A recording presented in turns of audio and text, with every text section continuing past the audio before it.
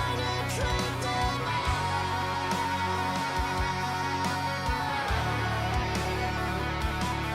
I will revive one more life to ignite them all, and the barriers will crumble under all of my force will fall. Let's make them crawl. And when we finally meet the king, there will be no ghost for him. We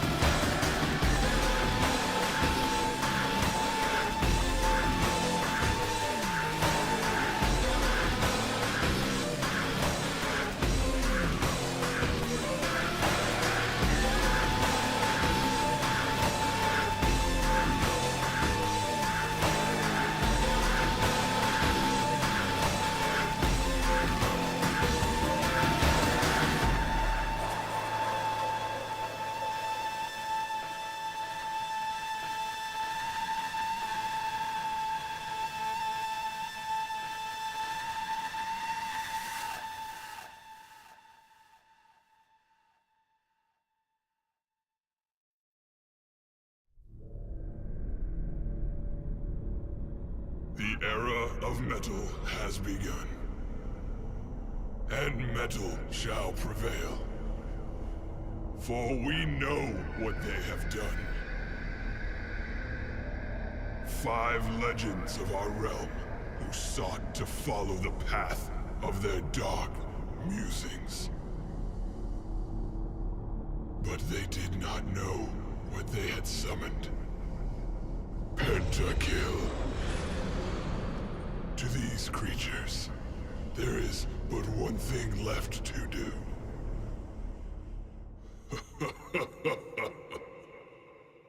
Heavy metal.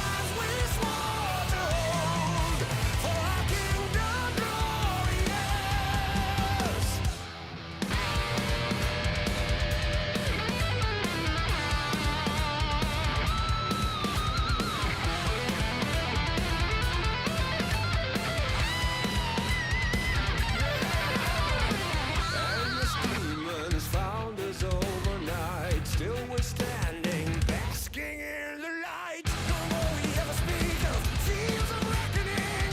No voice calling from the dark days of old. Was victorious. The memory remains, worlds falling away. Some tell me now the fortune of the realm. Call on our savior to wipe out all the traitors. The earth trembled as we gathered ashore for the lands we swore to hold. For our kingdom glorious.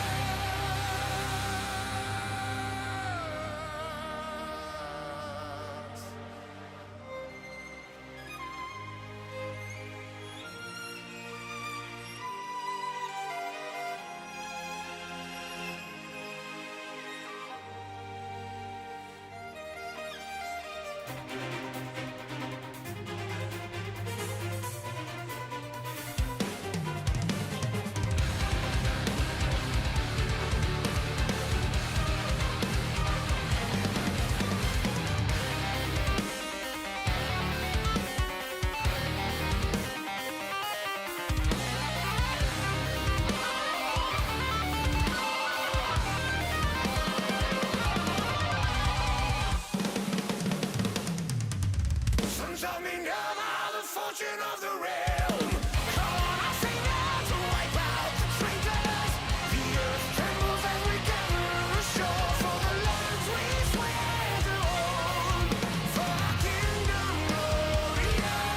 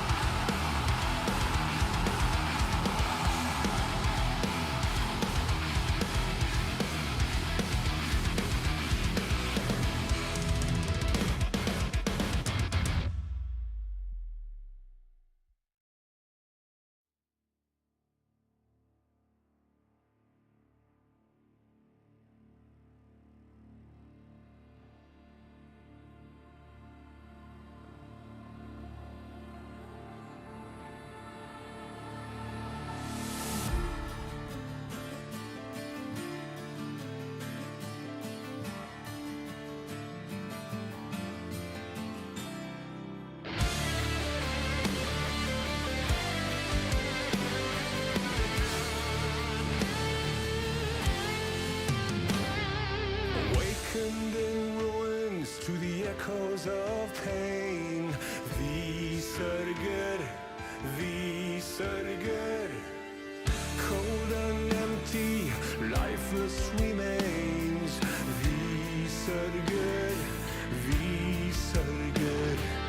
Fields of the fallen, blood-washed in rain. This cannot be all that will be.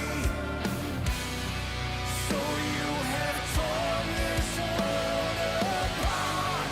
You came for our suffering.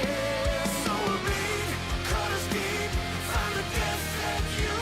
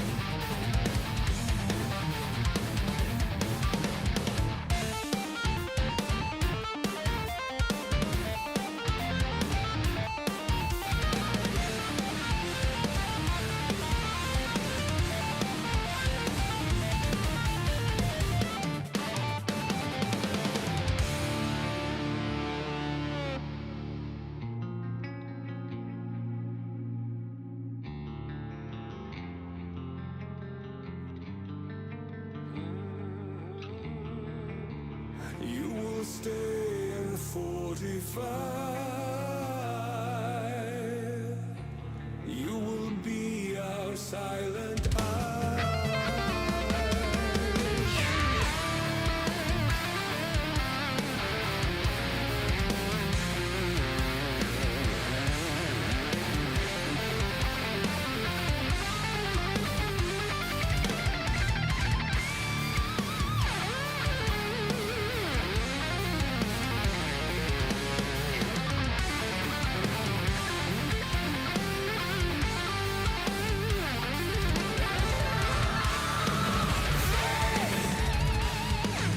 Come seek us out.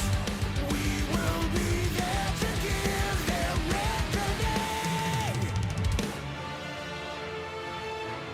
Oh, you shall wait at the city gates. You shall guide their way. You shall hear their coming steps. Feel our malice. For every soul they took away. We arm and take our aim. Bring down the fire like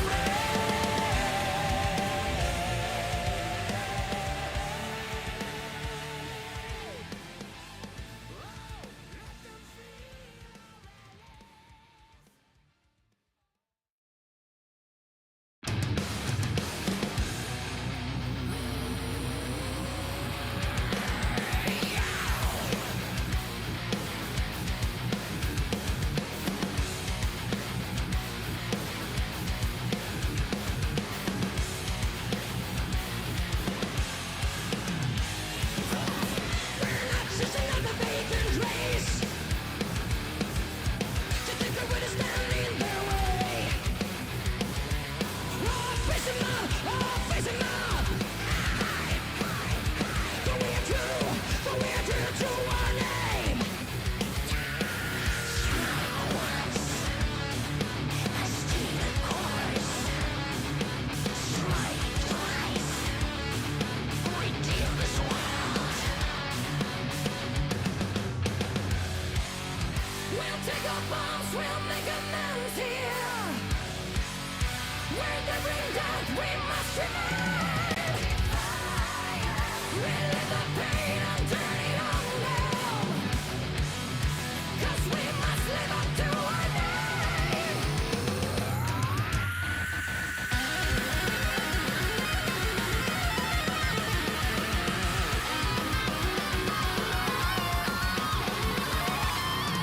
To the knowledge so intent on our red.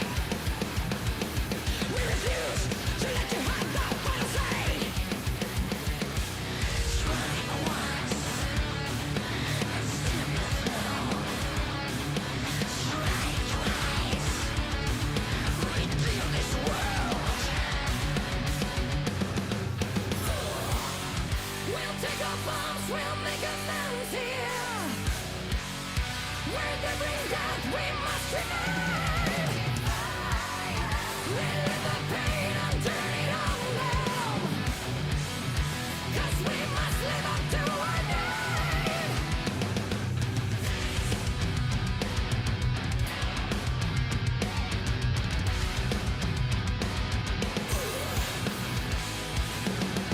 Strike once, we can't let go.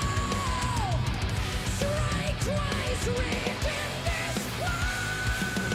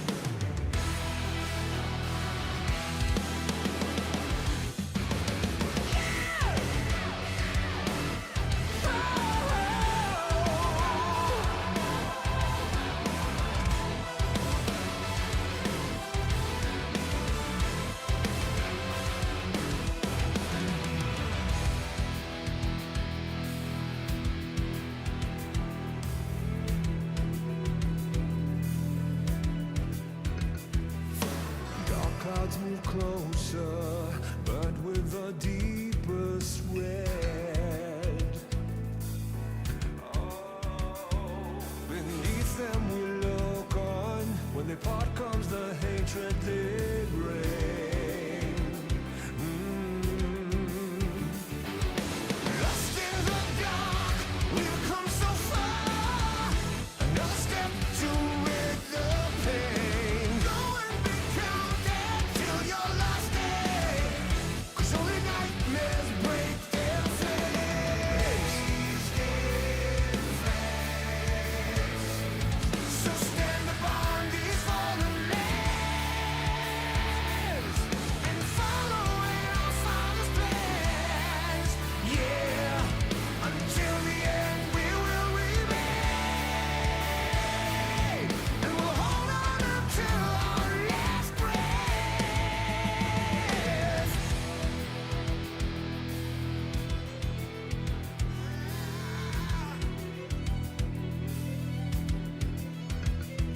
So what is to be left for us? My people look on and say, don't fear what you don't know, 'cause we're far from certain fate. And we'll make our final stand. Lost in the dark, we've come so far. Another step to rid the pain. Go and be counted till your last day. 'Cause only nightmares break their flames. So stand upon these fallen lands and follow in our Father's plans.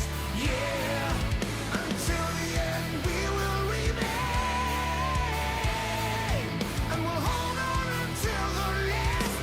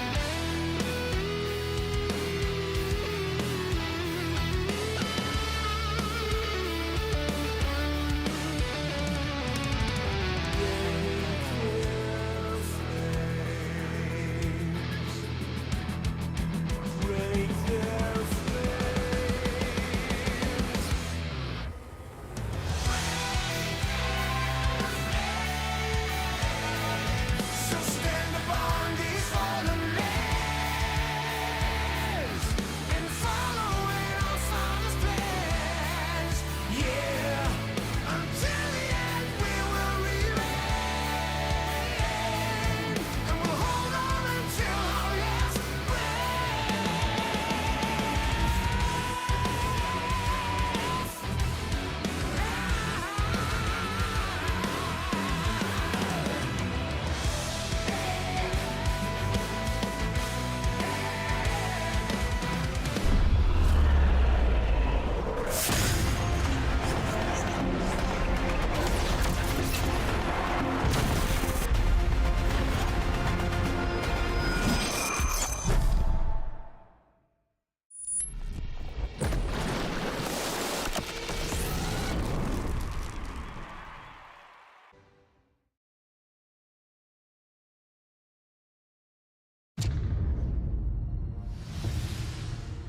变化永远指引着两条路，向后一步是固步自封，泯然众人；向前一步是君子豹变，奇闻未也。战场与对手在变，登峰与涅槃成为了悬于所有队伍头顶的利剑。迈向登峰，鏖战远远没有结束，跌入涅槃，更要经受锤炼之苦。即使是晨光熹微，也要踏上自己坚信的骑士之路。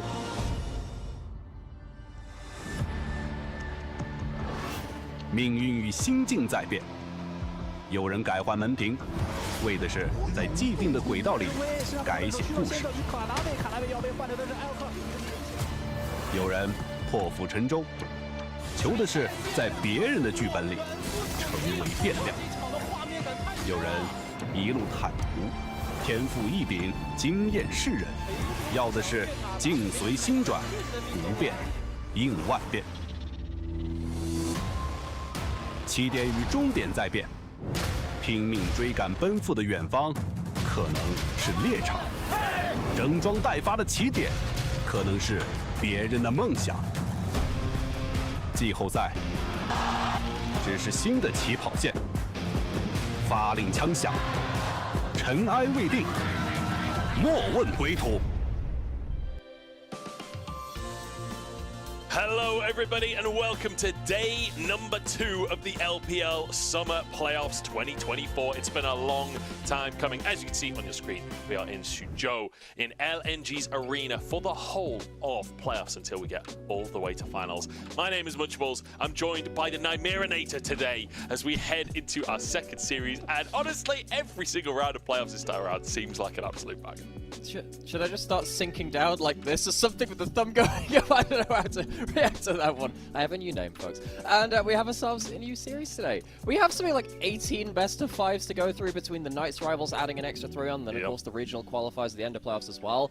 I am so ready to keep getting into this slog of fantastic League of Legends. Yeah, and we already started yesterday. If you missed it, NIP managed to win out against LGD 3-1 in the end. A pretty solid series for NIP, it has to be said. While LGD fought back a bit, I do think NIP, at the end of the day, looked like the stronger team. It was a fairly convincing win from them. Their next opponent will be JDG, which will be an exciting matchup. But today, we move into FPX versus TT. We do, and you know, while we're on one side of the bracket, we're asking, can Rookie make it back to Worlds, and other such blown mad narratives like that. This time, we're entering some new territory, potentially. TT, they made playoffs once before, and this is their second time at the stage. And of course, FPX, it's been a while since they have been playoffs contenders, and they'll have to climb the ladder again, see if they can go towards AL and then top esports after that. It is not going to be easy to go up this ladder on either side of the bracket. The problem with having so many teams contending for top teams is that they end up going lower and lower down the bracket, and the teams which would normally like to push towards those points find themselves with very tough opposition. Yeah, I mean, honestly, you mentioned the storyline of can Rookie make it to Worlds on the top side of the bracket. I feel like there's a similar fan favorite storyline down on the bottom side of the bracket. Can Milky Way make it to Worlds in his first year of LPL? He had such an unbelievable spring split, but in summer, he has struggled to replicate that. And I feel like there's a great quote from The Incredibles from Syndrome, and that's that once everybody's super, no one is. And, you know, we went from this meta where everyone else was playing engaged junglers, Milky Way was playing carries. Now it's a carry jungle meta. He's struggling to separate himself from the pack. And that is not something which I would have considered coming out of spring. This guy had such an incredible start. And the part which was special about FPX is that he was a leader for this team in a macro sense too. He wasn't just this rookie that was the mechanical prodigy. He was also calling backdoors. He was calling late game team fights. And I have to say, FPX have retained a bit of that coming into summer, particularly their hyper late game. If you bring them to 35 minutes, be ready. Doesn't matter what team you are, FPX can beat you. And that's, of course, with the multiple changes to this roster now. ZDZ is now the technically, I think, 3rd top laner of the year for FPX after Shala, who took a step back and the new only came in for that one series. But ZDZ, I think, has been fine playing that role-playing role, which has allowed FPX to at least retain some of that style. They have changed this top lane, but it hasn't changed the fundamental stuff of FPX. Yeah, and I feel like this is a team as well that each individual is willing to try and step up when it matters the most. We've seen Doctor and Life grabbing themselves a bunch of MVPs. I think that's the biggest difference between spring and summer. Milky Way and spring had almost every single MVP for this team. Now in summer, Milky Way sat on 5 MVPs, whereas Doctor and Life on 4 and 3 respectively. This bottom lane especially have really stepped up to be a significant portion of that carry potential.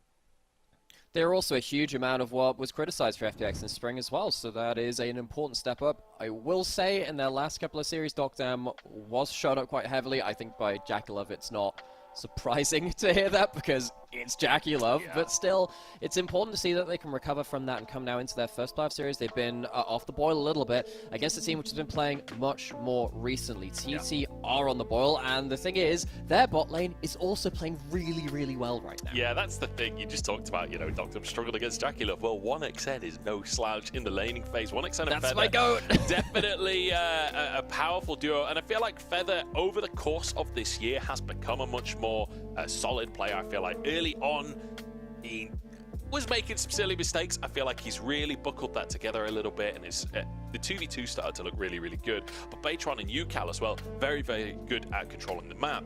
And I feel like when we've seen the FPX roster, we're now looking at the TT roster. Across both rosters, you've got a lot of individuals that are very willing to make plays for their team, and I've got a feeling that could lead to a lot of blood in the early game.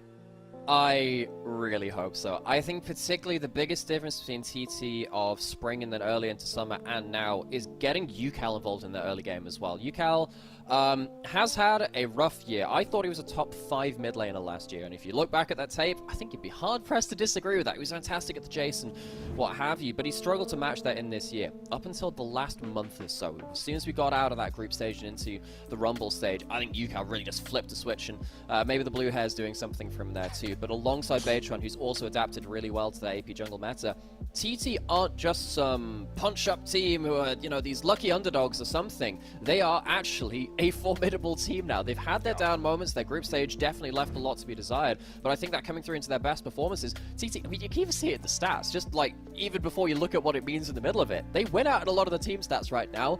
Bearing in mind, that is from Nirvana group compared to Ascension. There are definitely discrepancies there, and TT haven't played an Ascension group since the group stage. They haven't, they didn't have that matchup with the Knights rivals against them. This will be a milestone for them. Yeah, you can see TT sort of winning out on a lot of the stats on your screen right there.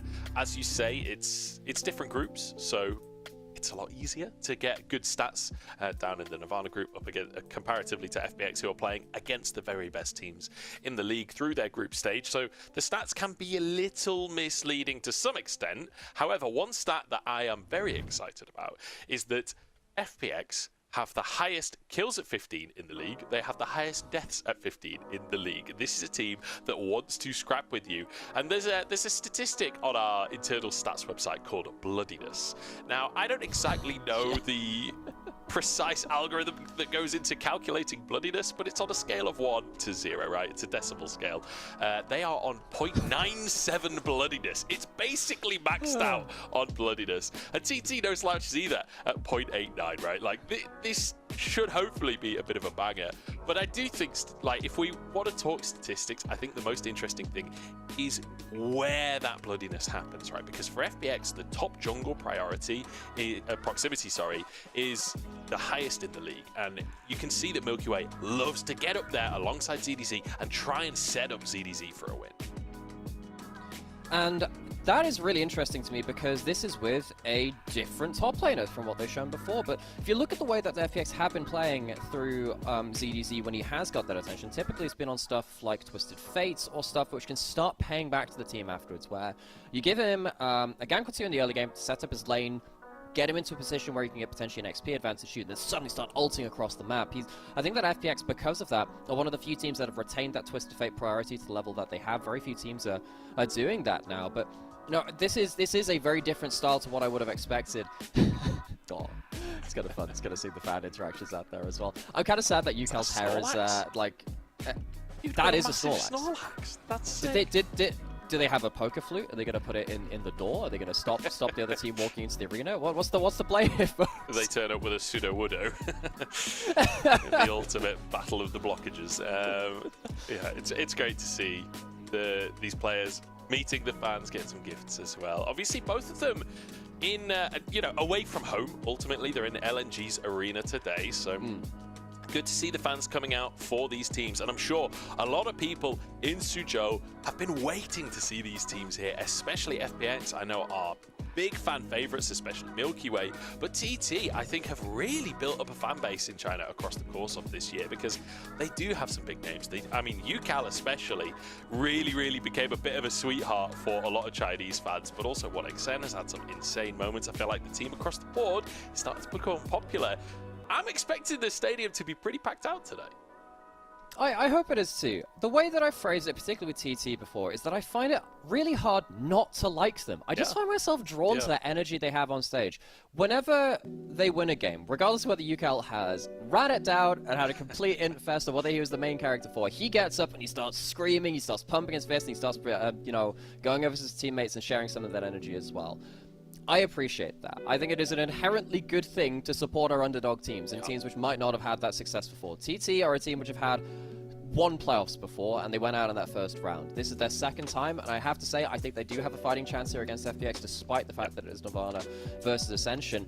And I hope that there is a little bit of that crowd support behind them, because FPX on the other side, one of the most famous organizations in World League of Legends, because they have a World Championship title, and they do have this hotshot rookie in Milky Way in his debut year, and I do hope that he does well too. This is the problem of not having particular favorites, is that you see both sides of the story, and it gets really painful that when you realize that one of them has to go here. Yeah, one of these teams will not be making it any further in playoffs. But we've got Milky Way on the stage today. Let's head over and take a look at our rookie of the split.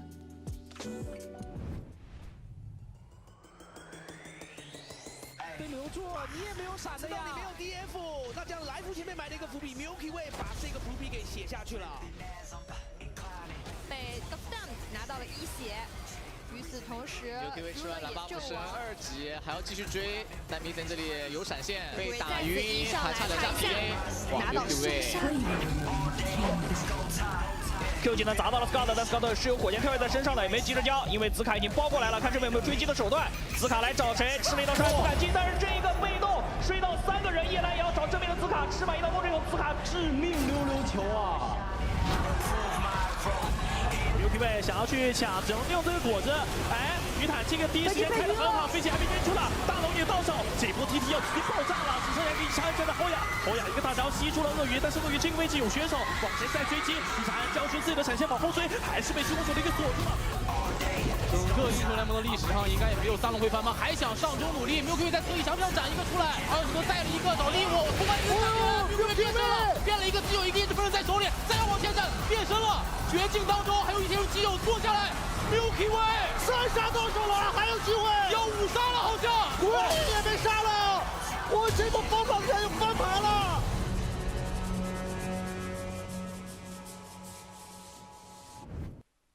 You can see Milky Way there with some of his big plays across the course of the split and across the course of the year. I mean, his spring was absolutely unbelievable, and his summer, he still had some incredible games to win. Still the most MVPs on his team, still very much a force to be reckoned with. And the sheer popularity of this player is honestly unbelievable. I don't think I've seen a player get as famous as this guy within the LPL within his first year. Aside from maybe Jackulov, like it's comparable, honestly. It's crazy. Well, the thing with Jackulov is that he had a huge streaming audience before he came in as well, so he kind of had that kind of, at least the community knew him. So, you know, I spoke to my brother a lot about how Milky Way was doing in the LGL, and this guy was good in the LGL, but it wasn't like to the level of kind of the popularity where people are expecting this to kind of explode onto this level. We thought he'd be good. We didn't realize he'd be just this good as well. I think what's helped him in terms of that popularity is that if you listen to his interviews as well, very well-spoken individual as well. That's actually a very rare thing in newer players. I mean, even some of our great players. It's just a rare thing in LPL players. Yeah, yeah. I don't think every player is a great interviewee. I love it a bit, and I love it on the Rift. Sometimes they can struggle to bring that personality a bit off the Rift as well, but Milky Way has been one of those players too. And I think the fact that, again, he's taken up that leadership role, not just in his playmaking, but in terms of shot calling as well. He somehow has come in as the full package. He was fantastic on the RNG squad of Royal Club in the LDL, and he's brought that to levels which I don't think anyone could have expected here in the LPL. And it does lead for a really, really big clash of, you know, resurging, or titans, I guess, in this summer now. Milky Way, I can't believe he's reached that kind of status in this 1 year, but, you know, his spring, then into slight fall-off, but coming back into this series now, he's definitely a force to be reckoned with. On the other side, you have UCal, one of my fan favorites as well. I want to see how these figureheads lead their teams to victory. Yeah, and I think on the other side as well, we've got a, you know, a rookie to some extent in 1xN who you know, it's not his rookie year anymore. He started back in 2023 summer, so he's out of that first 12 months. But I think a similar, somewhat prodigy player in the AD carry role, I think very, very impressive considering how little of a time he's been in the LPL. Hope to see big stuff from him today. But let's focus on the stage as we've entered the arena here in Suzhou. And the FPX anthem rings through as the players will step out onto the stage. I love that FPX made their own anthem. It's an absolute bagger. It's on YouTube. Go listen to it, guys. Yeah, fantastic. It took me a while to figure out that they had that. I don't know what it was. Maybe I was just so locked in on some analytical point when they've come out on stage before. I just didn't realize that the music had just completely changed they're coming on. But yeah, this isn't even the Fly Phoenix fight. They made another Phoenix song. Yeah, it's Chrissy Constanza as well. They got Chrissy Constanza in to sing it as well. It's great. I mean, what's not to love? Like, they went and made their own bloody anthem. How many teams have done that? And obviously this was to celebrate the fact that they won the World Championship that year. So great to hear. And I love that it lives on. I love that it's there. It's kind of like WWE, right? They've got walking music. I wish more teams did that. Yeah, man. I think the problem with trying to choose too many famous songs is that you run into licensing issues in some parts of the world as well. So, because if not, man, you bet I would be walking onto like Linkin Park or Breaking Benjamin, something really edgy. I'd be doing that every single day of the week. I'm glad that these teams at least have found themselves a way to get themselves a little bit of their identity through their music. Yeah, I'm sure there'd be some quite varied choices in terms of what, you know, we've got one team walking out the Linkin Park, then you got like Return at the back or something. I don't know. Thunder Talk, though, going to step out next. And again, Ucal. I think everybody has been loving this guy's walkout since his very first split in the LPL. I feel like he's really made a home for himself on that stage and has become one of the most popular players in the league for the fans. And I love that, you know, you mentioned he had a bit of a struggle over in spring. It's not been the best year for him. However, you still always saw him bring that enthusiasm onto the stage. And I think that is an invaluable personality trait for a professional player. Mentality is a very weird X factor to try and quantify within Pro League of Legends, but this team, they just came off of a great series for themselves, and there's the blue man himself, Ucal in there, coming up with his traditional war cry onto that stage. And yeah, I think that mentality question is something that's important for a lot of teams, and I think that TT, coming off of these strong series, coming off of the Nirvana group, which also had some rocky moments. I'm not going to say it was flawless, but they did come out as, I guess, the greatest hits of Nirvana now, as the last remaining team from that group. I think they will come in with some momentum which FPX might struggle to replicate. We had some questions out of the group stage, before the Rumble stage came through. Was it better to be a top team from Nirvana or a bottom team from Ascension, where you've just been dunked on by top teams for most of that Rumble stage? Now, I will say FPX still walked away with a number of victories. They beat LNG also in that late game as well, so it's not like they've been bereft of success. But I think this series here today will come through to a lot of that question. Is it better to be a top team from the lower group, have that momentum, or struggle with that with the top group, but still be an Ascension group team? I've got to be honest, based on the 3 best of 5s we saw, I think being in Group Ascend is invaluable. I do feel like those teams definitely looked the better. However, I do think that TT are a team that do look like they can bring it to just about anyone. I feel like TT have always been one of these teams where you never quite know what to expect. There's always that little bit of extra, dare I say, there's always a little bit of mojo when it comes to TT. I can believe that any of these one players will take a game into their own hands. I think 1xN, one of the players that really exemplifies that to me with TT. I mean, Ucal, you mentioned earlier as well, has certainly had some 1v9 games for himself. But honestly, Beige1, I think, is a player worth talking about coming into this series, because he's really, I think, stepped up towards the second half of this split. I feel like at the start, when the AP junglers first came in, I was a little disappointed in Beige1 because he already loved the Lillian, though. He was already an AP jungler guy, and then it became that meta. I thought he was just going to pop off the whole time, and I feel like he struggled to find his footing. But as it's progressed, I think he's come into his own again. Yeah, I think the Lilia has gone back into wheelhouse, and I think the brand was so huge for him too. I think it was huge for a lot of junglers. I think there's a larger topic here too, when we came to this jungle change through with huge amounts of these mage, static junglers being played by junglers. I think there are a handful of players within the LPL which have really changed my assumed trajectories of them. I think players like Hacker, like Beichuan, a couple of others kind of float around that as well. Players which I thought, look, honestly, you've been coasting for a little while in the LPL, maybe we see you replaced at some point. I think my opinion has completely changed now. I think that Beichuan has had some fantastic brand games. I think his Lilia has also been very impactful too, as we've called out already.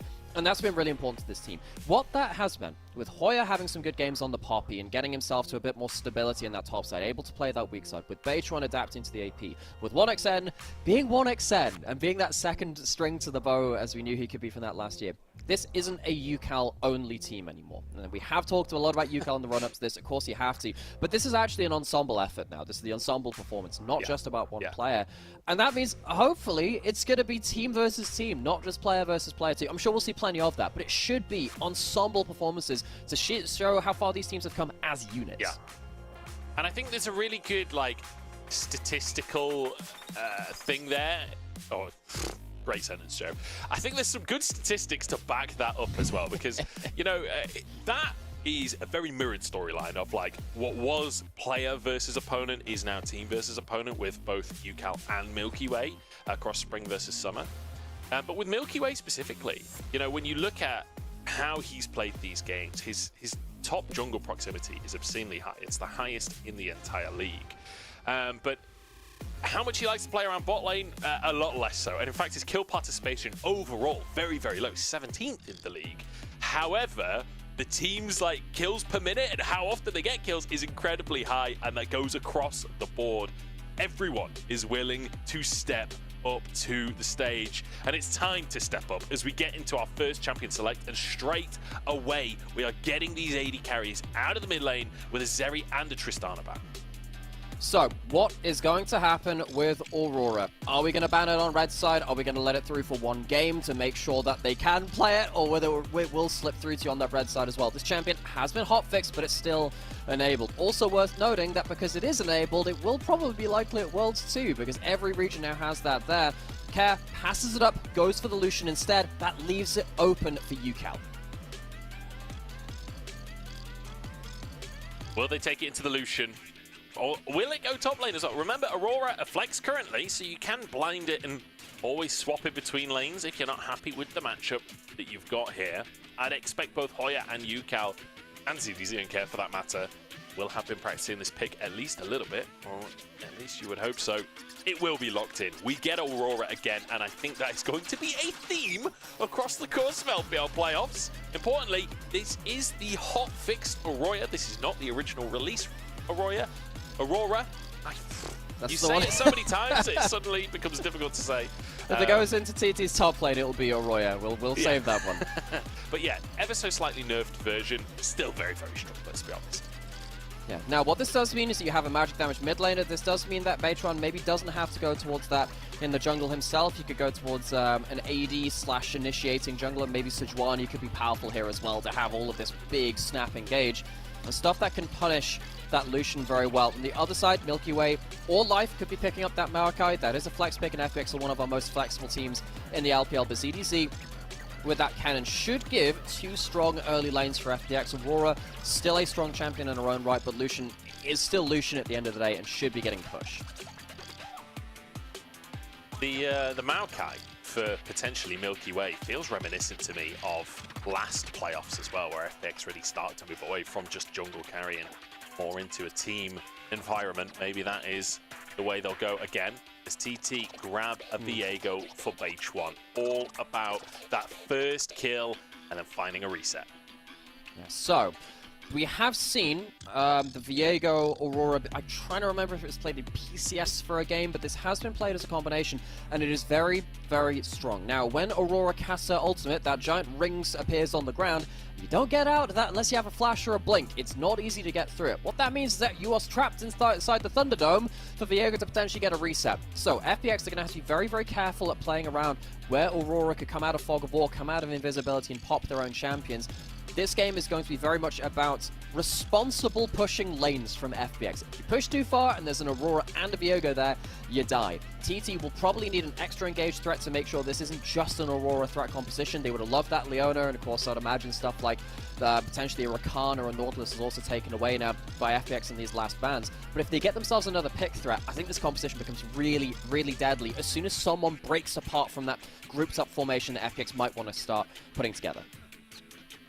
I kind of also just like the Kennen here as a, like, oh, you want to make a big circle that we don't want to fight in? Well, I can make a circle too. you want a circle off? I'll give you a circle. We'll see if ZDZ can find his moments.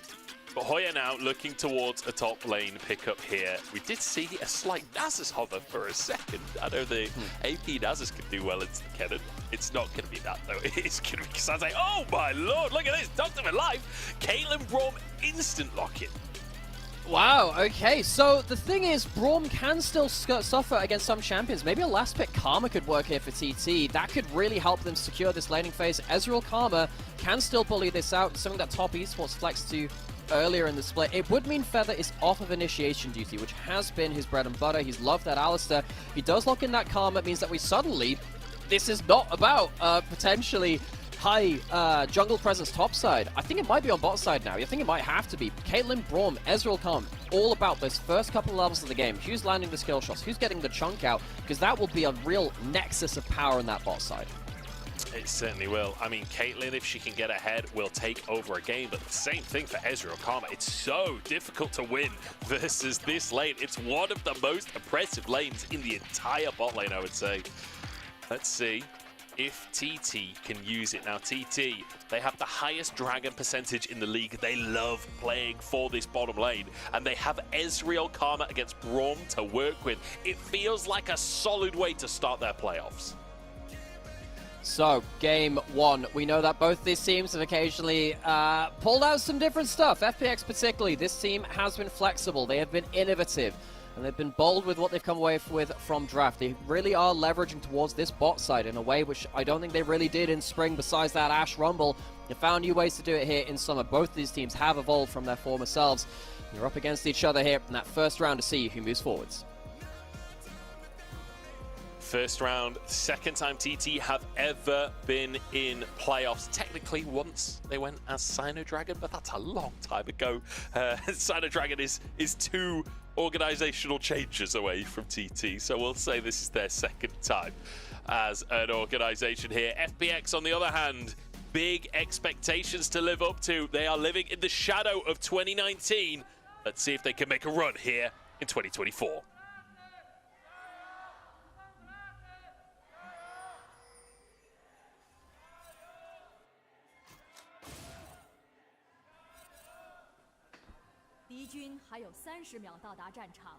Well, the fans are out here today. Let's see if the players can live up to that expectation. I just want to quickly point out on the scoreboard there, Beitron actually starting with his jungle item. No pot, happy with the amount of sustain that Viego has in the jungle. Feels he can clear healthy enough and save himself that 50 gold. So sometimes we saw this as Faded Ashes junglers, where you wouldn't go for the pot and try and just get as much gold towards your Faded Ashes on your first back as easily as possible. Beitron, we'll see what he gets off that first back. And of course, Viego does have that sustain, as you're saying. So those early jungle clears are going to be very important when suddenly you have the Ezreal Karma and the Caitlyn Braum. Very, very powerful, and you can see that already both these junglers hovering towards their top side. They will be clearing from top side down to bot side, and we'll see how quickly and effectively they can get involved in these lanes. And it does feel like there could be a bit of a scrap, couldn't there, down in that bottom side, like Viego versus Maokai. Both these jugglers quite happy to be a part of an early skirmish. Both of these teams quite happy to be a part of an early skirmish. We'll see how Milky Way can impact this game as well. Obviously, he was the kind of main character of the spring split, got himself that Rookie of the Year, and I think very much deservedly so after his spring. But bringing out the Maokai for his first game of playoffs, very much a different look than what we've got used to from the Superstar Jungler. Yeah, you know, in spring, carry jungler in the utility meta, and then in summer, somehow, doing the other side of it. Here's the initiator to everything else you see in the mid lane as well. We'll have to keep an eye on that Aurora, and whether Milky Way can make those big plays. kind of corral the map, use those saplings before UCal can start pulling out those huge between worlds combos when you get that big ultimate onto someone unexpected. I really think that the two players that we set up for success from both these teams, Milky Way, Rookie of the Year, UCal, who's been the flag bearer for this team for so long, I think they have the tools to really lead their own teams in this first game. See if they can find that way. A lot of it's going to be down to potentially lane and skirmish advantages, which up in this top lane you'd expect ZDZ to have. You know, this player coming in, kind of changing the fortune a little bit for FPX. It felt like they were really struggling. ZDZ joined the fray, and it does feel like things have started to look a little bit better for FPX since he joined this organization. I mean, ZDZ, absolute globetrotter in that top lane, the amount of teams he has been on this year. But enough about top lane, because we just witnessed 1xN E forwards as Milky Way is entering the bottom lane. This is an opportunity for FPX to start the bot lane strong. Flash force, but the Q goes wide from life, and it means now 1xN can chase. Now Baytron can flash forward for first blood, and he gets his first reset to set up for a second kill. Life has nowhere to go. Double for 1xN. Yeah, there's no Milky Way in the sky tonight. It is just one star. It is 1xN getting away with 2 kills. That is exactly what TT wanted out of this. Kills into the lane, which FPX had indexed so much in their draft into. This is gold standard for what we want in this early game. And sadly for FPX, it was them calling that play. They wanted to make that difference in the early game. It is completely turned against them now. That is not the start that FPX wanted, and the Maokai working out for TT instead, because Milky Way is flashed way too far into the play here, takes a tower shot and sets up for Baytron. And also just Maokai is not the best early ganking champion because of this. You can flash him away from his follow-up. The Braum, yes, did miss that Q, but it was quite a long-range follow-up all the same. I don't even think if that Q hits, they would change anything. I think they're still dead, even if that hits. Yeah, you get a Braum stun. Everyone's still going down at the same time. So now, 1xN gets himself involved early. TT have done a really good job in their recent series of getting themselves onto the board early, whether it's with UCal most of the time, but with also 1xN also as well, part of that early game goal that can come towards this team. This is now a huge problem for FPX because Caitlyn, Braum, their whole MO is destroy lane. That ain't happening nearly so easily now, but Feather does somehow miss that Q, and that's a thing.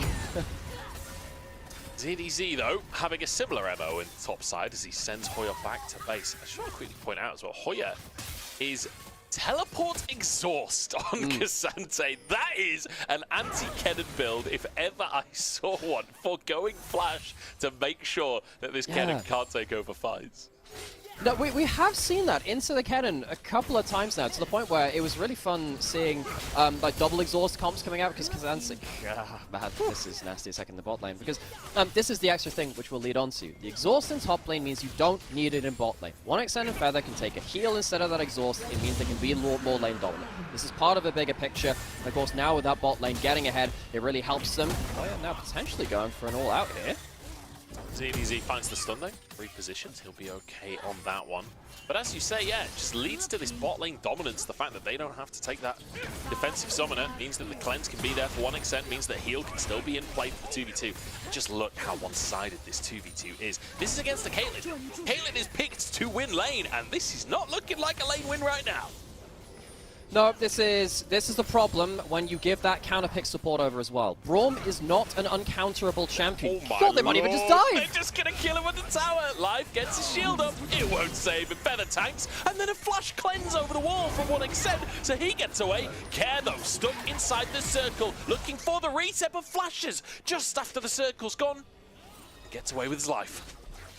So Lucian can't dash out of that ultimate, worth noting, folks. You have to use that flash, and he doesn't have that now. So UCal getting something out of that mid lane. It's just going from bad to worse for FPX. Now Care suddenly not going to be in a position to push out. That means that FPX can't contest for something like those grubs. So TT took that first dragon. They take those grubs. Everything in this early game continues to go better for them. Life is now out on the map, but I mean, what realistically is he going to be able to do here? The Lucian Braum is a decent combination, but I don't think they're in the best position to fight this. Feather's coming up too. TT managed to get the first Drake. They will get one grub as well out of the first 3. Honestly, I think Baytron will be happy with that, with how bot lane is going, being able to deny 3 grubs as well on the top side. He'll be very happy with the result of this early game as Beichuan, because he's already got himself a pickaxe. His bot lane is massively ahead, so he could even focus on trying to shut down this Kennen at this point. I don't know how advisable that would be. That could be play-by-play analysis right there, but... Onyxen, nice cleanse into flash to get himself away from Milky Way. Yeah, so he doesn't have any summoners, but hey, he'll take the kill. 3 kills up, of course. Ezreal is one of those fun champions where he is somewhat of a time-gated champion, where getting gold on him matters earlier than it does if it goes into the mid-game. If you get it early, you get an earlier tier. You get yourself earlier towards those transformations and towards that 2-item spike. So 1xN, within the first 6 minutes in the game, getting 3 kills, that's really, really bad, even compared to other AD carries, because the Ezreal gets so much extra bonus when you get able to get towards that Triforce Muramana more quickly. So now we have to wait for that power spike to see how well 1xN can use it. I feel like Ezreal is one of those champions that you have such a big trough in power early on, except when certain players are playing him. Beichuan doesn't have Smite available, but will still just walk in and hit the chicken away from Milky Way, using that priority in the bottom lane as Feather moves up to help him put pressure on. But yeah, the trough of power early for Ezreal just completely ignored this game. 1xN already basically stacked on his tier as Care is caught in the mid lane. Dashes away from the damage though. Very nicely played on the Lucian, and the tower shot goes through. Care flips it around. Beichuan misses the stun and his ult. Care manages to sidestep all of it. Now Milky Way comes to answer. Yukal has flash. Yukal is doomed and he can't turn it around. Care finds 2 off of a 2v1 in mid. How the heck did that happen? The Lucian turns it around. Beichuan, I really think, should have just flashed in for the W if you were going to hard commit there. I think he greeds it a little bit. It means that suddenly Care gets a lot of early game gold back. All right, game on. FPX, they get themselves a lot more towards parity in this early game. Watch this again. Care has no flash from that previous play which Yukal made onto him. Beichuan just misses everything. Misses his W, misses his ult. Tower shot comes through, flashes late, and he goes down. So Care picks up the fumble of Beichuan. That should have been a slam dunk. If you flash him for that stun, there's no way that doesn't work out. Yukal, he wouldn't have been able to flash out of this anyway. Chooses to save that summoner. No point in wasting that one. It's a massive win for Care. And we came into this talking about Beichuan and his AP junglers. How his Lilia had looked good, how his Brandon looked good. Locks in the Viego. Looked good in that initial bot lane play. Looked good trying to put pressure individually onto Milky Way. But these mid lane plays aren't really working out. Care surviving both attempts to the mid lane now. This time walking away with 2 kills. And suddenly what looked like pretty much a done deal for TT suddenly looks winnable. What was that bloodiness rating you were talking about in pre-show? FPX, one of the highest in the league, 0.9 something or other on a scale of 0 to 1. Out of 1, 0.97 not bad. out of 1 for bloodiness. That's quite a lot. Well, they get themselves a lot of their own blood spilled early, but they do at least return that favor. Look, that's the thing. They are top for kills at 15 in the whole league. They average 5 kills at 15 minutes, which, for an average is very, very high. They also top the deaths at 15. This is a team that, live and die by the early game, I think it's fair to say. So, kind of bringing that into the picture of this game too, that early game, very powerful for FPX typically. Also worth noting as well, the kills have gone into the Aurora's lane as well. That's important. They gave up that Aurora in this draft and will be tracking that through the full best of 5 as well. If they can deal with this Aurora, with this Lucian, that changes the draft massively, so keep your eyes on that. I'll also be keeping my eyes on Dogdom as we enter the mid-game, because we've all seen clips of Aurora coming out of invisibility and totally one-shotting an AD carry. It has happened in other major regions already. I would not be surprised to see that happening again today now Malignance is finished off. It does seem to be full build for Aurora, doesn't it? Remember the full build Poppy, which is you hit level 3 and then suddenly nothing else matters to you two in the game?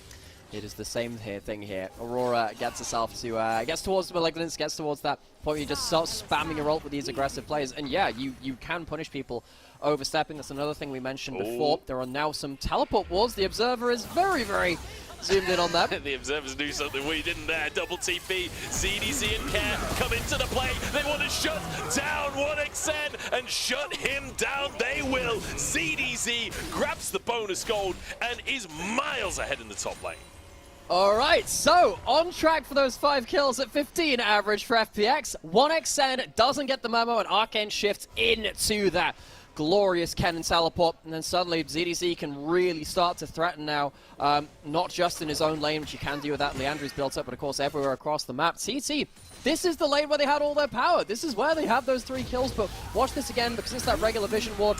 You don't get to see it in that fog of war, and 1xN ease into it. He eased into it. He just didn't get that memo, maybe just hadn't had his camera placed in the right way. We don't have his POV to confirm that, but now the player with 3 kills suddenly gives a lot of that gold back over. Oh, it's brutal. I mean, he's still ahead down in the bottom lane, make no mistake, because it wasn't the Caitlyn getting any of that gold, but look at the solo lanes, 1,000 gold in each of them for FPX right now. And especially Care on this Lucian really has the power to work with. See if 1xN can get on his carry pants, he's going to have to as we enter the mid-game here. 4-3, and it has been a tense game so far. We're basically even in gold. It's only 400 in favor of FPX. I am excited for what these mid-game fights could entail as first items start to be picked up across the board. And this is now another part of this benchmark we have for Thunder Talk, which is, okay, you haven't faced an Ascension team since that group stage. That team was FPX. They beat you in those best of 3s as well, so this team in TT, yes, they did take a game off of JDG even all the way back then. They've had themselves a good start, but that's not enough to just have a good start against these teams in playoffs. You need to do better than that to start taking that advantage into a point where you can cleanly close it out. You have that 1 item spike now on 1xN, that is very powerful, and you're going to get towards an early tier completion as well. They are going to have that power, but they do need to use that power to close out the game. H1 gets the shield away from the ace in the hole. Doctor moves up to try and secure this crowd. Herald is up on the map, and it looks like FPX really want to fight for it, but TT not going away without a fight. The ZDZ's on the top side of the play, gets stunned by Beitron, but that's not a 1v1 Beitron wins. Has to ult over the wall himself as UCal finishes the job onto the lightning rat. Care trying to do the opposite to Feather here. This True Shot Barrage goes through, hits only Doctor, but here comes Hoya looking for the all-out. He'll just find the support as a cheeky little freebie on the bottom side of the play. TT take Herald. So, overpush from FPX, big punish from TT. That'll get the Herald. Care caught out briefly there too. This could actually be quite dangerous. When's the next E coming out from 1xN? Misses that W, kill threat goes with it. But TT, we did say they had some big power spikes coming up. Can they use them to make genuinely game-winning plays? That's the start of it. We see the power of the Diego leveraging onto that too. They get themselves that Herald, and despite FPX clawing back a bad early game, it was still a bad early game. They are not out of this dumps just yet. And the thing is, that was FPX making the play as well. That was ZDZ trying to find a flank. H1 treating it pretty well, punishing it pretty well. 1xN is hunting for a Mystic Shot on Doctor here. Doctor will walk away with his life, but that felt a little bit too close for comfort. Oh, 1xN's going to go for it. No, he's not. Okay. We've seen him eat forwards a few times this game. I wasn't sure if he'd just hunt for that 1 extra Q to finish the job. Doesn't go for it in the end, but does shove Doctor out of the mid lane. Collector and Boots finished off for him. He's entering now, though, the Caitlyn mid-game power trough, where you kind of need to go for your second item. It takes a while to get that second item, realistically. You do sort of just cease to exist for a little bit as Caitlyn in the mid-game. Not as bad as it used to be, but still not great. Yeah, Collector helps a lot with that. That's the first item now. They've really tried to set up this, haven't they? The Observer's toggling on that fog of war. Yeah, Feather's been here for a while. Beitron's here now. Here's the teleport. ZDZ, this has been well overdue. Yeah, Herald slammed down. ZDZ has the Slicing Maelstrom, but Hoya has that exhaust. Keep your eyes on Hoya, slamming that summoner spell as soon as ZDZ pops the ultimate. And in fact, he does. And in fact, it saves the team. And in fact, the tower goes down. And in fact, the cannon goes down. But it will be traded for a tower for Care on the top side. However, we're looking at a second charge. We could be looking at 2 towers here for TT. The wave dies, though. I think ZDZ managed to clear that one out, so that's not going to be on the cards just for this point, at least. And FPX, they can stick in topside. Of course, they have the 5 grubs compared to just the 1 of TT, so they can do it without that fancy Herald stuff. They can try and put some damage down just with their own auto attacks. They take half their HP of that bot turret. Now, the big thing here, though, is TT get themselves soul point as well. On the Hextech Rift, Hextech Dragons are disgustingly powerful. That 5% attack speed and that cooldown reduction is a big prize for them. So, the overall trade is kill, tower, bit of a charge onto that inner turret, and of course the dragon, compared to just that tower and a half in that top side, nothing else really taken with it. So TT do still come out ahead, but FPX at least showing they can cross-map. You know, FPX's macro, and certainly like responses across the map, I think was one of the big highlights for them in spring. You already mentioned their macro earlier on, but you know, we all remember the big backdoor plays that were being called by Milky Way. We all remember the essentially answers. I think that's the biggest thing. FPX's macro moments back in spring felt like they were responses to mistakes from opponents. You are seeing a little bit of that from them in being able to respond with a tower, but still, as you say, it's soul point for TT. That's a Hextech soul as well. That is a big deal, especially when this Ezreal continues to be so far ahead. He's getting close to that second item as well. He doesn't know how to miss a Mystic Shot either. I mean, 1x said he's the player we were talking about being the carry for TT, and he is just set up perfectly to do exactly that here. I don't know, maybe he's been watching like the shooting events at the Paris Olympics. I don't know, maybe he wants to strike up a pose as well, because he ain't missing any of these. He's eyeballing those targets. Is he the South Korean lady, or is he the Turkish guy that's hand in pocket, pistol out? Maybe he's a third secret type, which fires like, you know, magical bolts instead of actual, you know, I think at the Olympics maybe that might be cheating, to be honest. Yeah, well, maybe that's why he's not here. He's bracing the Summoner's Rift instead. Engage comes through. 1x sense core has to cleanse, jumps away from Milky Way, but can't return the damage, and there goes Feather as Hoya now on a flank, and UCal wants to follow up as well. Live takes a chunk and will be finished off. There's one reset for the Braum, but can't find the passive. And now ZDZ has found himself behind enemy lines totally alone. Slicing Maelstrom available, but I don't think it's going to save him. Bit of damage across, but he falls once again. FPX, they overstep. We called this out earlier. FPX's team comp is going to be punished if they overstep, particularly by that Aurora ultimate, which is exactly what UCal does. Sets up for that Viego. The Aurora-Viego combo is starting to be really potent now. If you give over a powerful enough reset and a powerful enough moment, things are really going to get difficult for FPX. And you know what? At the core of those oversteps, I think we have to start looking towards Milky Way. These plays have been very, very aggressive for him. You can see the choke point they're trying to step up here, but he doesn't have the setup immediately. The Caitlyn's not going to be able to dash into the level that you want to. Milky Way goes really deep here, and yes, they get Feather, but after this point, you've kind of forced your team to overcommit into this point. The Aurora will punish you. You have overstepped, and it becomes very dangerous after that point. If this happened a few minutes later around a Baron spawn, that could have been really game-changing. ZDZ as well, kind of just caught off on the side. Milky Way caught out again! You just said if it happens around the Baron, well, guess what? Milky Way dies right next to the Baron.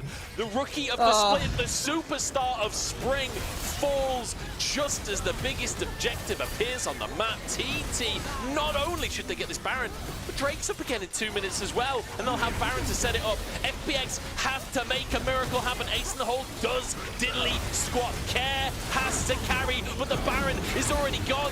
Hoya trying to set it up here as Care will be the one to go down. And page one finding more and more resets. ZDZ's got nothing in the tank, and TT obliterate FPX.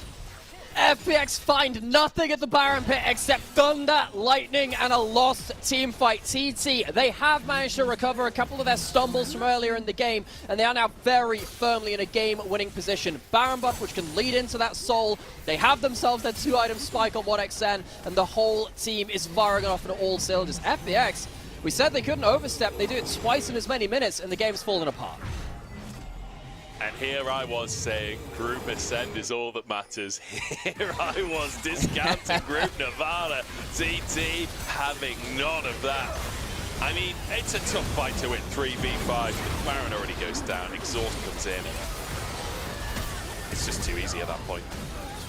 mean, just look at that Aurora ultimate. You're trapped in the pit. There's no way out from that. You're in a 3v5. What's worse than that? A 3v5 you can't even retreat from. That ultimate has been so valuable. And, you know, we did say we'd keep a track of, okay, what is the value of this Aurora? Does FPX have a way to counter on that Lucian? Kaira's done well on an individual level, but Aurora is not there for a lane value. He is there for the teamfight value, which is exactly what he's got. And now 20 seconds on the Dragon with a Medjai's built up as well. UCal might just end the game with the next team fight. 88% win chance for TT. That might be the highest I've ever seen on that chart. That is insane.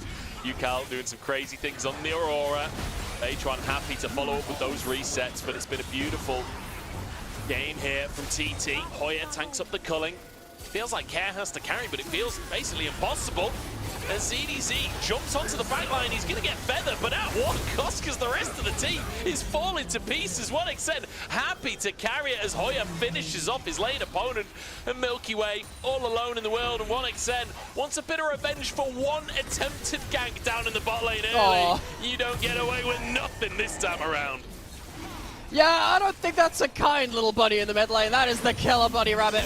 UCal gets onto the back line, and TT, they just end this game around that Dragon. They get that soul. They still have that Baron. A 7,000 Baron power play. A lot of our worries about Nirvana versus Ascend, I think we can put them to rest at least for now. This should be now a very, very competitive series, hopefully, after this point. FPX, they will have to step up to the plate, and that is probably not what a lot of people would have expected coming into today. Yeah, and also, UCal, we said he was on full build with just the Malignants. He's now got 20 stacks on a Medjai's. I take it back. He's 5 stacks away from full build at this point. Yeah. This is just, what do you do here? He comes out of Invis, gets dunks onto your backline. You're playing a Caitlyn who lost lane, who can't set up in the objectives at the right time, is walking slowly into the river, and is now complete just fodder for the Aurora, for the Ezreal, for whoever wants to jump onto them. CT have a huge amount of damage, and I think this is the experiment game for FPX saying, we can let the Aurora through. I don't want to see that again. LGD did that versus NIP. I think it is a huge problem if you're not first picking it on blue side if it's available. We'll need to see if FPX find themselves on blue side again and leave that up. That will be a problem for another game. I think this game has very much gone out of proportion.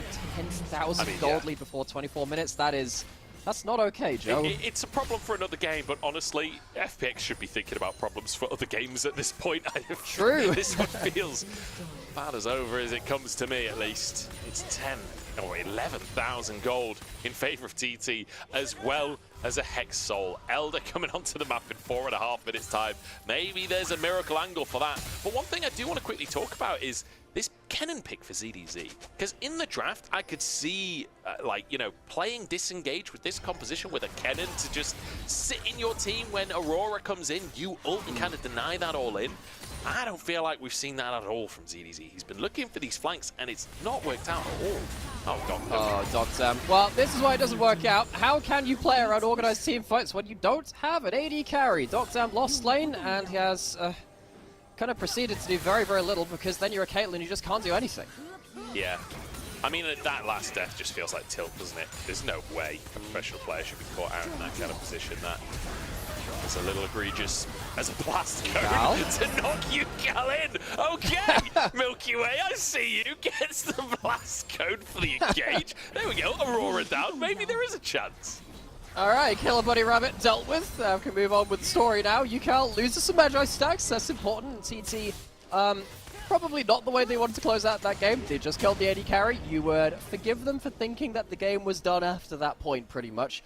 You could have potentially pushed in for an inhib and look for one last big engage. Still has teleport, still has his ult coming up very soon after this point.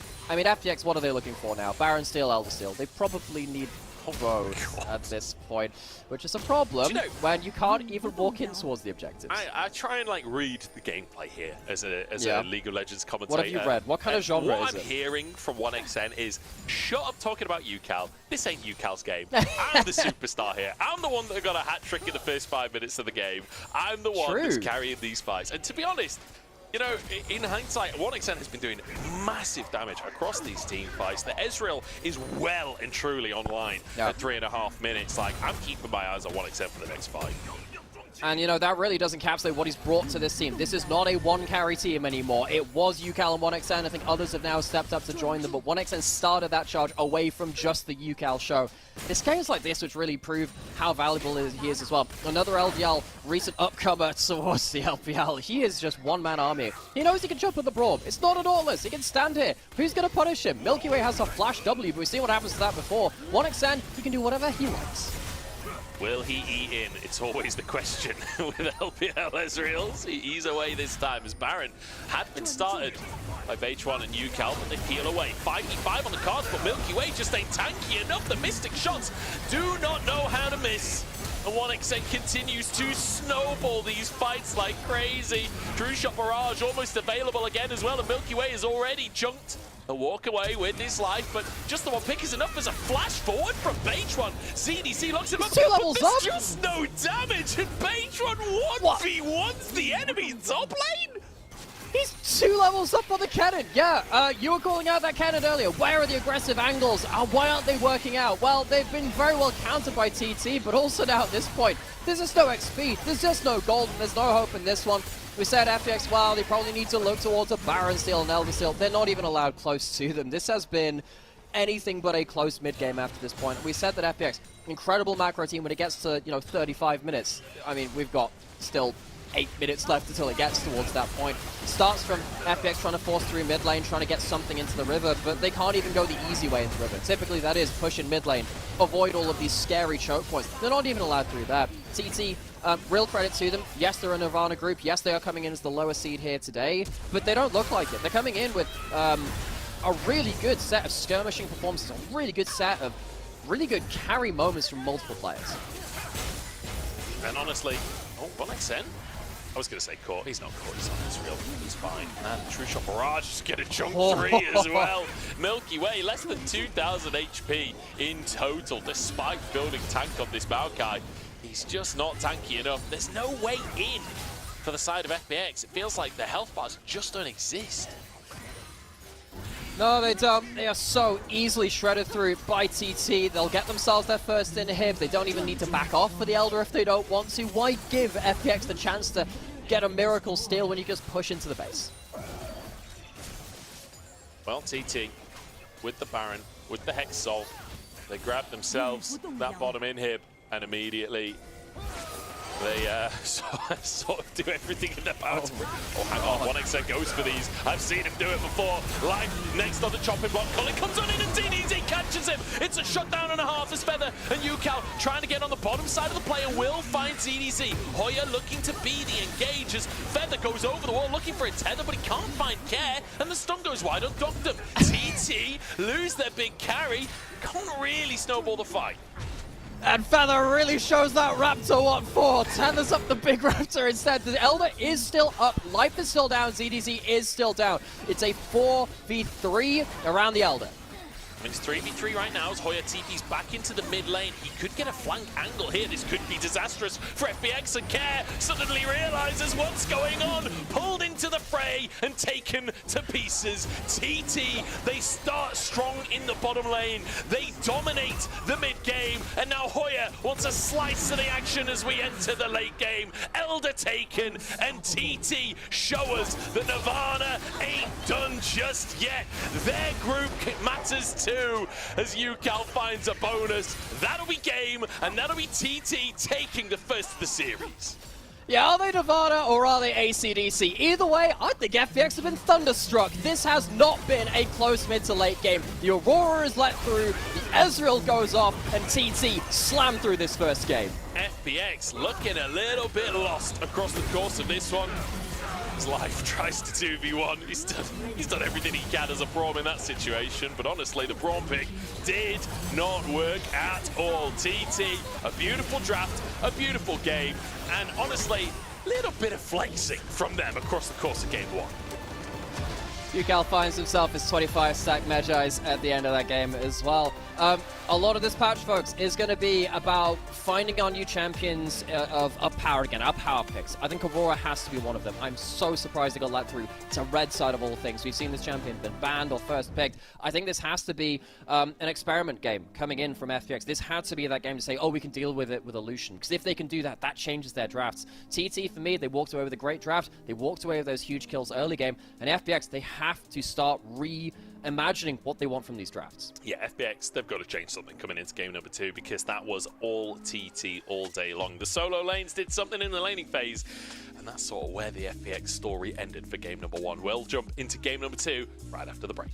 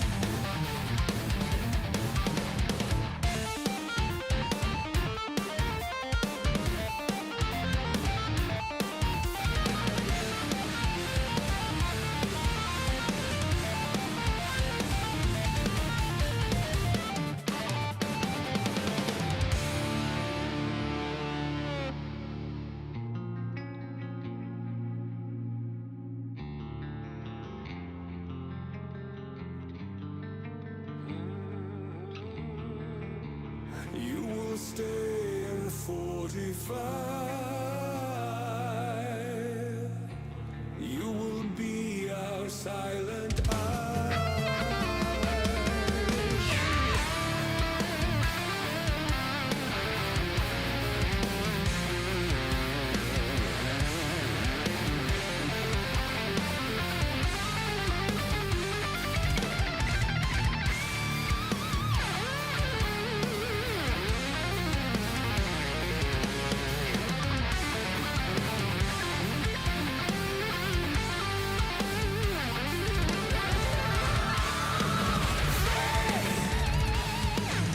Come seek us out. We will be there to give them reckoning. Oh, you shall wait at the city gates.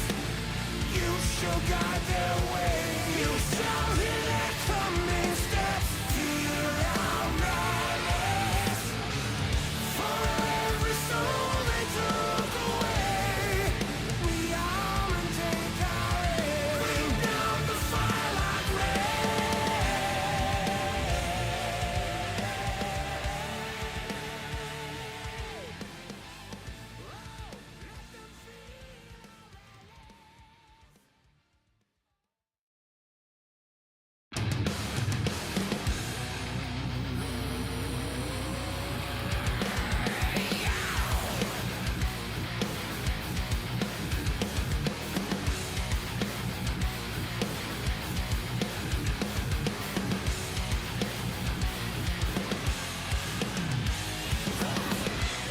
just another vacant place. To think that we're standing in their way.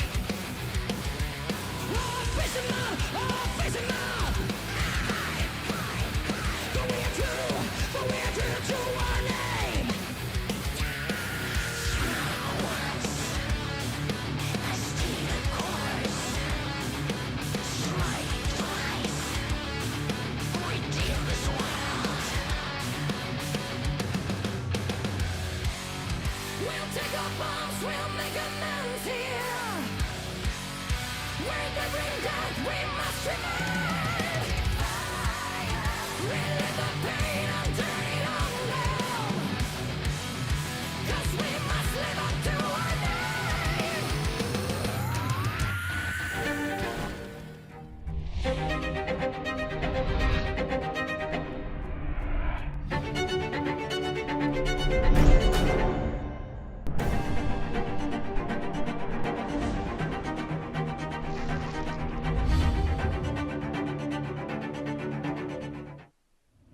Welcome back, everybody, to the LPL. Welcome back to day 2 of the LPL Summer 2024 playoffs. It's FPX versus TT.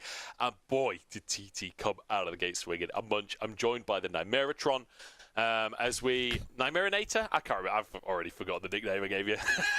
Thanks. I just wing it. Optimus Prime. Nymerabots assemble or something. I don't know. Transformers references. 1xN doing massive damage. We had just a moment to glance over it there.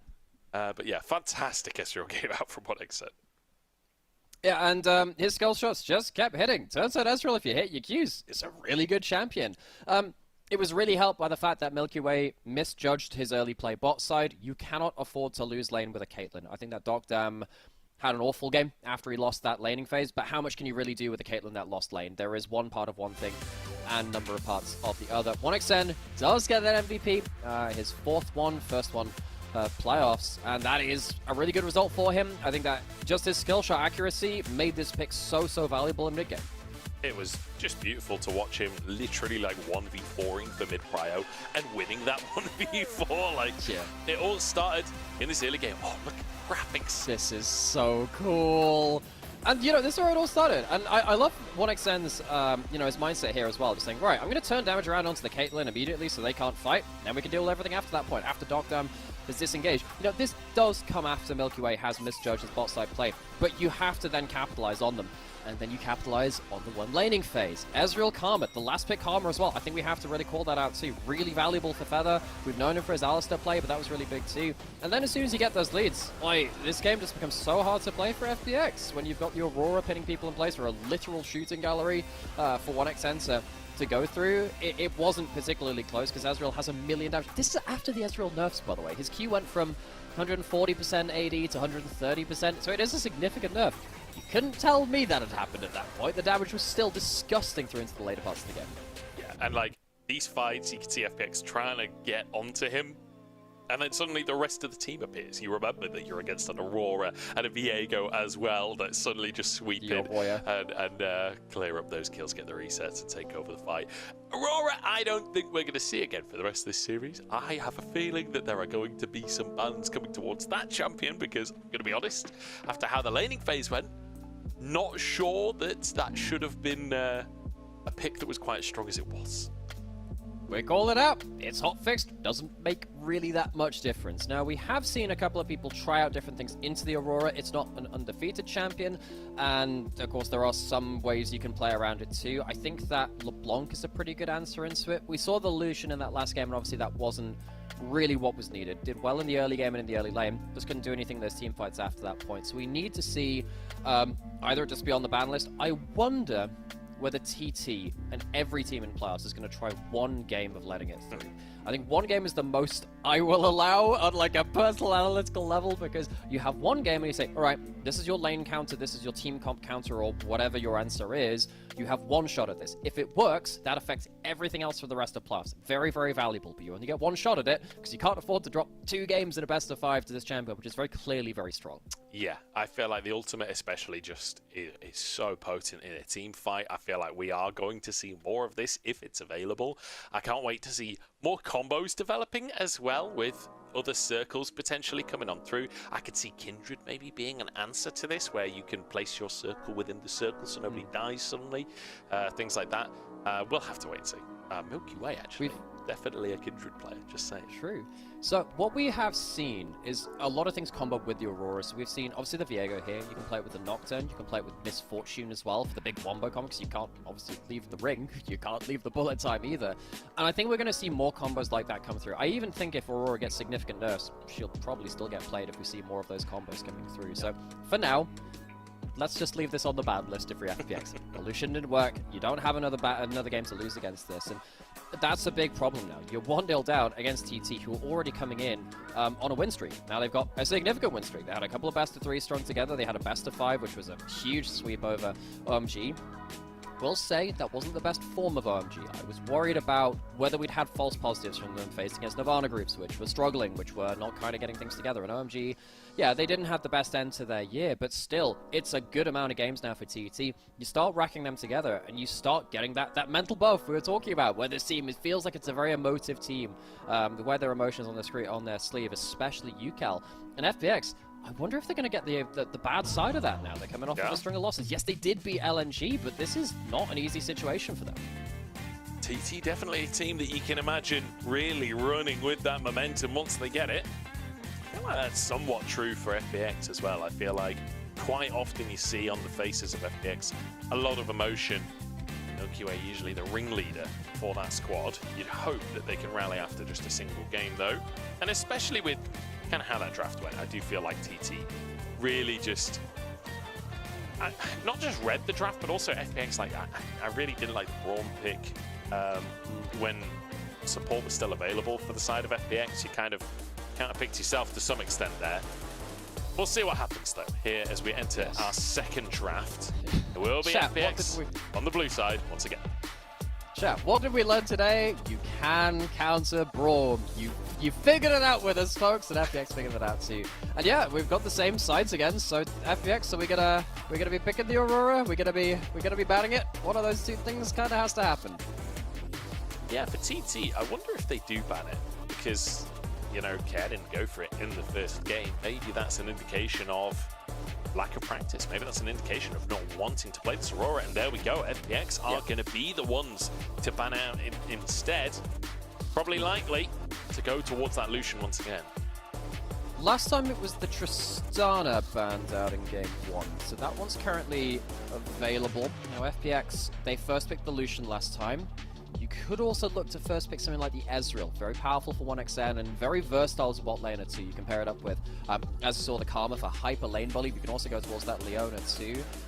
That Ezreal, it will probably just easily get snapped up by 1xN now. It is the Lucian again. I'd expect Tristana Ezreal being hovered over for the side of TT. Stuff like Leona also being very powerful hits too.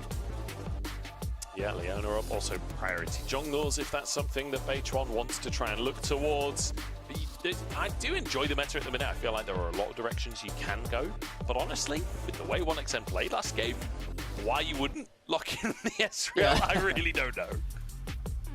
And you know, maybe they can just hold the support counterpick for last as well if they wanted this one. Yeah, Tristana's completely fine. I've said this a couple of times over the last few series. Tristana has been nerfed. Normally, this is a bad thing for Tristana players. Because Tristana was 100% ban rate, this is good for Tristana players who are good at the pick. The nerfs don't make Tristana irrelevant, they make her less obnoxious, but she is more available now. She's not on that ban list nearly as much, so UCal gets access to that one and see whether he can get some value out of that. Whereas on the other side, that is a strong AP jungler, locked in for Milky Way, one of his best, actually, from this split. And honestly, I way prefer this to the Maokai. You know, I talked about last playoffs, they kind of went for Milky Way being a little bit more utility in playoffs. I didn't like it then either. I like Milky Way on a carry, and Lilia is definitely among the list of the best in the meta. Excited to see what Milky Way can do with that pick as the Leona comes through for Feather. Okay, so the Leona gives you some tanky frontline. That's the important thing here. The Cassante has already been taken away by ZDZ. Now you potentially could go towards a Kennen yourself. Hoya's a big player of that Kennen. I'd expect that to be one of FPX's bans. Maybe that one and maybe the Camille as well if you want to save ZDZ's lane. TT are going to be giving up support counterpick for this, so they probably want to ban away stuff like the Braum. Yeah, like that can actually give your Leona some problems. We learned the power of support counterpick just in the very last draft. We certainly did. The Braum gone immediately. Poppy also taken off of the board. Wonder if they thought Hoya was maybe going to go towards that to try and deal with the Cassante up in the top lane with his fortune removed as well. Really, TT trying to set up for a strong bot lane duo for 1xN and Feather. Still quite a lot of options available there though for Dr. Life. Yeah, they could go towards something Callista-y if they would like to. They could go towards that, too. Really trying to hammer down. Kai'Sa's also not bad there too. They have options. So, and also Varus has been making his way back into the meta too with his changes to his passive and Wit's End as well, making him very, very powerful if you lock in very heavy AP compositions. Not the case here for TT. They're not going to get themselves that Kennen, which would have been one of the other choice counters into that Cassante. We did say that Camille could potentially be in there. Hoya has preferred to be on tank utility duty though, so something like this Mordekaiser will be more towards that. So it's going to be a little bit of that half-tank frontline. Doctor does go for the Kai'Sa in the end, and Life brings out the Rakan. So a bit more convincing engage there for FPX, and I think needed at the end of this composition with a Lilia and a Cassante as your other kind of potential engage tools. You really do need some kind of snap engage. Now TT, H1 has to decide what he wants to go for and how he wants to approach this game. It'd be a different look, and it's one they're going to lock in. Ivan comes through for H1. Right, so I was looking at that in Italy and the brand and thinking, yeah, but what happens if you ever get caught out by CC? The Kai'Sa's going to fly through and that's a problem. Now the Ivan can use that Daisy to block out Kai'Sa W's, the Swell Seeds as well, so you can use that as a bit of a half front line, and you can protect the first person that dived onto you. Now you have a Leona who's tanky and Mordekaiser who's somewhat tanky, but the Ivan which buffs that up even more. TT, they look at FPX's comp which says, okay, we're going to dive at you, look for this first big engage with the Lilia and then that Rakan. Let's see if we can absorb the engage and play around our two long-range backliners in the Ezreal and the Tristana. I think this game might be more about structured team fights from TT than it was in that first game. FPX, though, still really got themselves a lot of scrapping potential with the Lucian, the Kai'Sa, the Rakan, all of these champions which don't necessarily need that 5v5 to flourish. Let's see what he can make happen here. It's going to be an interesting one to see this Ivan from H1. He's played it once in his career, and we'll see if he can make it work again for himself. But it's going to be tough. I mean, he played it against OMG to make it into playoffs. Can he repeat that performance? It looked pretty good in that game. I'm hoping it can look good once again. but only time will tell. I mean, Ivan, it's not a champion we've been good at in the LPL, but it does feel like we're having a little bit of an Ivan renaissance across the league right now. TN brought it in, and ever since, everybody's been looking towards a new growth, if you will, yeah. But can Thundertalk turn it into 2 in a row? FPX, the Phoenix. I mean, lightly singed at the moment. 0-1 down. Will they set a blaze here? Will TT take over? 敌军还有30秒到达战场，碾碎他们。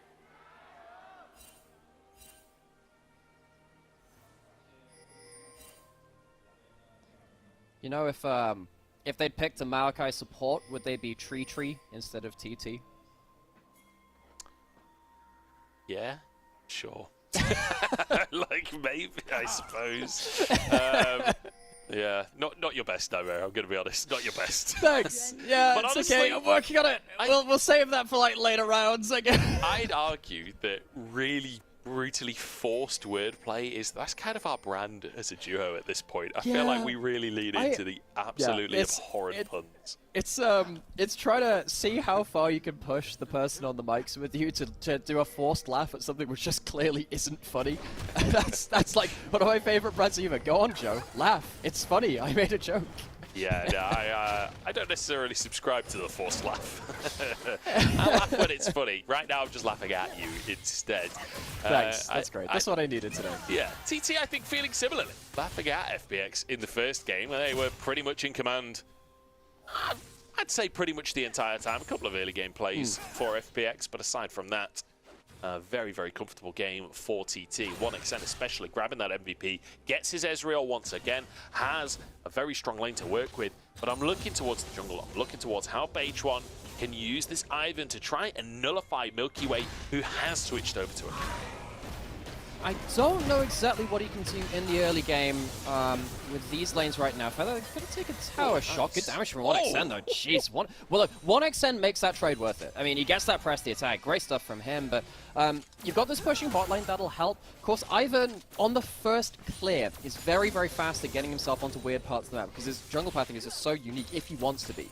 So can BH1 get himself comboed up with one of these lanes and at least get them into a point where they can be more solid or they can get themselves an early skirmish? That can be very, very important to look through because one of the things that we called out in that first game is Milky Way not being able to do that. He failed at those early aggressive plays. He will need to have a better look in at that same time on the other side.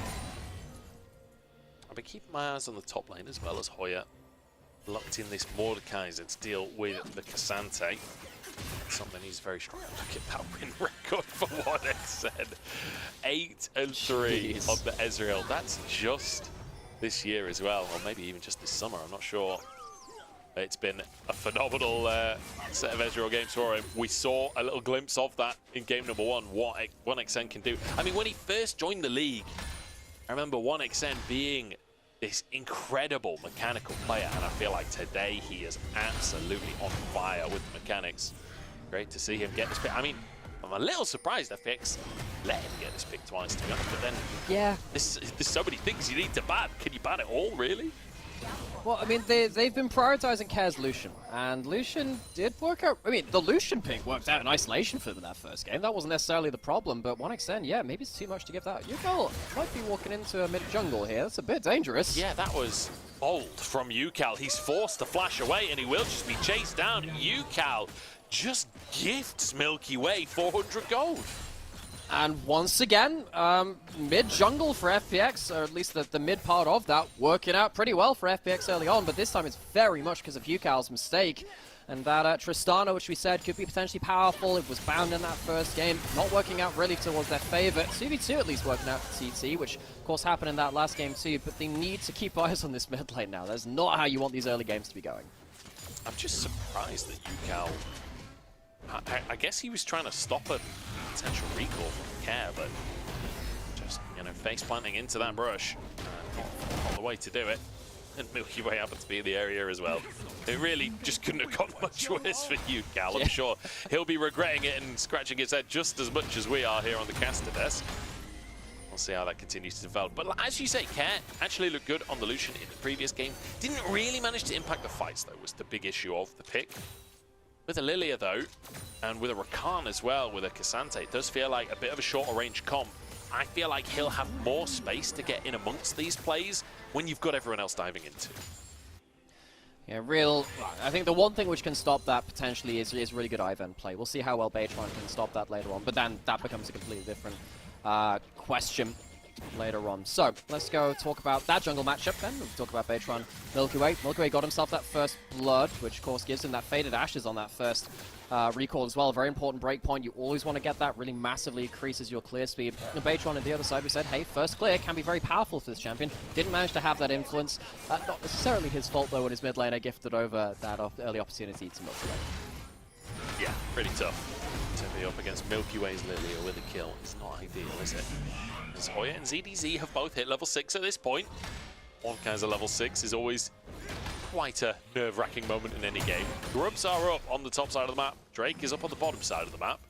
TT have loved those Drakes historically.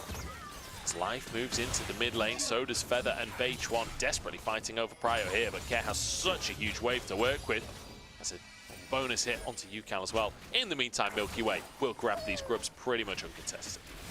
Yeah, one thing which you can see on show there is, of course, press the attack being really strong. Of course, we saw that Fleet Footwork and Absorb Life be nerfed a little bit. Life should be okay here, but the fact that Lucian and Tristana can kind of get away with not taking Fleet Footwork, I think that Tristana maybe should still take it all the same because it's a very powerful rune for her.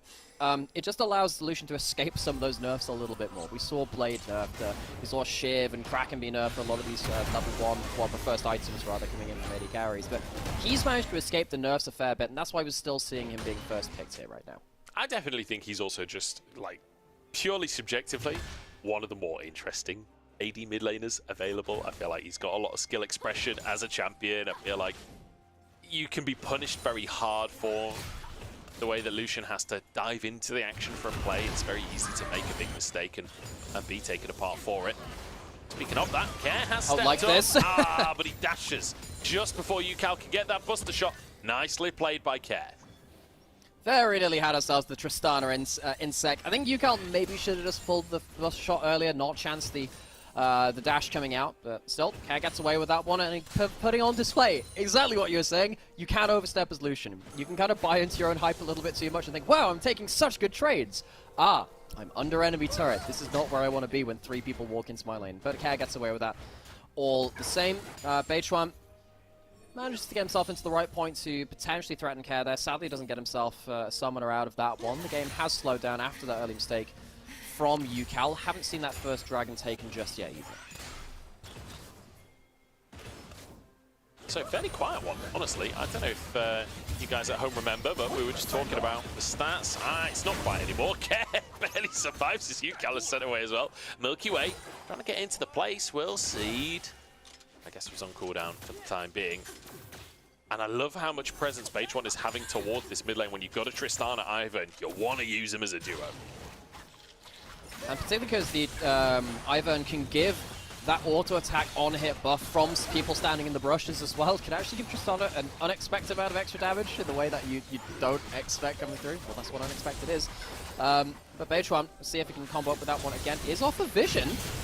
Oh, Doctor in so much trouble here. Big damage there. Root comes on through True Shot Barrage onto Life, and a flash to finish the job. Milky Way, though, maybe can carry 3v3 here. His Feather caught by the Swirlsea. Milky Way looking for the multi-ultimate and will find 2. Beitron, the target, is in flies Doctor, but they don't have the damage to finish the job, and 1xN is still firing away, still hitting these Mystic shots. ZDZ now caught in the top side as well. Will the fights ever end?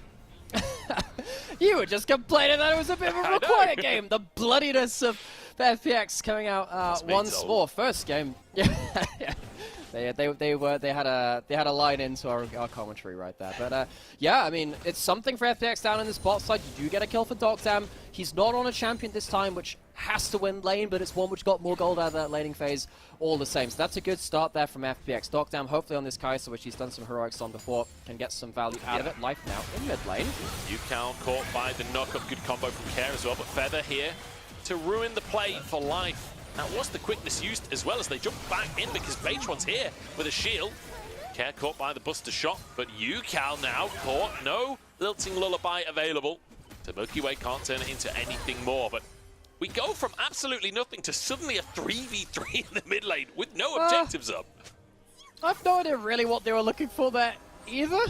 Yukal jumps in, immediately has to pop the Buster Shot. Now Milky Way alive, they are full HP. They see this on the sweeper. Oh, I thought he was going to get the recall, but no. Baytron caught. The shield's coming up through as well as Milky Way pulled into the death row, flashes over the wall, but so does Hoya and finds his 1v1. Now Care tries to answer off the back of the death row, but that is one beefy Mordekaiser, and he's shredding FPX. Baytron here with the shields to set up his carries. His feather might fall. The Q3 finds him, but ZDZ gives his own life to make that happen. Care and Life baiting in river because Doctum's not far away, but Killer Instinct's on cooldown. Grub started by FPX. So this is the problem with this kind of game. Actually quite hard to tell what the implications are after a big fight comes through, because a lot of these fights are happening off of opportunistic picks and then they're spiraling out of this. This starts from a sweeper. This is not necessarily a quote-unquote premeditated move, but Hoya, fantastic play from him. Notices that Baytron will die, and you know, he has that Shadow Realm. I guess he has himself a trap card from Yu-Gi-Oh! As well, as he just comes out of nowhere. FPX really just misjudged where he's going to be. But then he gets to stack up his Conqueror, gets to keep his passive going as well. Mordekaiser has really high base damages if you let him get into a fight like this. At least CDC manages to get one back, but I mean, most of this play is FPX fighting off more than they could shoot. Oh, hang on. Grub's happening with Baytron. Manages to steal one. It's a good knockup coming out from Life. As here comes Hoya. He's beefy, but that's two asleep, and Baytron will fall. The shields are gone, and it means FPX can push on forwards. Feather will fall as well, and it's two for the Birds of Red. Right, so FPX bit off more than they could chew in the fight before this. Now it's TT's turn to do the same. 5 grubs over to FPX. 1 is stopped from being taken by TT. They stopped the 6 going over, but this is a bit worrying. They are not the ones with the insurmountable power in this early game. They didn't even have someone like 1xN to bring his extra damage in there as well. So FPX walk away with a pretty big objective lead this time. They get themselves the dragon, they get themselves those 5 grubs, and now if Care, who's getting himself towards that first item, can get himself onto some towers as well, those 5 grubs are going to become a bit of a thorn in the side of TT. Look at his build from Doctum as well. Blade of the Rune King first on Kaiser. That's not something you see often. But yeah, the smite comes in. Baytron, I think, just really overstepping for this one. Good Q3 from TDC. And we did say, you know, the Realm of Death, the unexpected damage came out of Mordekaiser early. That's one big thing. You're taking fights too quickly now as TT as well. You don't have that Buster Shot or the big ultimates available, and that means that you don't have your full arsenal at the ready. Dragon up in a minute. I guess TT will have to fight for that one, not to give the 2 early dragons over. It's a big, I'm going to call it a faux pas. It's just a big mistake to give 5 grubs over and then also early dragons, because what that means is later into the game, the team with the grubs can give up dragons and slaughter your turrets, because they have that extra grub ability to do that. So TT, expect to see them contest for this one. They don't realistically want to give the Herald over either, but this is where the problems of this early game are going to start coming through. They've also got a side lane Lucian, which just so happens to be pretty good at using those grubs. Pretty good. Milky Way looking towards the bottom lane now as he does get a little tag onto 1xN. No real opportunity to follow up for the rest of the team, but keeping my eyes on Doctum here. And for that Blade of the Rune King as a first item, it's not exactly the tankiest team that he's up against either. Obviously Mordekaiser, but maybe that's it. Maybe Doctum is building for the Death Realm. Hang on, deep TP. Speaking of the Mordekaiser, Hoya behind enemy lines, and he looks immediately for Milky Way. Where you gonna go, little dear? I want myself a 1v1. The big man of metal turns out pretty good against wildlife. Who could have seen that coming? Chomps down again, swings the mace down, and Milky Way goes down with it. Milky Way, much better early game from him on the whole, but he's not been immune to the shenanigans of this early game. This is important. What did we say before this? There were problems with giving up those 2 dragons to the Grubs team. They are still going to give them... Oh, Hoya's just fought himself now. Oh, Doctum looking to grab himself a kill as well. Hoya should go down. The shields, though, come through. Actually, Hoya turns out completely invincible. Oh, he does have an ability which helps him do that, but so FPX, they get themselves that tower on top side, but they do give up that dragon on bot side. TT, they don't get at least hit with that really annoying question of what do you do against a dragon stacking Grub's team. That'll be something which they solve through, but They do lose themselves that tower on the top, so they need to be afraid of giving over too much gold over to this Lucian particularly. I think is a huge problem with that. I've also just been checking the background as well with the Kai'Sa builds. I would believe this build, it's probably just there because the Kraken Slayer and the Shiv have both been nerfed now, so it's like, well, okay, Blade is still a fine first item, you can still keep yourself your big upgrades that way. We have been seeing some mains going towards the Blade of the Ruin King Rage Blade into Terminus build, which really does make you that low-range duelist. So maybe it is to say, alright, there's a Mordekaiser. I don't want to lose that Mordekaiser in a 1v1. Yeah, maybe. We'll have to see where the build goes from here. Certainly trust Doctum to have done his research. Expect him to be bringing his best here in playoffs. Remember, it's single elimination at this early stage of playoffs. And FPX already one game down. They're going to do everything they can to fight back into this series. And so far, with a 2,000 gold lead and a Herald in the mid lane, they're looking like a favorite here in the second game. That's a second tower and a double knockup from Life as well. Beautiful bit of play from FPX and an all-out from ZDZ. Takes himself to the wrong side of the map and suddenly has to flash over the wall instead. But nobody going down. ZDZ 1 HP is 1xN hunting for the Mystic shot, but UCAL flashed away from the knockup of 1xN. Finishes ZDZ. Now they look for more as Feather finds that Zenith Blade and TT answer the mid lane. FPX, great trade in terms of the turrets. They have the 5 grubs. They take themselves that inner turret and the outer in mid lane, so good structural damage done. But they overpush again. This is something which really plagued them in that first game, and I wonder whether this is something that TT will continually punish from this point. Good kills back from TT means that despite the towers going over, it's not that big of a gold trade because TT get the kills back. We need to see FPX really clean up these oversteps because this is not really working out in their favor in either of the games that we've seen so far. They do go with the Herald, they do get themselves that extra turret, but then they're kind of stuck in the meat grinder after this point. They don't get onto the carries. 1xN's doing good work, and I don't know what this whole angle is from ZDZ. That's aggressive, that's bold, and it really doesn't help them after that point. But you can see once the overstep has happened, the chase down with resets from Tristana, yeah, a bit bold from UCAL, but it's still there, and you have the root callers too. Is really, really nasty. Great flash predict there from Beitron too.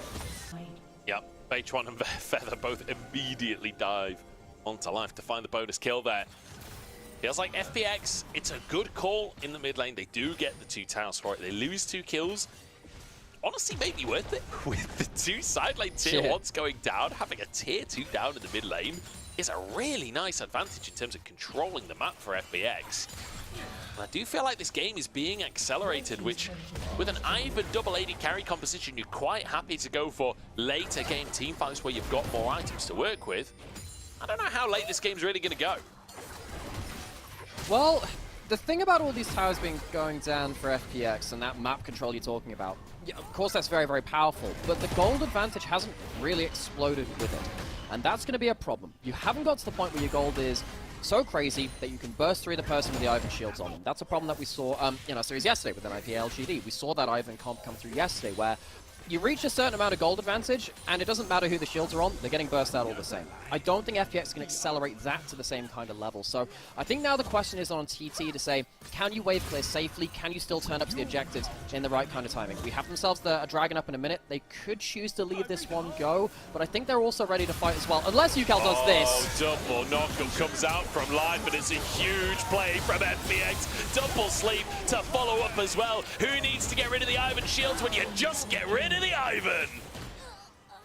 From 0 to 0, that's UCAL hitting the ground once again. Missteps in the early game, missteps here, and this is going to open up the map entirely for FPX. We said, can TT use their wave clear respectfully? Well, no they can't. They walk in, they die, they're going to give up the dragon, they might even give themselves up maybe even a bot lane in a turret as well with the way that Care is pushing in with the 5 grubs. This is a huge moment for FPX.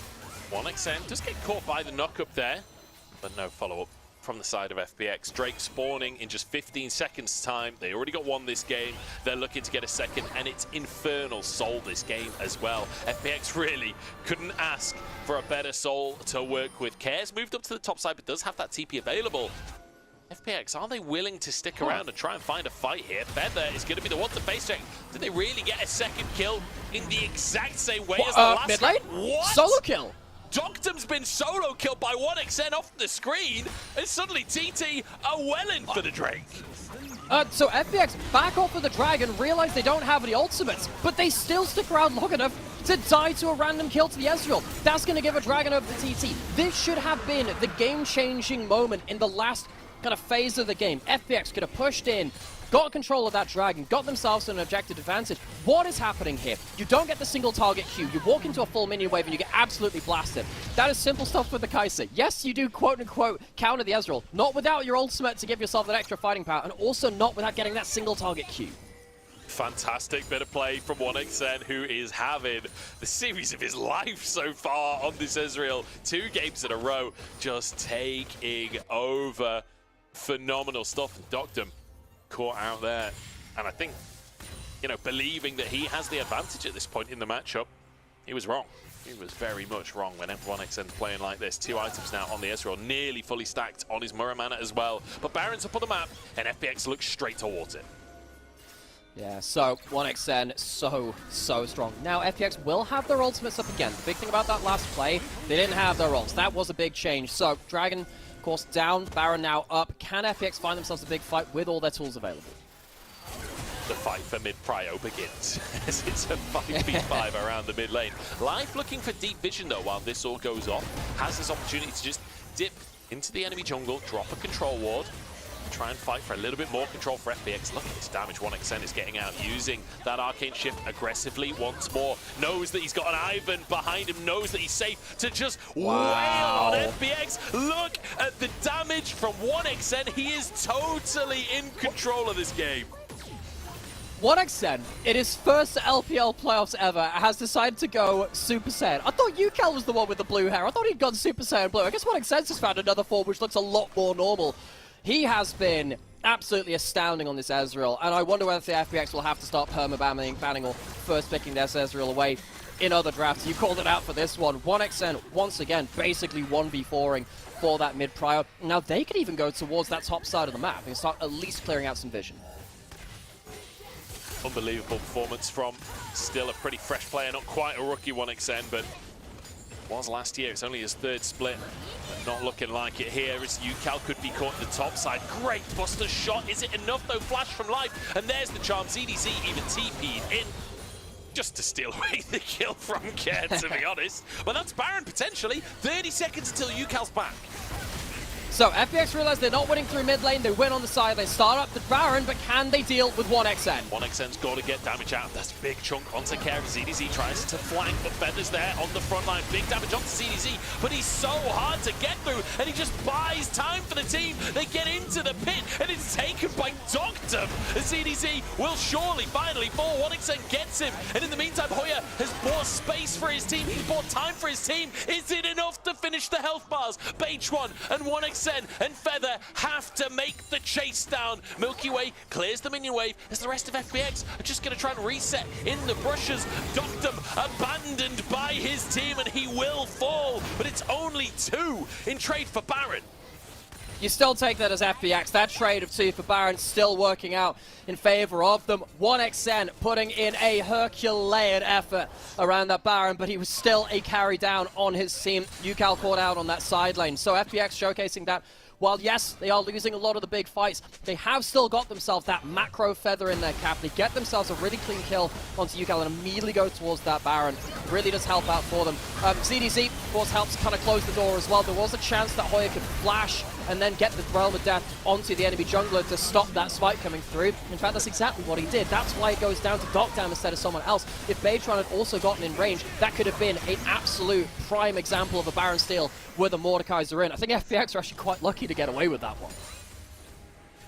It really was a game of inches there, the double recall, as Doctum, I think, actually intentionally buying time there as well for his team as he goes south and throws the W. He's like, look over here, guys. Look at the damage from 1xN across that fight. Hoya doing a bit of heavy lifting himself as well, but obviously UCal was not a part of it. Only TP'd in right at the end of things. FPX now a 4,000 gold lead as the next Drake will spawn in 30 seconds time. So there'll be soul point for TT. They don't exactly have themselves much map pressure right now, though. They're against that Baron buff. UCal has gone towards his top side, so they're giving up this dragon. But this is the bonus of TT taking those earlier dragons. They can say, all right, you got that Baron. you've won this dragon. Don't worry about that. You're not going to get that soul point. And they can now start pushing out those side lanes and start to give themselves some map advantages elsewhere. They don't have to force themselves into this dragon fight, which I think is probably a welcome sigh of relief at this point. They've been winning a lot of these fights, yes, but it has been hard fought in terms of the macro. UCAL actually sticks around in the top side. FPX will be able to grab themselves a tier 2 as well as that Drake. So, you know, pushing the top side and trade for the Drake, that would be fine. But pushing the top side and also losing the tier 2 in the bottom side, not ideal for TT really, as they continue to fall further behind. It's 5,000 gold now for FPX. And it does feel like we are slowly inching towards an even series. It's definitely not over just yet though. And I feel like this is something that's always the way with TT. They are a team that it never quite feels like you can count them out. I mean, this composition certainly can fight well later on in the game, but one of the best stats I've got about TT is the fact that they have a 40% win rate with a deficit. This is a team, they are the second best in the league at that. Like, this is a team that even when they're losing, they still, they manage to find a way more than is reasonable. There was a game versus EDG in the group stage where they did go Nexus to Nexus with 6 grubs, and they thought, well, we want to fight defending our Nexus, let's have a go at it. Ended up walking away with that victory as well. Weirdly, I think FPX are one of the teams which also come away with some of those miraculous victories as well from the jaws of defeat. So both these teams, no strangers to those late game smoke and mirrors miracle performances. CT, they do have a very powerful Ezreal, but that's their point of power. That is it, make no mistake. UCAL is not that point of power right now. We'll have to fight a lot harder to get value out of this champion compared to particularly Care and Doctime, who are also on very, very powerful points of their own. We've got about 3 minutes until the next dragon, so that's a long time for the map to kind of evolve beyond that point. Got 2 minutes until that Baron as well. I'm really going to be looking at the macro setup from FPX. I've been loving their vision control. I think they have been approaching these fights largely in the right way. When they realized they weren't winning through that mid lane priority, they went towards side lanes. They've been trying to make sure they have a breadth of options available to them. With 3 minutes to set up for this dragon, I want to see with FPX, with the advantage, can set themselves up that real killer blow around the next objectives. Feels like the quiet before the storm, doesn't it? It feels like we've got a moment of reprieve for the two teams. They both know what's at stake here. This one best of 5 could be their last here in 2024. This could be the last they play. But if they make it further into playoffs, there's still a chance of making it to regionals, especially for FPX, who did well in spring. There's a reasonable chance of making it to regionals and potentially making it to worlds, even if you don't go that far in playoffs. But 1xN's gone too deep. He was the hero. He was meant to carry the team, and he's caught out of position. And it means the rest of TT fall asunder. FPX, just when it looked like they were out, just after being destroyed in game number 1, they find their moment and decimate TT. Fantastic little fight coming out from them. Great pick. And it's turned into an inhibitor, and it might just turn into the game. Well, FPX won out in the macro. They set up the jaws to be shot onto 1xN in the mid lane. The hero of TT finds himself at an inglorious end. Fun plus Phoenix rise from the ashes after losing game number 1. It's a tired old analogy for the team, but just when you think it's been used to death, it rises from the ashes once more again.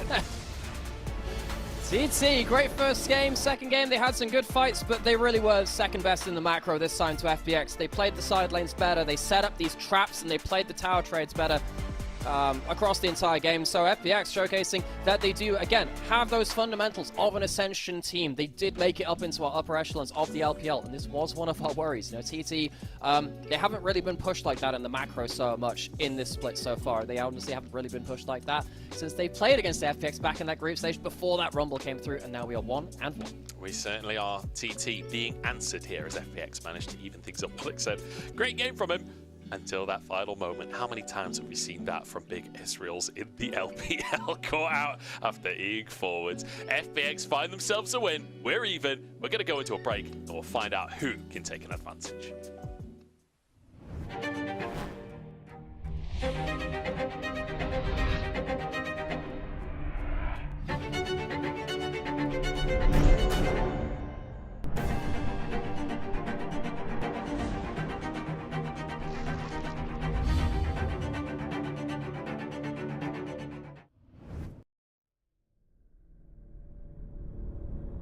The era of metal has begun. And metal shall prevail. For we know what they have done. 5 legends of our realm who sought to follow the path of their dark musings. But they did not know what they had summoned. Pentakill. To these creatures, there is but one thing left to do.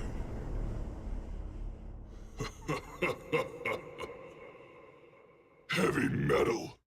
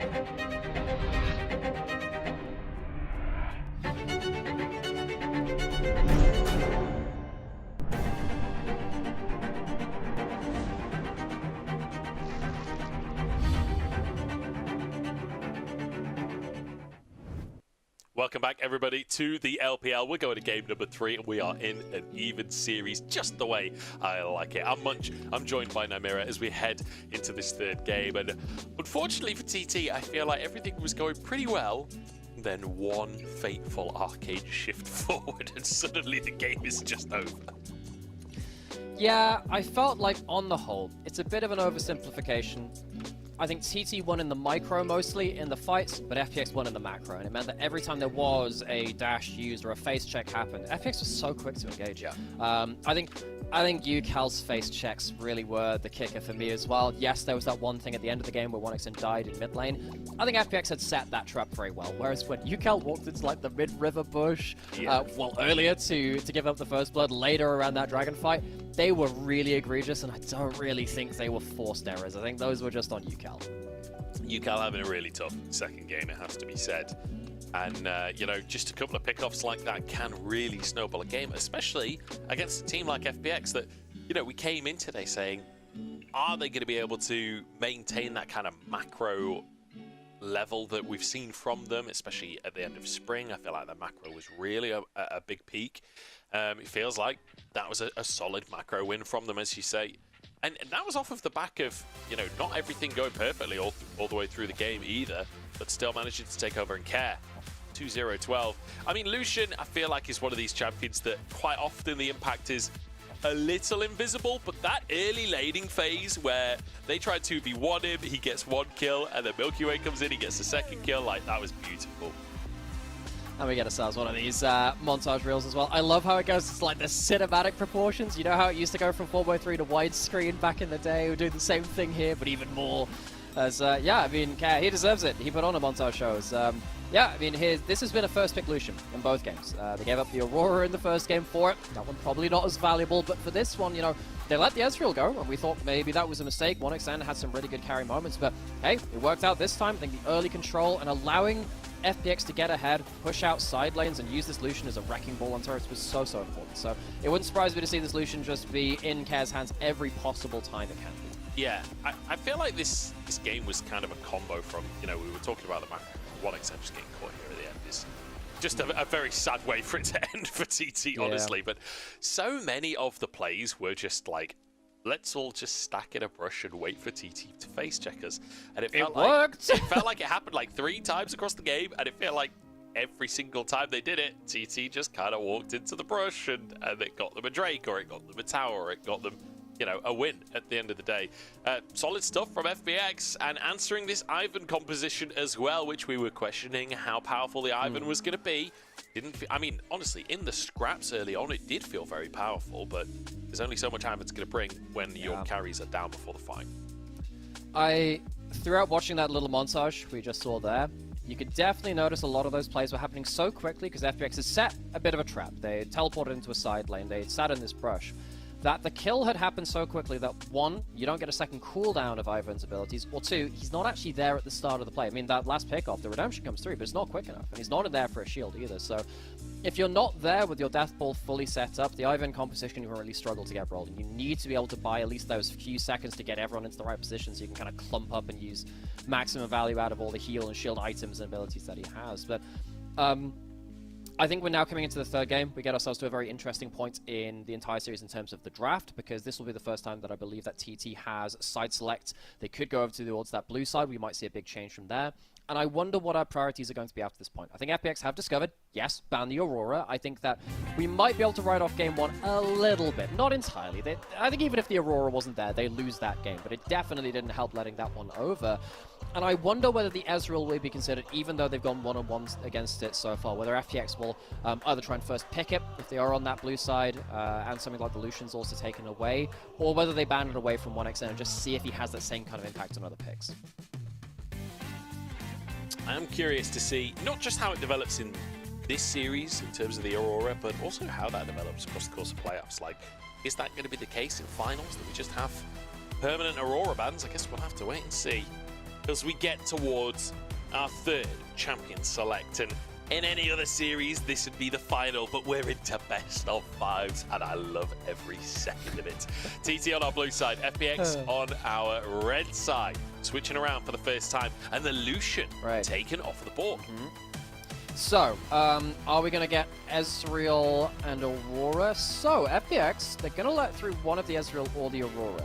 Will they let both through and pick up one of them? Have they learned their lesson about the Killer Buddy Rabbit in the mid lane? We shall see. Other things to be considered too, stuff like, of course, the Rumble is there as well. And FPX were banning the Tristana before, but I think after that last game, you're pretty happy to let that one go. UCal looked really off on that pick. Yeah, I feel like UCal, we need to see a little bit more from him this series. We talked about how he had started to look a bit better towards the second half of this split. It does feel like we're kind of gone back to the start of summer, UCal, where these mistakes are happening. TT, though, look towards a first pick Renekton. We saw this banned in the previous game. I think it was by TT that it was banned. They go for that. It's a first pick at the top lane. No way does ZDZ go Quinn. Hang on. I've got to try to ZDZ if he goes Quinn. So, ZDZ is a Quinn player. Back in spring when he was on Weibo, he was actually playing this as well. It might be a hover, but he has played that into that matchup. There is a non-zero chance that comes in later, but I think before you've seen any of the rest of the composition, it is ballsy, we shall say. Other side though, Care picks up that Tristana. We did wonder whether that was going to get, banned or picked throughout this series. It had less value for UCal the last time, but they give up the Ezreal for this. I'm really surprised that they don't look in the Ezreal alongside the Lilia. They really wanted to get Care on that Tristana and to take it away from UCal, maybe think that they can't deal with it without the Lucian maybe, but this is a heck of a pick to give over to 1xN again. It certainly would be. I mean, 1xN, so far so good at the Ezreal. That one moment at the end of game number 2 has sort of marred it, but honestly, like, his performance on this pick has been pretty insane so far. We've seen a lot of strange top hovers. I don't talk about any of them until they're locked in, but CDZ is a guy that has been willing to experiment in the top lane in the past, and it's not going to happen today. No. We've been baited and outsmarted. Cassante once he just more. typed in K on the keyboard. I was like, oh, I'll hover one of the. Oh no, that's the one I wanted. I'm so sad. Weirdly, Kale can be really good into your Bruiser archetypes because you can kite them for forever. One day we'll see that champion come back. It has been many years since that champion has graced Summoner's Rift and the power that she once did. Of course, Beitron doesn't have a jungler locked in just yet. Could be looking to go towards something triple frontliney in terms of either the Maokai or the Sejuani, but he would realistically like to go towards the Zyra that is now banned, or something like that brand. I also think that the Nidalee could also be quite powerful with the amount of setup you have too. Wouldn't surprise me to see actually the Nidalee banned away. I wonder if that'd be a better spot than the brand, given the amount of setup already locked in. Long taken off the board away from UCal here.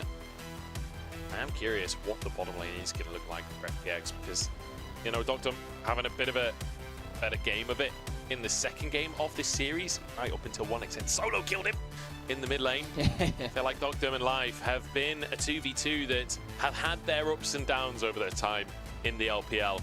And a lot of the ups have been about these weird support picks that we've seen coming on through. Like, we saw the Rumble plenty of times. I feel like that's part of the reason TT is perma-banning the Rumble, because it's not just good in top lane. It's a flex for FPX. But it doesn't feel like we're seeing that version of Doctum and Life so far today. Yeah, I think that, FPX have been one of the most flexible teams. Beitron likely going towards an AP jungler. I was questioning whether the Nidalee would have more value than that brand, and it is the Smolder locked in. Now, we have seen some Smolder mid. We've seen it over in the LCK from KT Rolster, and we have... But one thing which we haven't seen here is we haven't seen the Ezreal in mid either. There are options here available to them. Yeah, true. It could be Ezreal mid. Actually, no, to be fair, it's got to be Renekton top, right? You're not taking Renekton against Tristana. No, that would be very painful. That would be suicide. That would be maybe the worst of the remaining flexible options available. As we now see, I mean, look, UCal has played a lot of weird stuff. Weirdly, if this was Invictus Gaming, I would have said, yeah, Nady will take that mid lane. But this is UCal. UCal has been the guy to pick out Mure AD carries mid. And, I never want to discredit the amount of flexibility, because maybe something's worked in scrims in the other way. This will be the Smolder mid, it will be wave clearing, and I think with the nerfs to Tristana, Smolder feels safer in that lane. Now, this is something that's been played elsewhere. A little bit of LCK, Smolder mid has come through, but not a lot. BDD won with it, so that's nice. This is a rarity, to say the very least. But, I mean, we'll have to see how this one goes. We've criticised UCal in this series for not really pulling his weight, especially in that second game. maybe the Smolder is the answer. I mean, Smolder's definitely a champion that if you're not playing that hot and you're an AD carry, mate, just lock in Smolder instead. You don't have to be good. You can just press Q. Just stack up, just wave clear. Tristana, less powerful than she was. Is this part of the innovation which could bring Thunder Talk once again ahead in this series? FPX, last game, I think they showcased that they do have their macro chops on still. TT, they have been winning a lot of these early games. They have been playing well around their skirmishes and the team fights, but if they are coming into them at a disadvantage on the map, FPX can very much take it to them as well. We've had a close series all said and done. I'm glad that it has been close. Will it continue to be so? We'll have to see as we come through into this third game. It's TT's second playoffs ever, and they want to beat their 10th place finish from last time. FPX have been here before. They want to live up to where they got last time as well.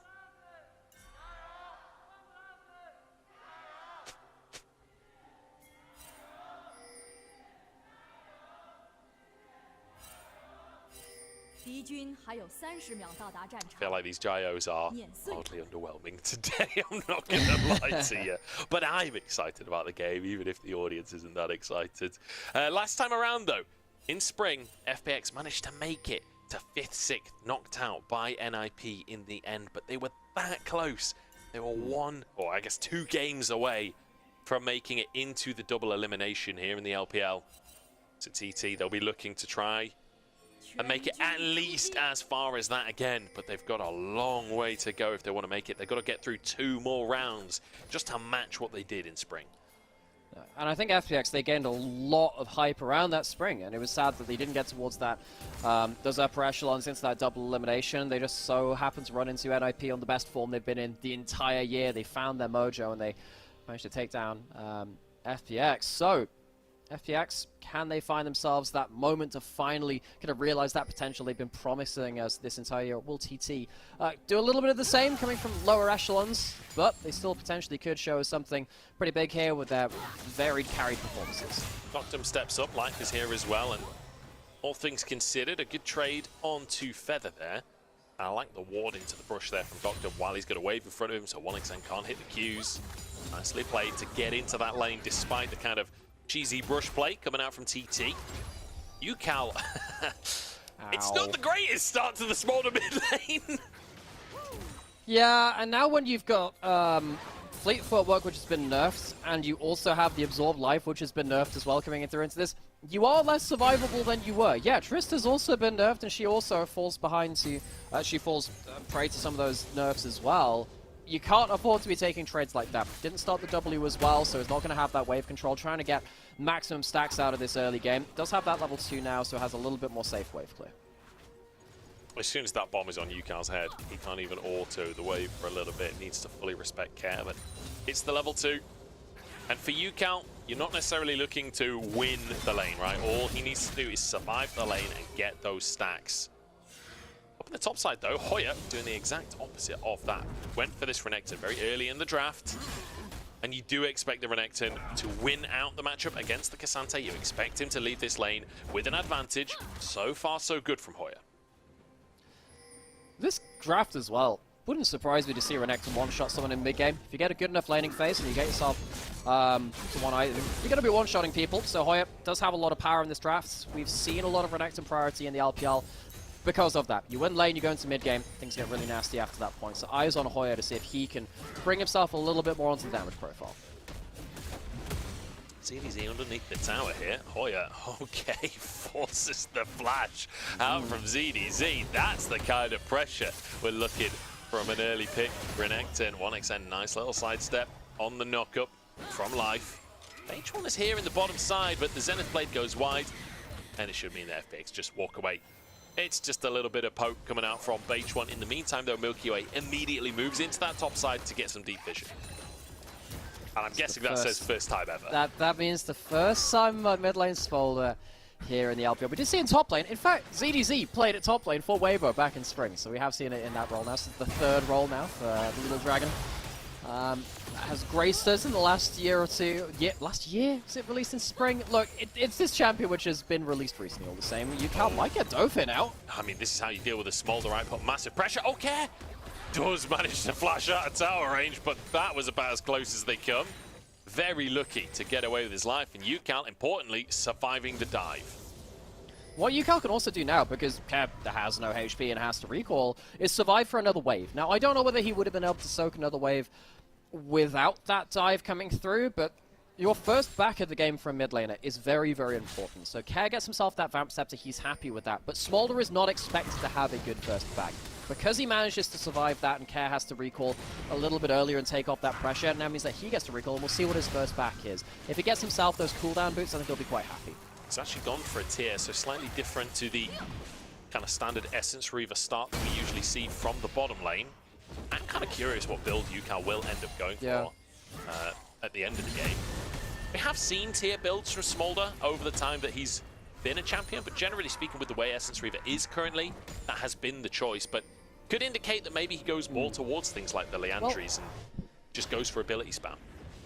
So we've seen a lot of Shojin, we've seen some Triforce, and we have seen some Essence Reaver as well. But with the Muramana in, you're probably not expecting Essence Reaver because you don't need the double mana item. So either way, we'll track that as well. Got the cloth armor in inventory as well. I doubt it's going to be an Iceborne Gauntlet. That's we did see some Iceborne Gauntlet at the Smolder points as well. But hey, I doubt it's going to be that one here. But still, I'm gonna watch and wait and see what Yukal's got cooking up for us.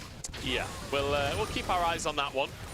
Can quite often be the kind of Muramana, Leandries sort of vibe. We'll see.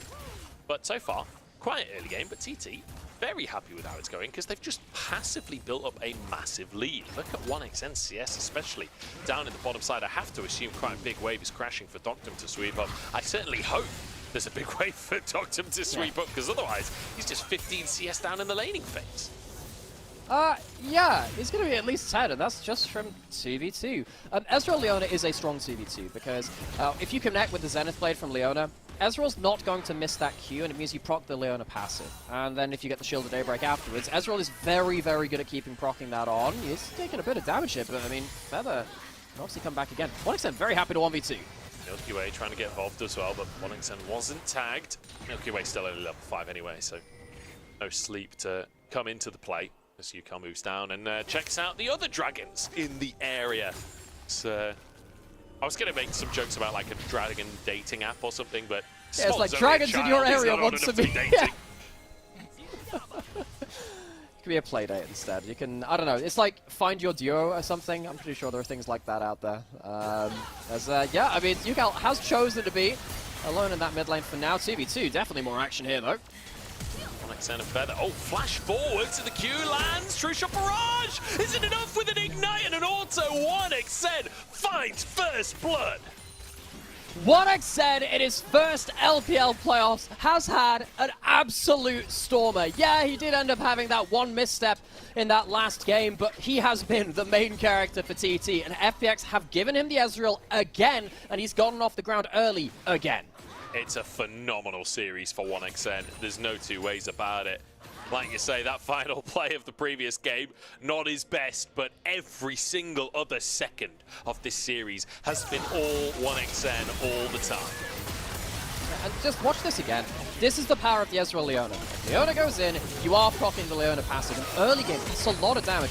Tags the ultimate, flashes for the last auto, gets himself that kill, and he gets the kill credit as well. We talked about how Ezreal getting early gold is important. Hoya 1v3. Three-man play at the top side from FPX. They answer for what 1xN did down in the bottom side and get ZDZ onto the board. That early CS lead now will be pretty much mitigated. It's a kill onto ZDZ. Very happy with that one. He's going to be able to shove another wave in. No teleport from Hoya, so yeah, it's a good victory for FPX. We did say that if Renekton gets a lane lead and gets into the mid game with a good advantage, he could be one-shotting people later on, especially with a Smolder ult follow-up. Therefore, shutting down the Renekton like this is removing a powerful tool from TT. It's a really solid start from TT, but it's a solid counterpunch from the side of FPX to make sure that they're staying in this game. Invade onto the blue buff from Feather and Beitron using that bot prio. So Yukal takes a big chunk from Care, but getting so many Qs back onto it. It's kind of an even trade as 1xN now caught in the 2v2. Doctum should be able to finish the kill off and get himself a much-needed injection of gold. Okay, so FPX striking back. Early game was going well for TT again through CS advantages and of course that 2v2 kill, but FPX in all games now have managed to find themselves inroads when TT take their foot off the pedal just a little bit more. Doctam gets himself another kill. He has been going towards this Blade of the Ruin King build, which is not that common. Look, we've seen Blade Kaiser in the past, not completely sold on it, but hey, if he gets value out of it, I'm not going to complain too much. Back to the replay though. Hoya basically just finds himself on the wrong end of trying to clip a wave in topside. Maybe knows that something bad is going to happen. Gets pulled back with the all-out as he does the slice and dice. And then things go badly from there. Doesn't blow that flash. Doesn't really get a chance to. Goes down easily. I really feel the way that all-out should work is if you reposition, it should push you in the direction Cassante is facing in response to you. So there's actually punishment on using that ability. Kind of like Lee Kick changes based on where you are in relation to Lee Sin, right? Yeah, I like, agree. And like every other ability in the entire game, like it feels so weird to me that Hoya actually dashes into a better position and still gets pulled up that way. I'm trying to think if there's anything else which works like that. Anyway, Hoya does have flash and ult again. Is there any chance of a fight here? No, I think these are going to be gone before TT get themselves into position to this. Actually, you know, hang about. We do have Feather with ult and ignite. If Hoya comes around, this could be a big fight. First scrub taken by Milky Way, but Feathers moving in. Hoya pops the Dominus as well. Milky Way might have to flash out the backside, but does actually get a second grub as well. And with a TP coming on in, FPX want to find the fight for themselves. Feather on the front line is about as heavy as a Feather, taken to pieces straight off the bat. ZDC chunked though, and in goes Hoya to set up for a response kill. It's 1-for-1. With the grubs taken by FPX, now they look for more of a fight as well. Milky Way jumps in for a two-man sleep. He's on fire himself though as Yukal spitting over the wall, but this baby dragon doesn't have enough breath. FPX though, they know all about fire. And once again, FPX, it feels like they're out macroing. They're setting up for the fights better, and they're choosing the fights better. You can see that 1xN wants to walk up to the play, then walks back down towards bot lane. You can go back and watch the minimap. He doesn't turn up to the play. It was a 4v5 which TT opted into, and that's a lot of gold now over to FPX, which they realistically shouldn't have had. The gold is even enough, but TT should not have been able to give that over to FPX quite so easily. Yeah, 1xN gets himself, what, 2 plates maybe in bot side from what it was before that, but FPX will be very happy with getting the gold they did out of that topside grub fight. Yeah, getting the grubs as well, 3-3 in that regard. Let's take another look at what exactly happened. Yukal, by the way, is just stacking this entire time. I'm getting mildly concerned about Smolder. That's true. That is true, actually, because the more fights that Smolder is in, the more champions he gets to hit for that. And you can see that Hoya does have a really large amount of power. Bit of a misuse Smolder roll. And I think maybe TT bought into their own hype just a little bit too much at this point. They're the ones which overstepped this time. Typically, it's been FPX doing that. But to me, the biggest thing during this, look at the minimap, 1xN chooses not to be at that fight. He was walking up towards it. He leaves after a while, assuming that TT were going to back off. Yeah, I mean, it's ultimately a 4v5 for TT. Yeah. Pretty much choose to take that. Doesn't work out for them. 4.2. There's a true shot barrage. Yeah, I think it clipped Care alone. I'm not sure. Either way. Yeah, that's participation. Yeah, we get the one. We get the one. Either way, we've ended up in a fairly even position as we cruise towards the mid game here. 2 Blade of the Ruin Kings picked up across the side of FPX, as well as Leandries. Hoya, you're not going to feel that tanky this game, I'm sorry to say, my friend.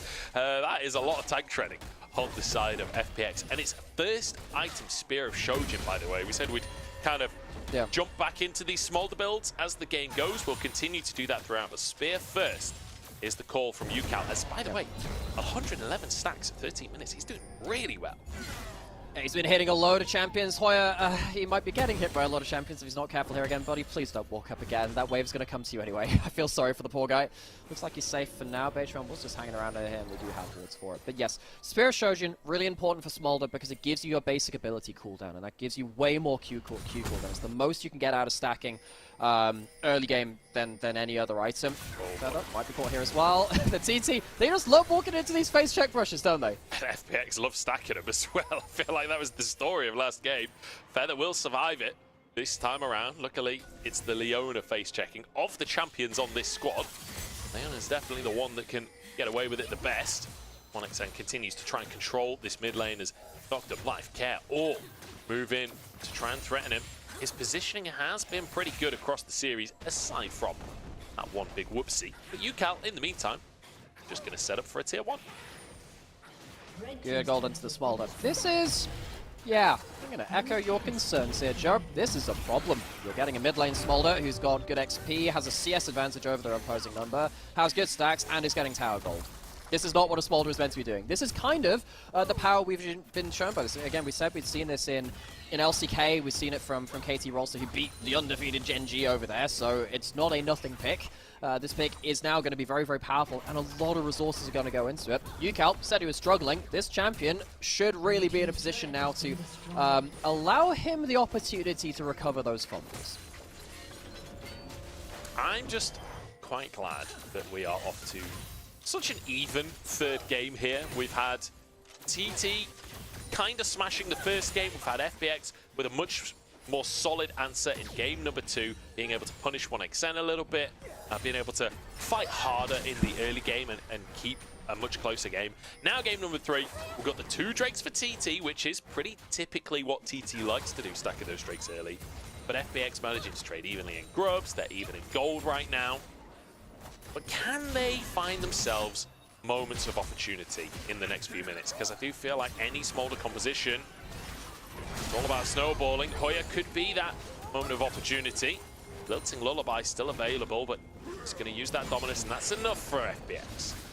Yeah, Hoya just pops that ultimate for the immediate rage generation to get himself that empowered Q. The healing means that he's safe, but he is now down an ultimate, which potentially could become in handy at some other point. Hoya has been fighting himself on weak side a little bit. He's been left alone a fair amount.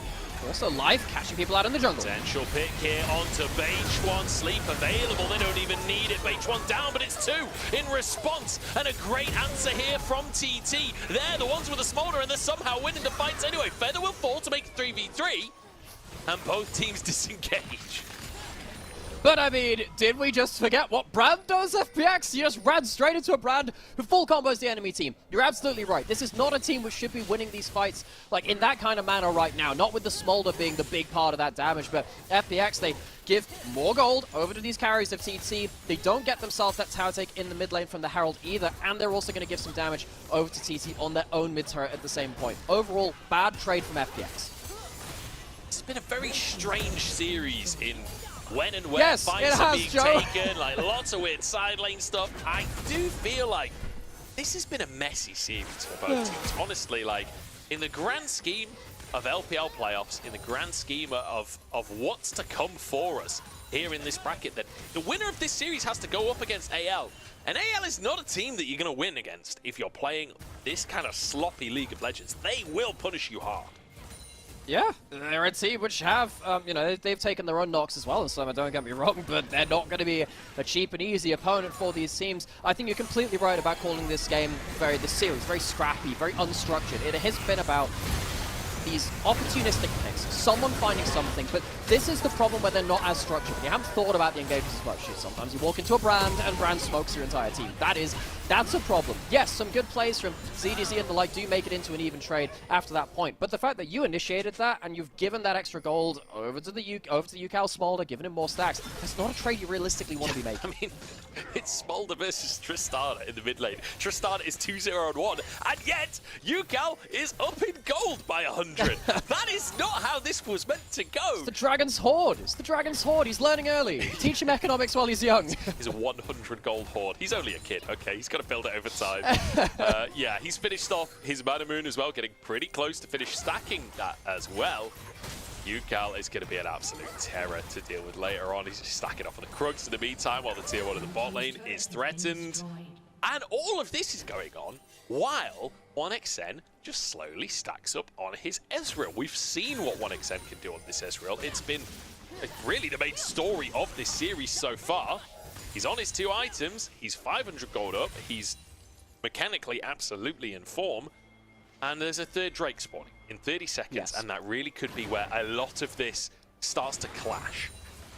I think we're going to get Ucal and 1xN stacking up some Muramana as the dragon spawns, actually, in about 20 seconds. This is going to be a huge fight, potentially. TT could choose to disengage this. They don't quite have their stacks right now. And Milky Way does have Flash, Seekers, and ult. That is huge. This is probably the most powerful point that Milky Way can reach on the Lilia for the early game. It's such a powerful team-fighting spike. Watch out for Milky Way. He has all the tools to make a game-changing play. Doesn't feel like TT want to just forgo this Drake, does it? Stacking up in the mid lane, looking for Prio. FPX realize they have to contest this, but it's kind of difficult. The wave play is really good on TT. ZDZ charges in to protect his minion wave. As I'm looking at 1xN hitting those Qs. And I'm also looking at UCal trying to get stacks before the fight starts. 1xN, what are you doing? He eased straight into everybody, and Feather pays the price. In-go, everyone care finishes off the AD carry. UCal looking for stacks. That's one down as ZDZ will fall as well. Doctum low on HP too as Batron gets the burn. It's 3v2 remaining as UCal is still going strong. No ultimate available for him, but they can maybe chase for more kills if a stun could come on through. Vision denied. UCal is confident. He's only 20 stacks away, but it doesn't even feel like he needs the stacks at this point. As Batron moves forward as well. There's no smite for FPX, so if it's an even Drake, Batron gets it. And also, Batron and UCal have flashes. They have a lot of damage at this point. 1xN makes one of those Ezreal players care looking for the assassination. UCal flashes away. He can't get over the wall, though. He just flaps on the spot, and UCal will fall. Batron stuck in the back of the pit. True Shot Barrage is huge. Onto life. The passive is there. The dragon will go down. Batron has flash available and will be forced to use it in the end. It's UCal's death, but a Drake for TT somehow. What is happening? TT! They had themselves the stacks just before the dragon. Remind yourselves, folks, what we said just before that fight. They didn't need to fight that. They didn't need to fight that. They could have waited until their stacks came up for the Smolder, for the Muramanas on both their AD carries as well. No, that is not something they are willing and able to do. Go back towards this as well as 1xN. What is he doing here? Sprinting it, I believe, is the official term. Absolutely sprinting it. He didn't even hit the W. I guess 1xN just was really feeling himself. You can see that UCal has a ton of damage. Imagine if he hadn't done that. Imagine if he hadn't done that. TT still arguably win this fight because UCal and Batron are so powerful after that point.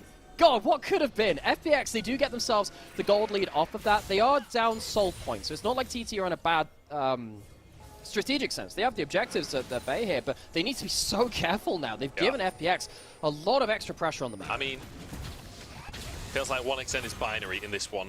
It's either 1xN or it's 0xN in these fights, because there doesn't seem to be much of a middle ground. We talked about how this Smolder was ahead before the play. Care swept up 1,000 gold in that previous fight, and FPX want to utilize that fact. They start the Baron straight away. Feather has to be the one to face check in. Life spots him as a TP immediately committed by Hoya, but is it going to be soon enough? Life just buying as much time as he can while the rest of the team are on the Baron. Baron taken by FPX, and ZDZ just sacrifices himself to get the team out of dodge. Baron snagged by FPX.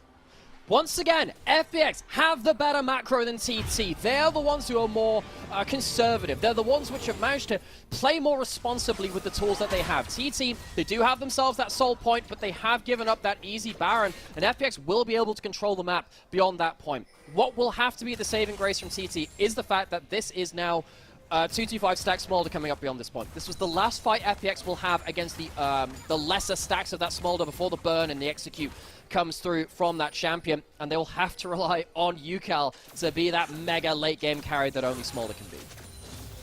It does feel like with the way these fights go, and the way these compositions work, it could well be front to back in a big final fight.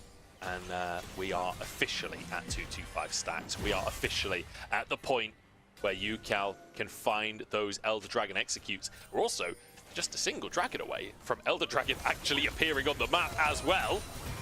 It's only 2 minutes until that next Cloud Drake spawns as Care using this Baron very effectively. This is why Tristana is such a potent pick. She's just so good at shredding towers. Yeah, it turns out Tristana's a lot better when you're not face-checking bushes randomly like UCal did in that last game. Care been a lot more responsible with that lead. That's the word I'm going to keep using with this. Responsible. You can be powerful, but you have to make sure that you're not giving over easy advantages. Care safely pushing in. Feather is roaming down towards here, but there's no angle onto Care. Smolder does take another tower on that top side, more gold over towards UCal, and that is something for TT to hinge off of. This Smolder will definitely be a factor beyond this point, absolutely so, but FPX racking up some really good structure damage with this Baron push. They move into the mid lane. They're just looking for a dive under the tower. It's not going to work out for them as Life is caught out and taken down. And 1xN is hunting for a little bit more. Milky Way gets his stack onto 2, but won't commit the sleep. Good bit of poke damage in response, but hey, life's just gone. That's kind of the end of the Baron play. I'm gonna be honest, I don't really see the angle they were looking for. Yeah, UCal very calmly just steps out of the Ricard engage. That's kind of it. No threat onto UCal, no one team fight. You need to kill this Smolder if you're going to have a chance to win through these later game fights. So FPX swing and a miss there. They don't get themselves onto Smolder, who gets more gold again. Life, it's a decent flank angle. Most of the time Ricard you can go in, you can get out. But the problem is, you don't catch either of the carries. That's like the one thing you have to do is catch the carries. Beitron, serious credit to him as well, several times this game, getting that brand spread onto the backline as people have been retreating. 30 seconds till the Baron now. FPX, they will have a chance to engage onto TT as they walk over their vision towards this. It will all be about how much damage UCal can get. He has that Haunting Guise. That's an extra and powerful component for him. You do have a lot of dive from FPX, though. You catch out UCal, there's going to be a lot of follow-up. UCal has a lot of weight on his shoulders. Headed towards that third item, Leandri's, but still just has the Haunting Guise for now, so won't have that burn available to him. Well, I guess he's got one burn available to him. Doesn't have the bonus of that Leandri's. FPX, though, trying to control this river. They know how important this next Drake is. They don't want to lose it. I see again that those Kaiser W's being powerful from out of that fog of war. Once again, just hitting again and again. Dragon Starter would be sold for TT. Oh yeah, trying to face check in. Feather trying to face check in. Gets a stun, but there's no real follow-up. The Dragon flies across the squad and Feather falls down. Milky Way still alive as Hoya falls as well. And UCal just about flashes, but he's put to sleep. No cleanse and no remaining health. UCal down. Dragon down. Phoenix up. Rising to the sky once more. TT, they commit towards the Dragon fight and they lose 3-4. They do take 2 down, it's not a complete blowout, but they won't find themselves their soul here.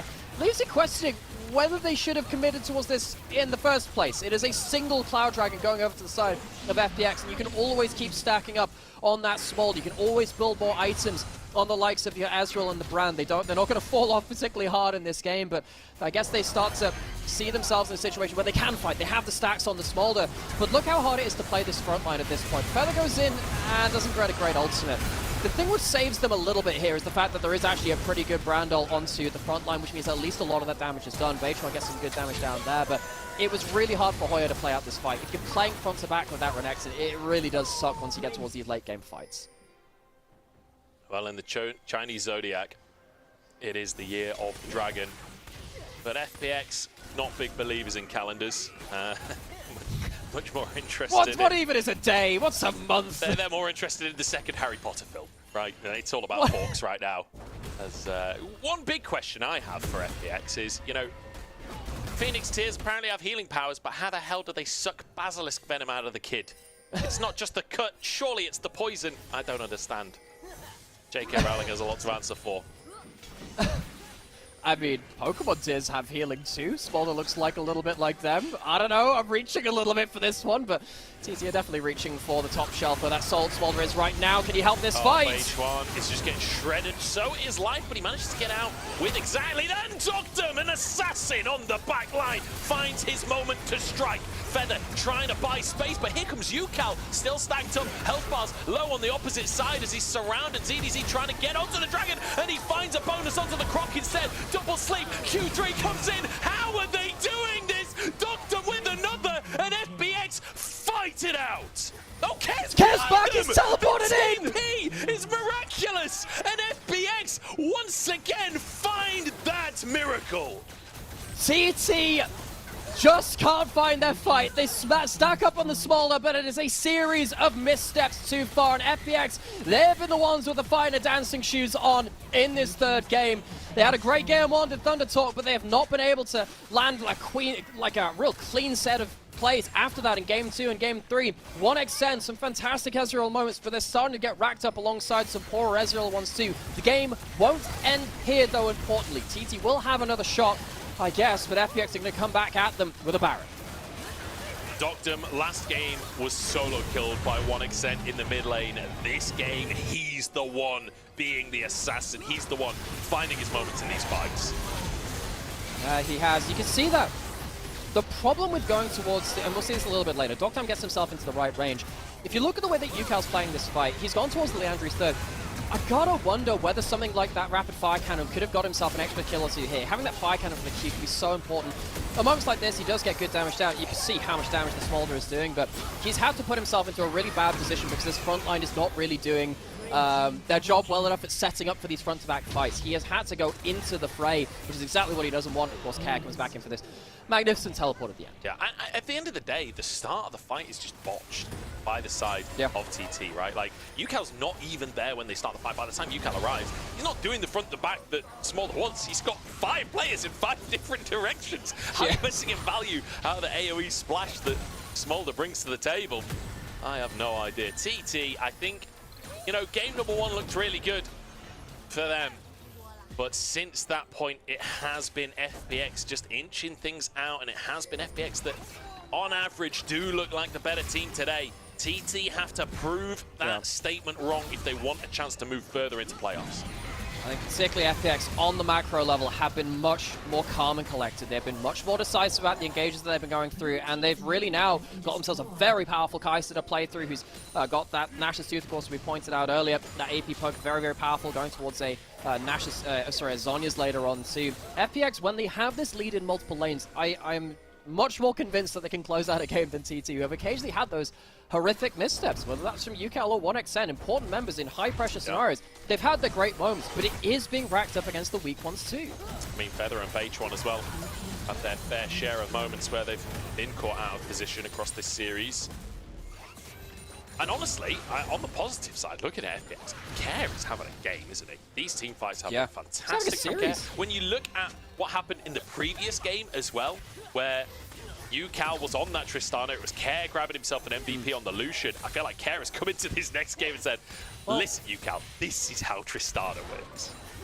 Remember back to Spring, when they played up against NIP in that series which eliminated them. Care was suspect number 1 for the reason why FPX failed. He had those Azir games where he completely fumbled it, completely failed on a micro-mechanical level. This has been absolutely different from that. I think a lot of summer was quite difficult for Care. I think that as soon as he started picking up that Lucian, though, things worked out in his favor. Now on the Tristana, 7-0 and 7. Much like the previous 2 games, actually. He's done really well on an individual level. Care has not been the player I've looked to first on FPX to be the hero carry, but he is putting in a hell of a shift here. With him stepping up, with Doctum as well, having a much better game than really the previous 2, I'd say. Does feel like this is FPX on the cusp, and Life has been so chunked in so many of the fights. He's only died 2 times. It's honestly pretty impressive how much he's managed to help get as away a resource. With. Yeah, I mean, look, he's playing Rakan. That's what you got to do on Rakan, right? But still, it always watching good Rakans makes me nervous. It's been an LPL specialty for a while. We've got a skin for that as well. Catch on Zohoya. He's not that tanky as you've been saying. That's Sterix down as well. Big cooldown for these fights. Doctum hunting for an extra one onto the Croc. Won't quite find it. Speaking of Doctum, we're beyond discussions of build at this point because he's just got so many items. He's got all of his evolves. It doesn't matter. He's gonna be a monster in the fights. Like this is the problem with Kai'Sa. I mean, Ezreal's on the other side too. Very much no stranger to that. Sometimes Kai'Sa just builds stuff and it just works eventually. Sometimes you're sat there. Remember the Duskblade build where you sat there thinking, well, it's not great. Then he hits 4 items and you have the incredible cooldown. That can be nasty as heck. Life actually forced to flash out here. Talked about how he was doing well at surviving before. That could be a problem. Beitron flashes for the 1v1 with Milky Way, but in the meantime, Care assassinates Yucal. He's in a 2v1. He will fall. The Feather grabs that kill, but in the meantime, it's Hoya caught out in the top side as well. FPX, out of nowhere, have got 3 kills for themselves. 1xN and Feather have to save the game for TT. Solar Flare onto the minion wave. The minions are gone, but there are supers coming. Yeah, Care just sees the angle onto Yucal and says, alright, yeah, I'm deathless, I could save my KDA, but no, it's more important to kill the most important member of the other team. Take the dragon down, see if it leaves an opening. FPX charging in now with that 4v2. There are respawns coming up in 20 seconds. I think that might be too long. 20 seconds is a long time away. 1xN has to E away from the Q3, but that's 1 tower down already. Milky Way still surviving his Feather. Tries to tank up for his AD carry, but the minions are blocking 1xN. There's nothing he can do on the Ezreal to save the game. Milky Way survives. The Nexus is down, and FPX show us why they were in Group Ascent. FunPlus Phoenix, first game was not pretty, but the second and third have been scraps in their favor. They have punished TT for their missed positions. They have punished TT for their misplays and forced a lot of those misplays, of course, themselves. TT, what started with a huge head of momentum for them with the Aurora in that first game, with their ability to keep walking forward with 1xN's Ezreal, is not as reliable now. They've had a number of games and a number of moments where 1xN has been genuinely the reason these games have ended. I think the second game, that wasn't really his fault. This game here, though, I think it was. If you don't have that fight in the mid lane, I wonder what could have happened. Really, really tough one for TT. They've got to go back to the drawing board. This scrappy style is not enough when FPX are pulling out these macro plays. Fantastic stuff from the Phoenix. And it pushes us to game number 4. We'll see if they can finish the job or if TT show us that thunder we've all heard so much about right after the break.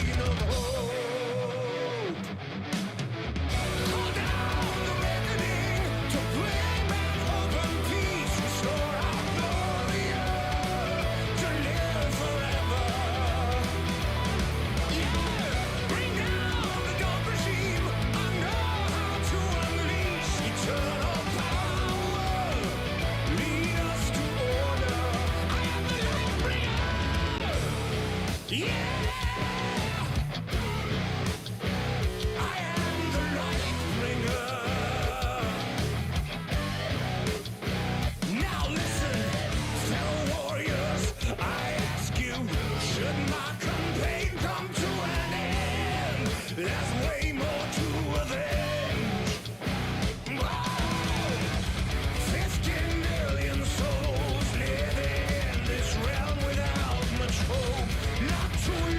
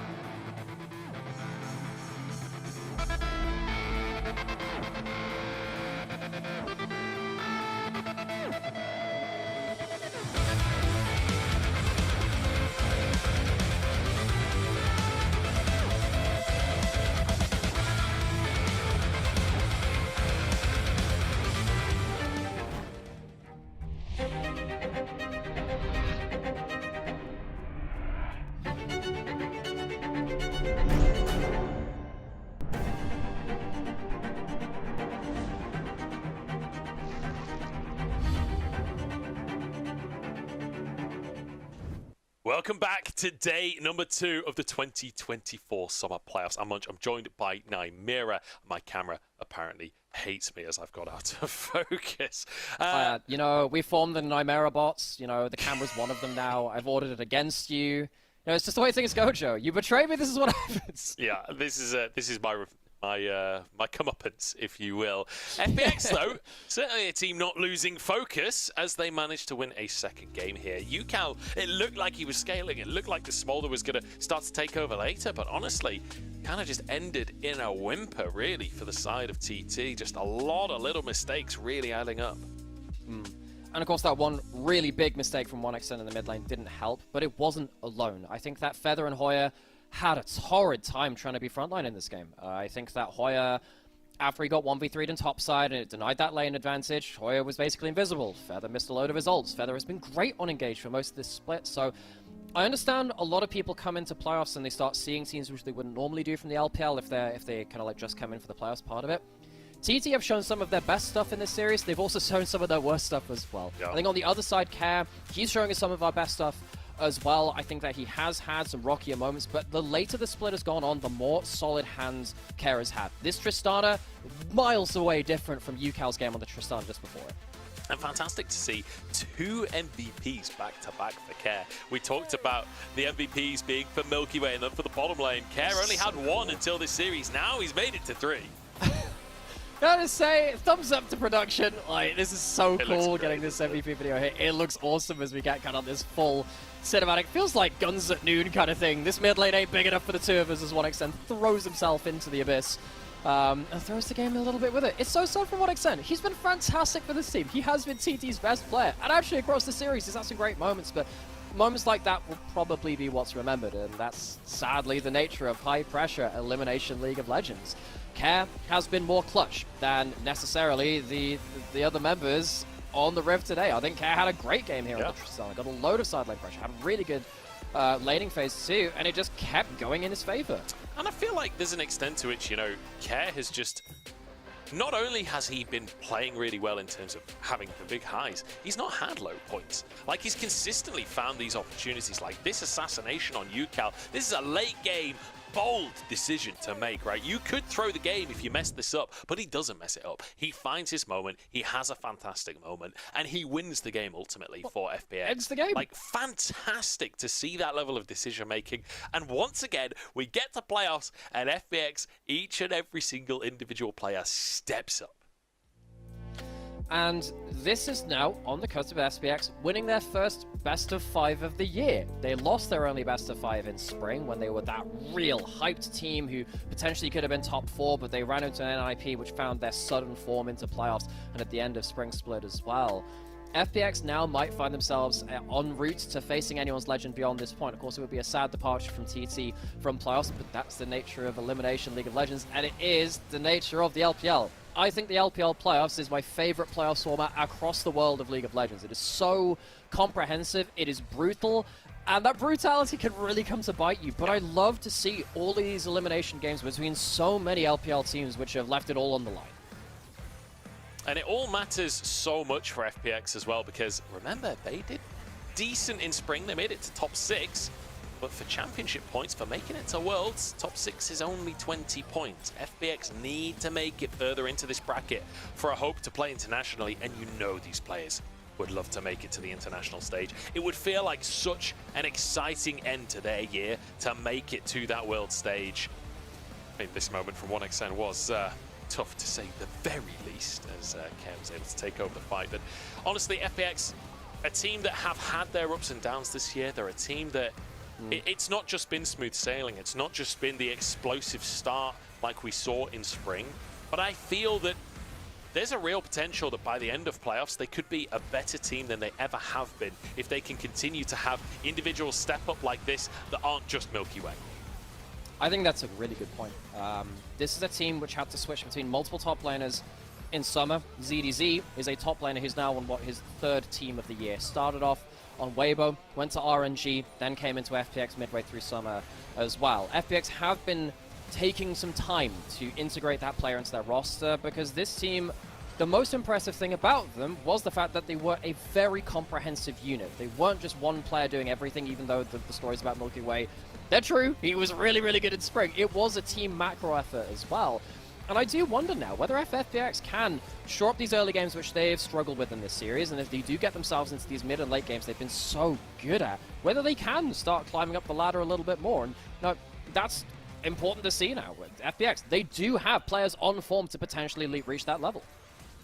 They certainly do. And I hope that they can, honestly. I'm all aboard the FPX hype train right now, especially off of how they have performed in this series, even getting the ER auto combo off there to guarantee the kill while knocking him off the fountain. Like, that's a risky combo to go for in that situation, but fantastic stuff coming out from FPX.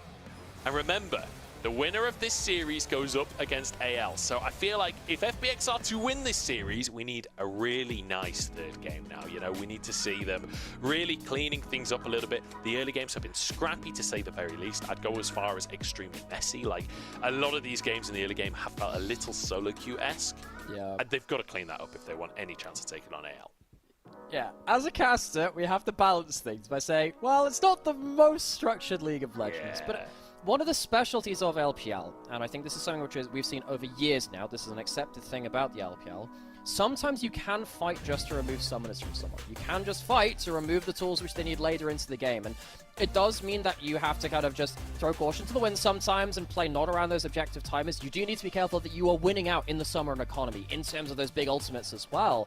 But that can really lead to games like this, which for me is some of the very most entertaining League of Legends in the whole world. It's only round one. We have 18 best of fives here in the LPL post-season between the Knights rivals, the playoffs, and the regional qualifiers after this point, and we're only just dipping our toes in, and it is still so exciting at this juncture. So, Aurora banned again by FPX. No surprises there. Locking in the Renekton for ZDZ. Power in the top lane. It's something we've not really seen for ZDZ throughout this series, but he gets it for game number 4. ZDZ, of course, he really has been the mercenary of the top lane. His Renekton, not the best win rate through summer, but it's definitely a pick which he's used to great effect throughout his entire career. It's just very stable. Hoya has not really been playing that well in the individual 1v1 versus EDZ to the level which they needed to. Now, this might be a change for TT. They have hinged on 1xN's Ezreal. That's not an Ezreal, that's a misfortune. More wombo combo, still lane dominant. So, 1xN changing tack here. I mean, I guess you can't E forwards on Misfortune, so that's good. We'll see if that'll be the difference maker for him. As Care, 2 MVPs back-to-back. He's up against this Tristana. Corki has been the comfortable answer throughout the year. I would not be surprised, to see that locked in once again. So Corki and Renekton, you'd probably want an AP jungler. I'd be amazed if a Yasuo is locked in here. Well, we saw it from Nady in the Nice Rival stage. It actually looks okay against the double AD characters. Right? Well, that's the problem. But hey, I just want to say, justice for Yasuo, I guess, a little bit. It's going to be the Lilia in once again for Milky Way. I think the Lilia has been Milky Way's best jungler across summer. Weirdly, he's not necessarily transferred well over to the carry jungle meta, considering how much of a carry he was in Spring, but the Lilia has allowed him to be a teamfight menace, an individual menace, and also have that fast clear speed as well. Bechuan, is he going to go back towards the brand already, or is he going to do something a little bit different? This isn't a jungler. Hoya expected to take this Poppy. It's one of his better tanky top lane picks.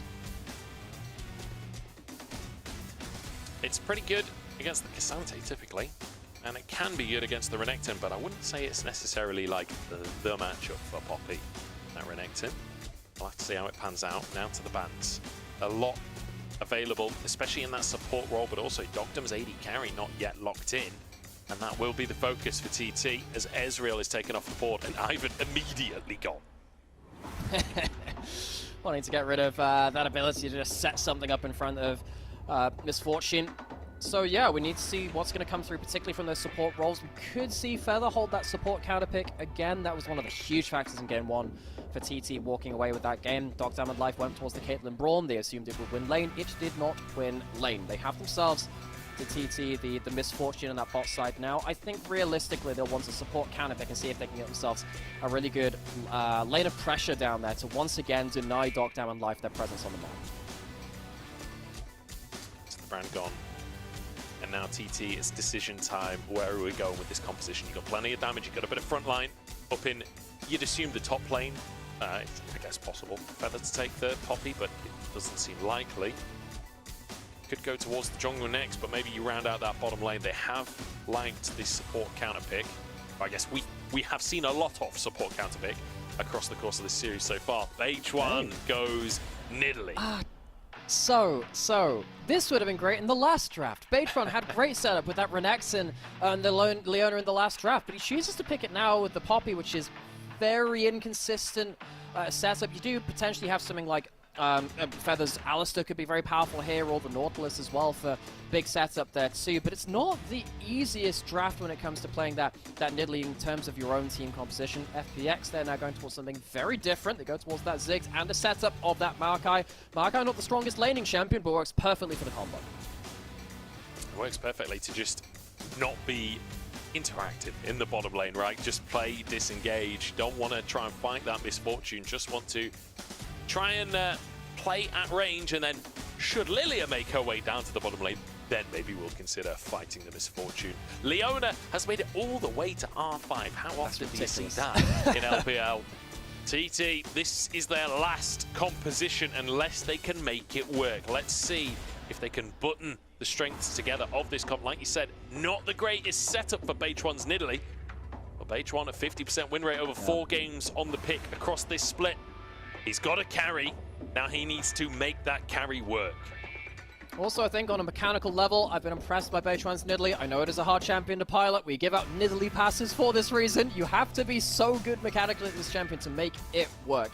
I think that Leona getting through is that last pick, very important. I think there was a bit of a mind game going on with the Leona, but the Braum's still available. You don't want to blind pick it. So for some reason, Leona, who has been first pick and ban worthy throughout this year, ends up being the last pick of this draft. Is it the pick which Thunder Talk need to bring this series to a potential silver scrapes? We shall see. I think FPX, they have had weaker early games, but their macro, as soon as they start getting unlocked onto the map, has been far and away better than Thunder Talks on the whole. TT, will they lean harder into the early game, make use of their strength to try and overcome that before that macro comes into play?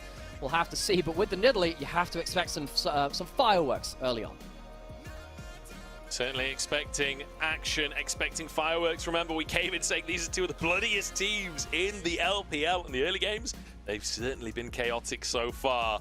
I hope Game 4 can live up to that. But for FunPlus Phoenix, this could be their ticket into the next round of playoffs. This could be their ticket to keeping their dreams of worlds alive. TT, one last chance to keep themselves in the mix. 欢迎来到英雄联盟。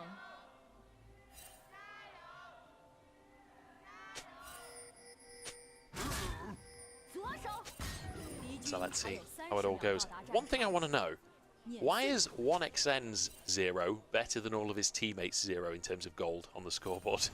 He's apparently ahead in lane. True. The rest of the gang. Oh no, it's the other way, sorry. It's the other way. It's Dogdom that's ahead. Everyone else is... 1xn letting the team down. I mean, so, remember that route? So, folks, if you didn't play during this time, there used to be a rune which I believe gave you 150, or like an extra 50 gold at the start of a game. You used to get something like that. There was a rune which gave you... There was, yeah, for a brief while. You could actually get a little bit more gold at the start of the game. Dogdom, he's well out of sorts here. Yeah, it was a good sidestep on the Zenith blade, but the fact that you're there to have to sidestep is a bigger whoopsie. Dogdom, not the way he wanted to start this game.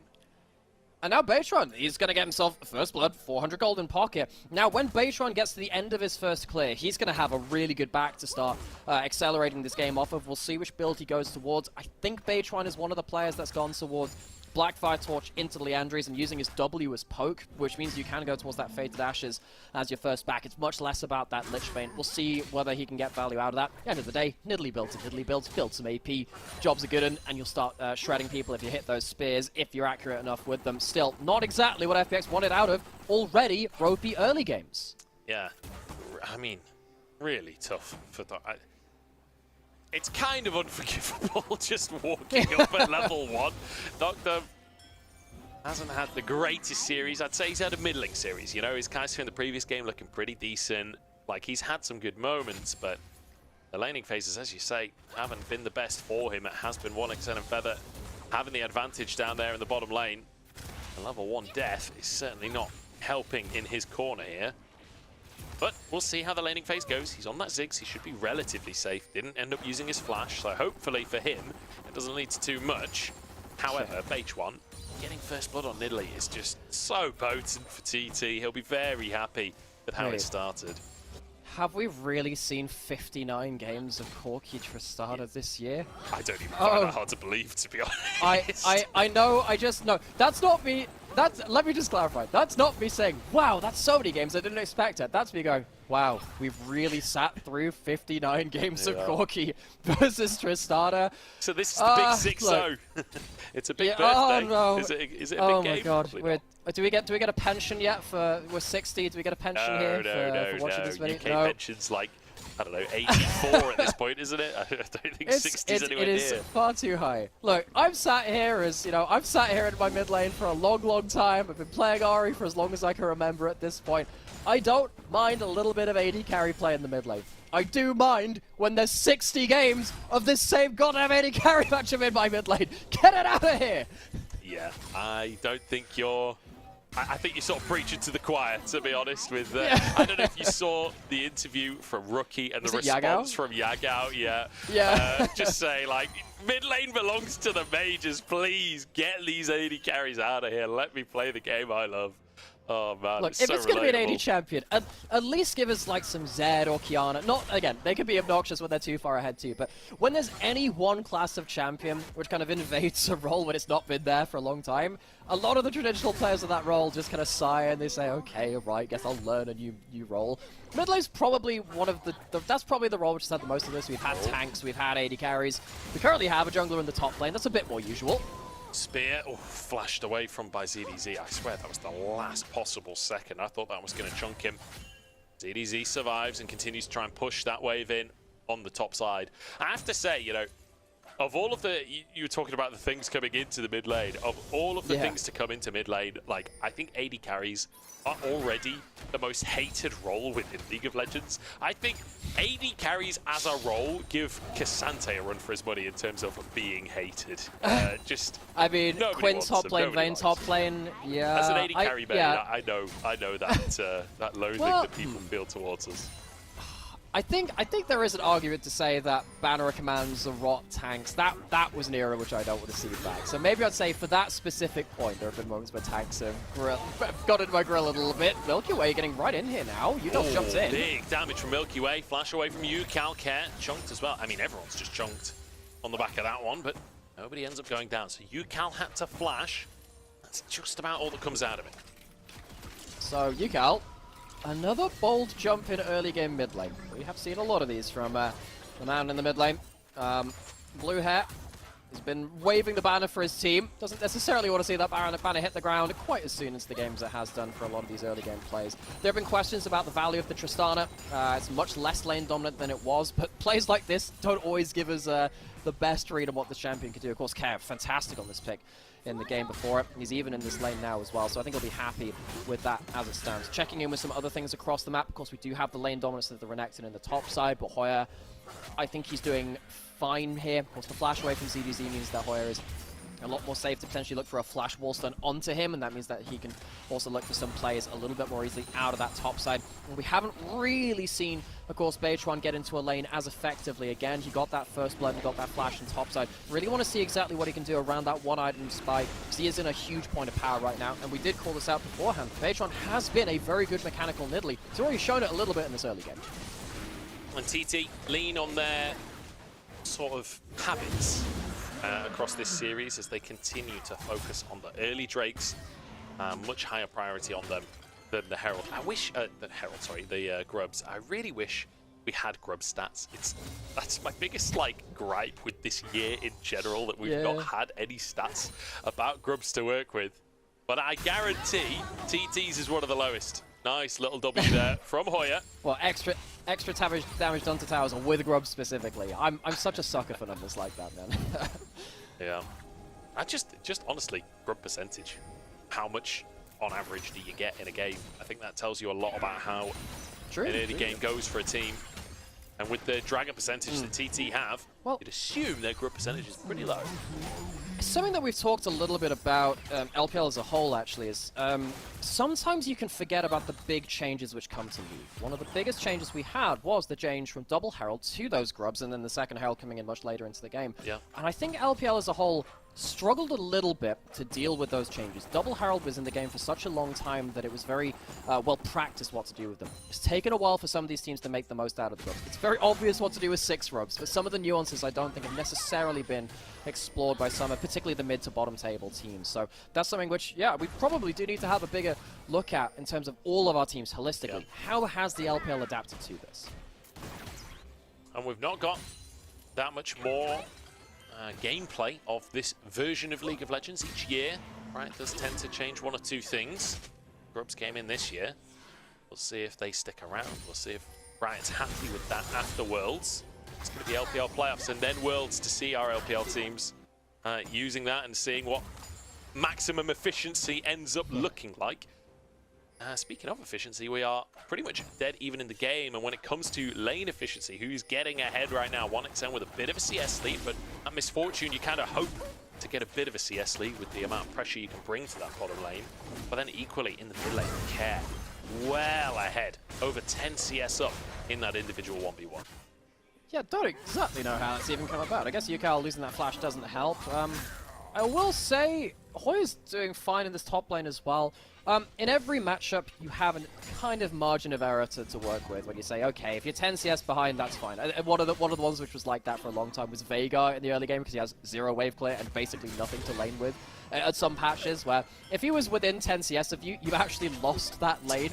I think a similar thing can be said of Renekton on the other side of it. If Renekton, because he's such a lane bully, is not 10 CS ahead of you, you got a bit of a problem. So for now, ZDZ is fine. Unless you're playing we do need to Quinn yeah, or you see this a little Hyper bit more. Okay, that's true. Yeah, true. Yeah, okay, but that's when you get into the weeds of, look, I'm trying to make this small point, like, wow, yeah, Jerry's level up. Yes, when you're playing against a top lane Vayne or a Quinn, it's not very fair. I understand that, Joe. It's just one of the nuances of League of Legends. I don't believe it. Let me be clever. Call me Twitter user number 7 because nuance is not something I typically lean into. TT though, forgetting nuance, move up towards this top side, looking for grubs.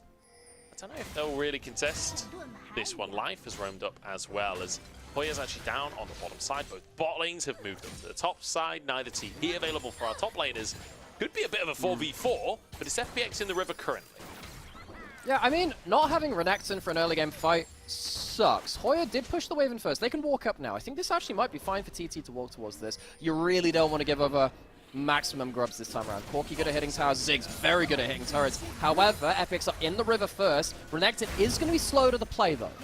I mean, Milky Way manages to grab one. Honestly, surely you're happy with that. TT trying to move in. FPX look like they do want this fight. Hoya trying to be pushed out the bottom side of things as Life commits really hard onto Hoya. Hoya's pretty tanky. He's in a 1v2 on the backside, and there's one down. Bullet time across the team as well. And TT have found 2. Feather trying to get out with his life, and the flash will do exactly that. ZDZ can't find a way in, and TT, they find 1 grub, and they find 2 kills. Yeah, Joe, you were completely right about that. Surely FPX should have been happy with just that first grub being taken. They overstay. They're the ones this time which overstay a little bit too far into it. They give over some extra kills, and TT walk away with some extra gold in pocket. They should be able... Well, actually, I'm not sure if they'll be able to return for this last grub because the play went so long that they didn't stick around for that last one after this point. Problems of Maokai. Again, we've seen this multiple times this series. Can get flashed into your team. Bit of a miscommunication there as well with the Zigzag. Hoya plays this fight so magnificently well. Gets the extra kill with the bomb on top of the head, and then gets Renekton out of the picture. This is one of the reasons why Hoya on the Poppy has actually been a big force. I don't really like seeing him on the Renekton all that time, but I do think this Poppy is something he's shown real mastery of. I mean, Hoya has got 5 games on the Poppy top across the split. It is his 2nd most played top laner with a 60% win rate. This will be his 6th game. And right now, under a bit of threat in the top side as Life sort of threatening a dive. I don't think there's anything that's really going to come up this one. Not with a support Maokai and a Corki. I don't think you're diving Poppy anytime soon, but it will be a second Drake. In the meantime for TT, as they continue to stack those objectives. Hex Soul, once again, it's potent souls in this series, that's for sure. So, you know what's probably bigger than the soul itself is the map. I think that because we've got this macro difference between the teams, I think FPX have been the better macro team than TT. You have to start wondering whether those gates make it easier for FPX to turn up to a side lane quickly and decisively, or is it easier then to use the Hex gates to respond to those decisive plays from TT? Either way, it affects the way that the whole map is played out. Can TT use it to their advantage in a way that they haven't been able to do so for the rest of it? That's what I'll be looking at later into this game. Keep our eyes on those Hex gates. It's a Leandri's first for H1. You mentioned the niddly kind of jumble sails we sometimes see in the jungle. H1 going for frontline damage, going for throwing those spears, and almost completed his jungle item. You can see 1 stack to 8 stacks on the opposite side of that jungle. H1 having a pretty decent series for himself, considering he's up against Milky Way. If you consider expectations for these two players back in spring, like, you wouldn't expect H1 to exist at all. That's true. I think that's probably worth taking a step back and thinking of. We've got 40 seconds till Herald, so we have to keep it a little bit sharpish, see if one of these teams really goes towards it. But yeah, I think that at TT in spring, they were not playing at this level. I think Baytron, Xinjiao Merchant, he wasn't necessarily getting himself good games there. I think he's done well on the AP junglers. I think he's done well on Nidalee, Lilia, Brand, and I think he's been a big part of the reason this team stepped up, similar with 1xN and UCal finding good form as well. Yes, this series will have some questions about it. Again, you don't have to take the head off for that one, but we have 10 seconds till the Herald now. FPX do control this river, and that's a nice spear onto life. Nice chunk. So far, so good on the spears from H1 on this Nidalee. And again, we're waving, I say we, like, we're waving that Nidalee pass card. I definitely am not qualified to decide who is and isn't allowed to play Nidalee. Let's be honest, I'm not the guy for that.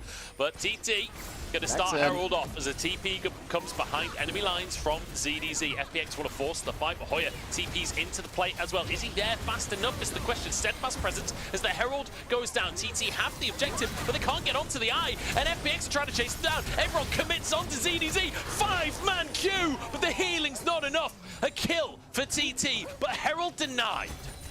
So, teleports used from the top lane as kill, but no Herald. That's really important. Remember, FPX have the 5 grubs, so they already have tower killing potential. TT have much less of that. They do have, of course, the Tristana in the side lane, which is a very good tower killing threat, but the Herald could have been a huge thing for them to break open the map. So FPX, even with the kill loss, I think they'll stomach that play for now. The Herald denied is big. And yet another kill to H1. 2-0-2 on the Nidalee.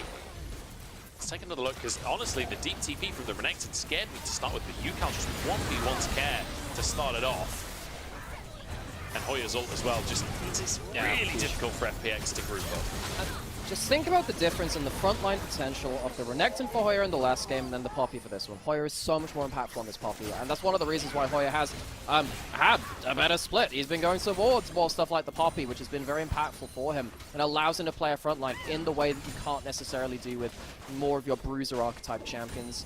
So we come back out onto the Rift. We have 1.5 minutes until that Dragon. TT, as we've seen for all of this series and for a lot of their games in summer, they have focused very heavily on those Dragons. It would be a Hex Soul point if they were to get that one. However, they could also choose to forgo that one and take a tower in the side lane and get some more gold onto UCal if they don't feel like fighting there.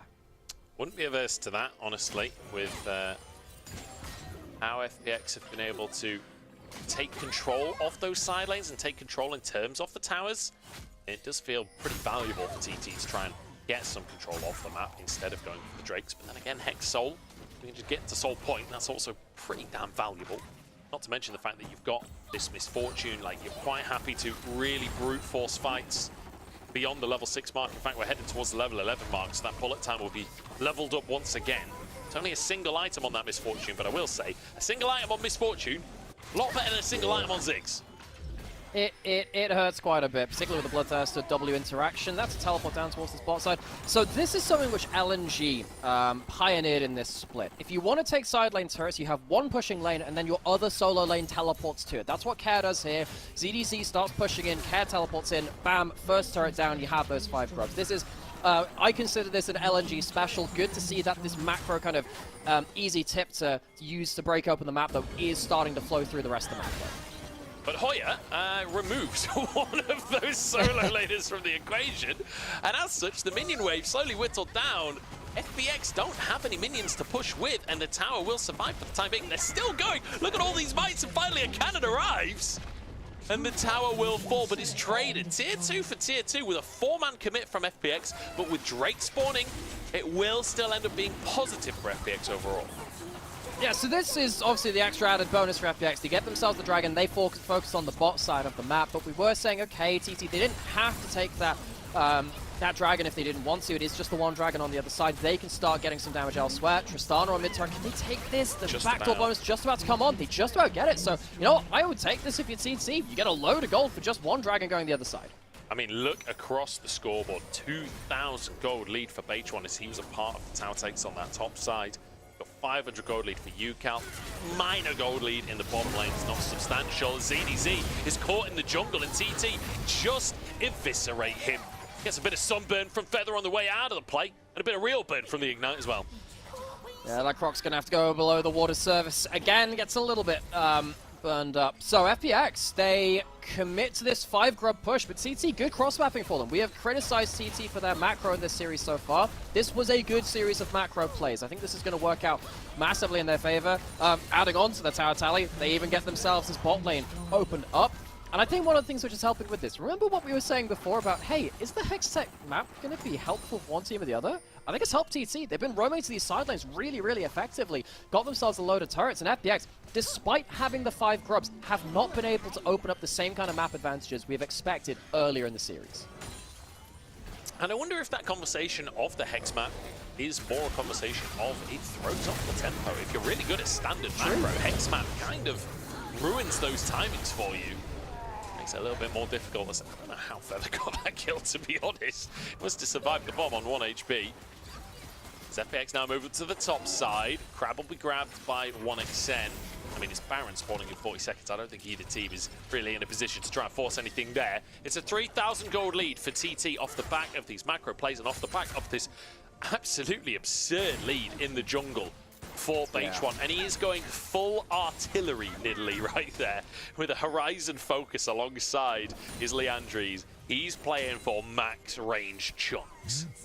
Yeah, it really reminds you of the Nidalee of old, doesn't it? The Season 3, Season 4, throw a spear and the crowd goes, ooh, and those max range hits with, as it scales up and sounds that damage. This is now Beitron's chance to, again, reaffirm his Nidalee pass ownership, whether he can get those spears in those important moments. You do have the Leona and the Poppy in good points of power for themselves to get themselves onto the board. I think this will lead into another conversation too. Nidalee is ahead. I also think another question which we were saying before was what happens with the Renekton? Is the lead large enough? I think we are seeing now, no. Hoya is a level up, is completely fine with the gold disadvantage of only being 400, 500. It's not meaningful enough. So I think TT, they have themselves a good point of power to play through now. The Renekton's not an issue. The Nidalee can combo up well. No one's really pushing you around the map that much. So TT, the question is, how are they going to use these points of power? You have those matchups going well for you. You still need to leverage them, though. Maybe it'll be around the dragon in 2 minutes. Remember, TT, fighting for the tournament lives here. It's 2-1 in favor of FPX. And in game number 4, backs against the ropes, they find themselves an advantage. Can 1xN not walk into the enemy team in mid lane? Only time will tell. Beitron and UCal, though, start off the Baron.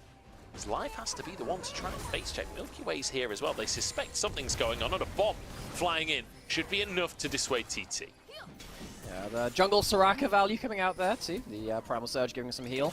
FPX have to use an ultimate for that though. That's a problem. You don't have that for a fight. Big damage on life. And that Maokai just ain't tanky enough. Easy pickup. And honestly, I think a little overzealous from life. Where else would TT be? Yeah. Like, we couldn't see him on a mid-wave. When did they cease to exist? I don't know, maybe Jeff Goldblum got it wrong. Maybe life doesn't find a way, and this is going to be another potential pick. This guy gets oh dear. Feather now caught on the other side. This teleport, that's a good Primal Surge there. That might give him enough HP. TT certainly are moving in herds in this one. Staying as a group as Beitron caught. Doctum takes a chunk in return, but it's very short range. He will survive. FPX man advantage for the time being as Hoya tries to move into the play. Chunk TT members. Wasn't sure if it'd be enough to start Baron. I think the problem is FPX, they're moving too much. The TT Rex, it only spots you if you move. Its eyesight is based on movement. Drag it up in 30 seconds. Let's see if we're going to have ourselves a prehistoric clash down here towards that dragon. Never saved the guy on the toilet, did it? The T-Rex bit True, the building apart, yeah. So I don't know if I trust Jeff Goldblum on that one. I don't know if I trust Jeff Goldblum at all, to be honest. You know, I've never met the guy. He's an actor. I feel like actors are inherently untrustworthy. We're asking the hard-hitting questions here. So is Jeff Goldblum trustworthy? Find out in the next episode of the LPL. Well, he was a chaos mathematician. We'll see how much chaos we can bring to bear here as one of our specialties here in the LPL. This could be a game-changing fight. Do we have big summoners available? Yeah, mostly we do.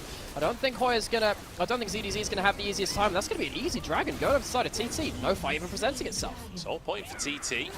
And in trade, FPX want this mid tower, but Engage comes out from Feather. He's tanky, walks away with his life, dodges the bombs. Nicely done there. TT will be very happy as they defend their mid-tier 1 tower. They get themselves that Drake. And as little fighting off the back of it as possible is really their goal. Oh, never mind. And there you go. Got it down into the satchel range. See that little icon above it? I only just spotted that myself. But FPX will get themselves something there. Reminder, earlier in the series, we were saying that FPX were the better macro team than TT. That was definitely the way that it looked. And TT, this is not the largest lead which they have lost with in this series. That is quite an important note. They have had big leads and at least big strategic leads. When they had the Smolder, I think that's worth noting there too. The Smolder was scaling and they couldn't win with that either. So this is now getting into the point where TT will have to prove themselves that they can get to this point of power. They can get to this point where they can start pulling off these big combos and actually walk away with a win.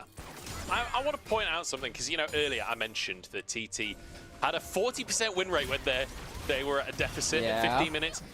They only have an 80% win rate with a lead at 15 minutes. So, you know, 1 in 5 games they throw is essentially the conclusion of that statistic. It's not a great statistic to have on your side here, for the side of TT. Perhaps they can hold on this time, though, when it matters the most, when this is the culmination of a year of work for TT. And players like UCal, players like 1xN have been able to separate themselves. UCal struggling perhaps a little in summer, but I don't know. It would just be such a disappointing end to their run. And also, the last team from the Nirvana group, they want to prove that that lower group can contend here in playoffs.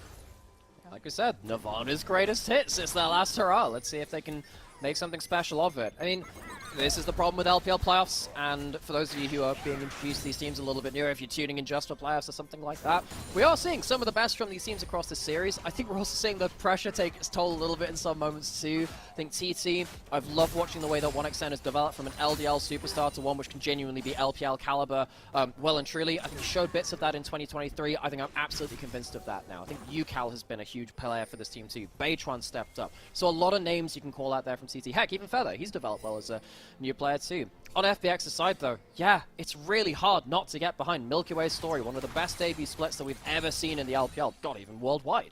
And as a team, they've had to overcome changes in the top lane, some irregularities in summon, leading to some really difficult scenarios for them. They had to sub in different players in and out in that top lane, and for them not to capitalize on that spring split, not to get into that top 4 in spring and not be able to go beyond the first ring in Summit, I don't think that would do justice there either. But that's the problem with the LPL. We have so many teams with these kind of stories. It's really hard to see who's going to do it justice. Feather caught, trying to trade onto Life. There's other bullet time and the bomb! Traded, but Life walks away, so does Care. It's a kill for FPX. That's all they'll get. They walk away limping from the battle. As the bullets to the bombs come out, and you can see that 1xN. I'm not quite sure if he got the bullet time angle right there, but Life gets out all the same. That's a big set of ultimates down from FPX now, though. Wards are going to be cleared. TT onto the Baron. They don't have a Leona. They don't have a bullet time. What have they got? Hoya trying to buy space as 1xN is here as well, but Hoya chunked, and that's a 2-man sleep as well. Flash from 1xN to keep himself safe, and Hoya, that's the flash as well. FPX Punisher. Pretty reckless Baron attempt. This is one of the worries here for poor old TT. They have not been that great at setting up these real massive draft wins, the macro wins rather. They've been playing around the map to the point where they can get some fights, but FPX have been playing the macro better. I think you can see that right there. TT slow things down, they can't quite get the fights which they want. There's a minute now on Dragon, Baron's going to be up at the same time. I don't think that's going to work out in their favor. Having two big objectives up basically means that you can force the trade between them. They do have that sole point. If they go towards the Dragon and FPX go towards the Baron, they will have the advantage in that one. And of course, in the other side of it, they can give up a Dragon on the other side because FPX will just be their second one. Can they win a straight-up team fight is the big question as well, because the gold lead is really not significant anymore. We're almost 30 minutes into the game. It's less than 2,000. It does feel like we are just looking at individual carry items at this point as Drake spawns in 20 seconds time, and TT would love to fight for Soul, but they don't have control right now. So, let's see how this all comes to bear. TT, they can give up the Dragon, like we said, it would only be the second one, but they do have an Italy. That's definitely not going to be easy to bring into the late game. I guess you can say it balances out with a Renekton on the other side, but they would love to get themselves a big fight right now. Summoners pretty much all available. 1xNs crucially are down. That could be a big moment. Feather trying to start an engage. Bomb just onto him as Hoya buys space and time. The bullet time is pretty huge. One down. Back. Dragon taken, and TT get the soul. It was Yukal with an auto to find the Dragon. ZDZ survives, and can they go Baron? Can FPX try and rush the Baron? They potentially can, but Yukal has teleport, and the Hex Skates will help TT get towards this later. Also, not many ultimates left from FPX. I think it would be actually quite bold for them to go towards this. Without that big Maokai ultimate, you can struggle to get a lot of that setup. They're going towards it anyway. No Hoya, less frontline. Can TT win against less ultimates? They have a lot of damage to try and burst this out. Feather has to be the one to check. Beige1 would love to get in, but he doesn't have flash available. And the bombs from Doctum just deny everything. The spear can't land. Beige1 trying to get into the base. 3k on the Baron as Beige1 enters and he finds a spear on ZDZ. Yukal falls, but look at the lightning chaining across the team. Baron taken by Milky Way, but can he survive? TT try and chase for more. Baron taken for 2 kills. 2 kills, and Yukal can't quite thread the needle. He goes in too early. FPX walk away once again in one of these games by trading the Baron for a number of kills, but not really enough for TT to feel satisfied with it. They will be satisfied with that soul, so in terms of the grand objective trades, I will just err to the side of TT, I think, from this. Which one are we going back to? Going back towards the Baron. We won't see that Dragon fight. This is all Doctem. All Doctem. Gets his own artificial choke point set up, puts down that minefield, and gets a whole load of cooldowns down. Yukal goes in very aggressively here, but he goes too early. Feather's going in, but you can see Care. He threads the needle himself, so he's okay. All right, Yukal's not got any support next to him. But luckily for FPX, they deal with not just Yukal, but they also get that smite as well. That was a bit of a burger flip. Yeah, didn't actually quite get this right. I think, oh, I'm not even sure. I'm not even sure who got it, to be honest. Maybe it was Milky Way that got the smite. It's all getting a bit chaotic in this game. It started so slow compared to the rest of the series as well. I feel like this has been a series that has been really back and forth in the early games, really just battling here now. Is just going to get sent back in by Hoya. And in the meantime, Yukal trying to push in the bottom lane. Unfortunately, he's all out of minions. Doctor making short work of it. He's all out of bubblegum. He's going to try and get himself maybe that in a turret. You can see Hoya, he used that wave just to make... Well, he doesn't exactly have much wave clear as the Poppy. Especially not against the Baron buff. So he used that ultimate before to make sure that Care couldn't walk up with the 5 grubs and the Baron buff. It will slow the tower take by a wave. That means that Yukal can even this tower trade up a little bit. That's fine. It's going to be gold actually shared between a couple of members, I think, on that top side as well. So it's going to be more nucleated gold onto Yukal. He's also going to stick around for another bomb on this bot side. So he has teleport. He can get himself to where he wants as well. In terms of the grand power play of the Baron, I think TT are okay with this. They are going to be down some gold, but it can't be that bad. Doctor nearly caught by the solar flare, but gets the satchel charge. Feather not letting him get away. Dives further in, but the rest of the team are not on board with the play. Disruption within the TT ranks. Yukal. They just lose their support. Yukal behind everyone and decides he doesn't want to be behind everyone anymore. And FPX just get a freebie. Yeah, FPX, they just hold the line, and Feather goes in way, way, way out of sync with the rest of his team, and now suddenly you have lost a kill against the Baron. That is the big no-no against Baron. You lose members with that. That's a big problem. It's going to be an inhib. I don't know if it's more than that, but it's going to be at least inhib, maybe even 2. If they find a fight, it could be more. Hoya looking, hunting on this front line, but Feather's not up for another 5 seconds. Inhib taken in the mid lane, and FPX decide that's enough. They don't want to over push. Remember, if they win this, they move on in playoffs, and they don't want to play a risky game. They do not. So FPX, they walk away with decent power play after that. Yes, I think Hoya's initial play to delay that top lane push helped TT, but kind of fumbled the landing. He didn't find that fight in the mid lane. Again, just really poorly timed from Feather going in there, which is not what you want to see. Feather, he's been fantastic as a developmental prospect. His second year within the LPL, was on Rare Rats in the year before this, and I think he's reached new heights here on TT, but that really wasn't necessarily what you want to see out of him. We now get ourselves to the point where Elder Dragon will be spawning in 2 minutes. Baron will be up in the next 2 as well. So TT, they are not done with their macro trials, and I do have to say I am trusting FPX more and more as the game goes on. Need we forget, FPX took LNG to the late game and beat them. They've taken all of their wins, basically, have gone to the hyper late game within that Ascension group, and I think TT, now they need to really start perking their ears up. This is going to be dangerous. FPX around 35 minutes are a different team completely. Do you know my favorite fact about my favorite thing about that LNG fact, that they managed to take them to the late game and win that? Well, Gala's on LNG, and do you know, before TT became TT, the only time this squad made it to playoffs was 2019. Guess who was in the bot lane? It was Gala and Mark were that bot lane on side of Have you got like the little detective board, like on the background of those like pieces of strings ready? This is why they're gonna make it against Gala. They beat Gala. FPX are just specifically good against players that are on and have been on LNG, I guess. Yeah. Well, this is the Elder Dragon, not the Pseudo Dragon, but hey, maybe there's a connection there too. I think TT are a little bit slow towards this bot side again, and I again really need to put the point here. FPX have been better in the late game typically. They have been better in the macro here as well. It only takes one moment of miraculous nature from TT to make this work again. They have the Hex Soul. That's huge. They have a huge bullet time, but it's going to be really hard to get their way into the river. This Ziggs is doing absolute work. Dogdam, the poke is really obnoxious. I mean, FPX are just going to push mid. I'm not sure Hoya can hold off the super minions by himself here. But Care doesn't have TP available. Elder spawning TT. They've come from Group Nirvana. They've come as they are, but FPX do have a gun. And they're looking to pull the trigger on this Elder Dragon. ZDZ looking to be the front line. He's on that blast cone, ready to jump into the fray. As Hoya is clearing the wave still. AK on the Elder, and it feels like TT can't make a decision. They're stuck. They don't know how to progress, and their health bars are slowly being chucked out. Hoya gets it, sends 2 away. No smite in the pit. This could be the moment for TT to find their miracle. They get the Elder, and they get a bonus on top. Care falls. FPX sent away as UCal once more onto Dogdam. He can't find it, but TT, even a recall is enough.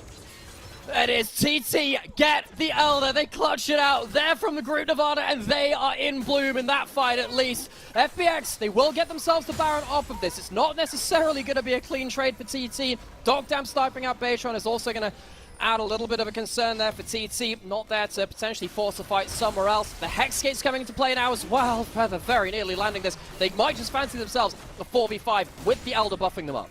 They're called Thunder Talk, but with Hex Soul and Elder, it's more like a lightning laugh at this point. TT on the cusp. If they can find this Baron, still 18 seconds on Baytron is hard without your jungler. But with Elder, I feel they could maybe just posture. The problem is the poke from Dogdam is so hard to deal with. Whereas on the other side, you don't have your poke monster, you don't have the Nidalee, and Baytron has hit a couple of really good spears. The last kill in that fight was from a long-range spear with the Elder on top of it. He's back up again now. He won't have the Elder because he died, and then loses that buff as well. TT, Elder, and the Hex Soul, so big combat stats. It says something about how FPX are playing around this poke and also playing around their macro, that these kinds of buffs aren't ending the game for TT. I actually think FPX, I think they're pretty happy with how a lot of this has played out, but now Baron has been spawned. Baron still up, but the Elder on TT. Oh yeah, massively chunked bombs flying in. FPX, they don't want a straight up 5v5. Feather does. Forces out the Dominus, but Baron taken by TT. FPX clearing minion waves to try and make sure that no objectives can be pushed in the next 40 seconds while Elder's still in play. And you know what we were saying before this, how Hextech Rift has changed the game. I think that FPX get that Dragon if it's not a Hextech Rift. I don't think they could have got towards that top side in time without those gates to be able to stop that Baron. They do, and that means that they get the Elder and they get the Baron. Hoya, oh my god, the difference between him on the Necton and the Poppy cannot be overstated. Comes through to a huge ultimate where Milky Way can't get into the pit as easily. He has to flash back over and it comes down to a straight smite fight. The bullet time buys a whole load of space here as well. And that spear gets the extra kill. Absolute snipe into the backline. TT, that might be the clutch moment they were waiting to bring this to a game 5. H1 brings out the Nidalee in game number 4, gets the smite off for the Elder Dragon, and then gets a perfect max range spear onto Care on the back of it as well. He's been ahead the entire game. He is still 2,500 gold up individually in that jungle role. You can see it in his items. Dark Seal on 2 stacks. I don't think we see a Medjai's this game. I don't think the game is going to go on long enough for us to see a Medjai's. But this is easily the longest game we've seen in the series. That it is. And, you know, typically we've said, FPX, they're the clutch late game team.